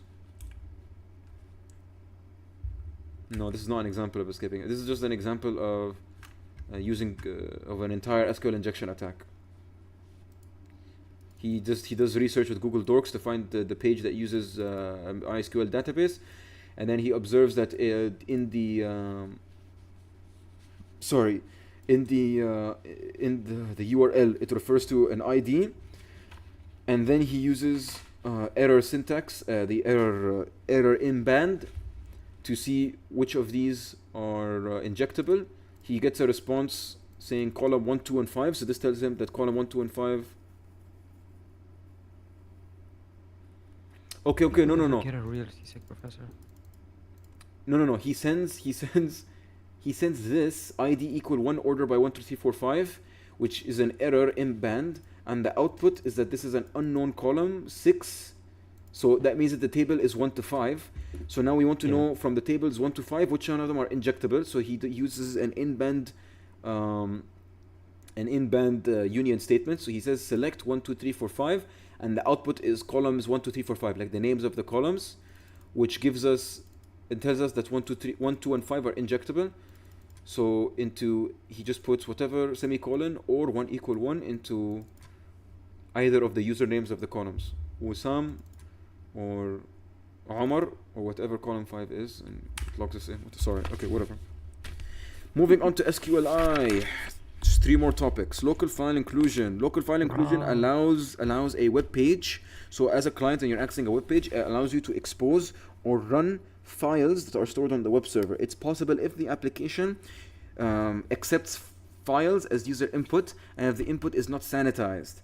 Directory path traversal is possible if the URL is not sanitized. How do you mitigate LFI? Sanitize. Yippee! You use databases instead of storing files on the web server. You use a technique called ID assignment, where instead of referring to the files by names or the path, they are assigned an ID. The file paths are stored in a database, and you refer to them using an ID. Whitelisting, you ignore everything that is not verified on whiteness. We said this was stupid. Sanitization, verifying file types, or ignoring .. For No, the whitelist is not stupid. You whitelist, like, if you want to accept like an image from a user, that would be added to the whitelist. No, let's say like, as an example, our project. Okay. We had like a directory that included some PHP files to be loaded as templates, right? Mm-hmm. So what you could do to make a whitelist is read those files. Just make you sure add all the templates they're in the these whitelist. files. Yeah. Yeah. Add those templates to the whitelist. Okay. Then check the whitelist. So it depends on the context. Okay, I was thinking in my head that you just whitelist specific files of like the entire system. And if the user uploads an image, for example, to the database, you whitelist that one. Ah, dude, my face hurts. Yeah. Yeah. Anyway, that's it for LFI. Last 2 topics. Authentication, access control authentication, HTTP authentication. I feel like he's gonna pop off here, like wet dream. explain all web authentication. Explain the steps. Oh, just question 6. Hashes, Explain. nonsense, please. Question Shut 7. up. Explain. Just explain. Explain harder, please. I'm so So we covered 3 HTTP authentications: basic authentication, form authentication, and digest access. Digest access, yeah. So the flow for basic authentication is you send, if you request from the server, what's it called? If you communicate with the server, a GET request, it should respond, and you're unauthorized, it will respond with unauthorized and provide you with the authentication it requires. It will send you a www authentication type realm. Type will include the HTTP authentication type, which in this case is basic. The server will reply with basic, use basic, and the realm it exists in. The client will now respond according to these parameters. It will send a It will send a request with an authorization header. It will include the type that the server asked for, basic, and its credentials, base64 encoded. This is not secure because base64 is reversible. HTTP and the TLS and HTTPS should be used in conjunction with basic. Basic alone is not enough. The cons of this is the usernames and password are sent every request, exposing them if they're not sent over a secure connection. Using TLS and SSL and TLS, if the encryption is weak, the passwords can be exposed. There's no way to log out. The expiration, there's no way to enforce credential changes. You have to ask the users. We move on to HTTP Digest, which uses hashing. It uses hashes to generate cryptographic results. Here is the flow. You request the user, the client sends a request for a service. The server replies with a nonce and the realm that it exists in, as well as the type of encryption it's using, which would be in this case digest. The client responds with this nonce and a hash, including the username, the realm, and the password, and then the server responds with access. In this communication, there are 3 hashes sent. Hash 1, which is the user, realm, and pass. According to RFC 2069, it should be MD5. Hash 2, which is by the server, which is the method of authentication, which would be digest URI.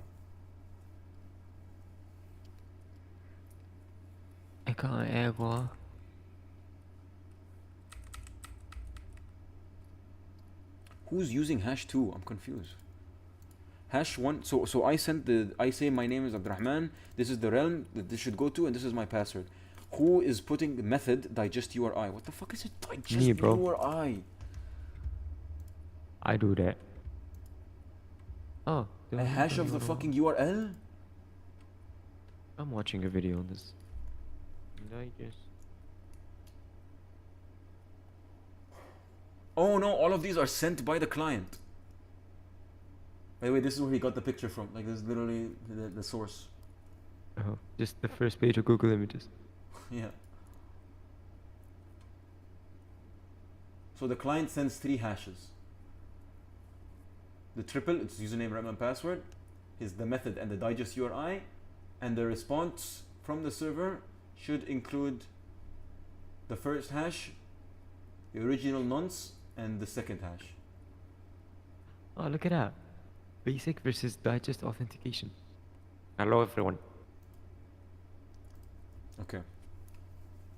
Hash. Oh, it says down here the second hash, where a method could be. Oh, the method is from the client if it wants a get or a post, depending on the request, on the page request. And digest URI is the URL of the page where the request is being sent. Okay, makes sense.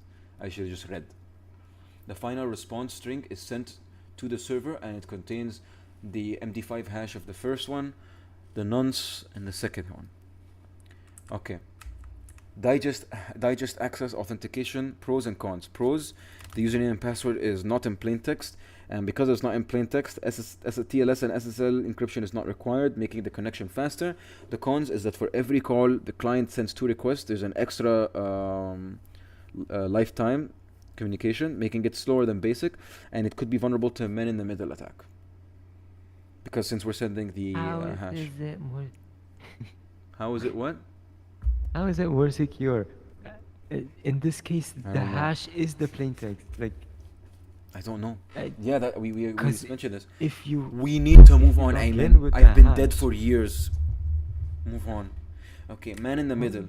There must be something I'm not understanding. I don't know. There's no way. Intercepting, that's what it says. The cons over here, the cons. For every call needed, the client must make 2. Okay, we understand this one. HTTP digest is vulnerable to man-in-the-middle security attack, which basically means it can be hacked. Oh, thank you, Professor. Hacked. Oh my god. Oh. The HTTP digest can be hacked. Chum Lao, Kuma magna cum laude. Ching Ho, magna cum laude. Watch this guy, the god. Also, I never knew Lanston had a middle name. That was pretty crazy. What? Lanston, I never knew Lanston had a middle name. Okay, I have to go to sleep soon. Come on. Yeah. Man in the middle can be conducted in 3 different ways. We intercept the offered authentic. So when someone is doing when someone is requesting a service, we intercept the service's response, which includes that it wants a specific, like if it wants a digest type of authentication, and we replace that with basic. And in basic, it's sent in plain text. The attacker, the next one, does that make sense? So in digest and authentication, it starts with the client saying, "Hey, what do you use?" And the server replies with www authenticate, which says, "This is the authentication I use, and this is my realm, type and realm." Yeah. The first man in the middle basic. attack is intercepting this request and then sending the client the type being basic. And so the client will send his credentials in plain text. Number 2, for digest, the attacker can arbitrarily choose a nonce to generate a response, aka chosen plain text attack. Number 3, if this is possible, if the attacker can generate a accurate nonce, then he can compute a dictionary of possible passwords to a nonce of his choice. Another security concern that he thinks is man in the middle, but it's not. But another security concern is that if the password file is exposed to the attacker, he gain access to the usernames and the digest of each user. Finally, form-based authentication. Someone let me out of my cage. I know that. What song is that from? Finally, someone let me out of my cage. It's I'm heaven. I thought that was a Good Mythical song for a second. Good Mythical Morning song. I'm sorry. Form-based authentication. What are the characteristics of form-based authentication? They don't use formal. What are the characteristics? Believe it or not, they use a form. The form-based authentication characteristics. They don't use formal formal. Okay. I thought they don't use form-based authentication. So form-based authentication doesn't use formal HTTP authentication techniques. That's not an opinion? Yeah, they don't use basic or digest. No shit. The third one is not this is different than the first or second. They use standard HTML form fields to pass the username or password. The server creates a session that is tied to a unique key passed to the client. Did you hear the little lisp for a second? Key. The server creates a session that is tied to a unique key passed to the client and server. Okay. Just fuck this. What are the characters of form-based? Form-based, when you log in, it provides you a session based on a key that is unique to the session and the username and password provided. Cool? Yeah. When the user logs off, the server invalidates this session key. So when you log in, using your when you log in, it creates a session that is tied to a unique key passed to the server and client on each HTTP and key request. I don't understand what this says. Whatever. When you log off, the server invalidates the session key. Form-based authentication does not protect credentials. It is not better than basic. It is only better than basic for user logging off. Okay, matching question. Ayman, are you ready? Yeah. XML HTTP request. What does that do? XML HTTP request. That's AJAX. Yeah. That sends a request in the background. How do you know? That. How do you know? I was trying to catch you off guard. How do you know? I've used it. Oh.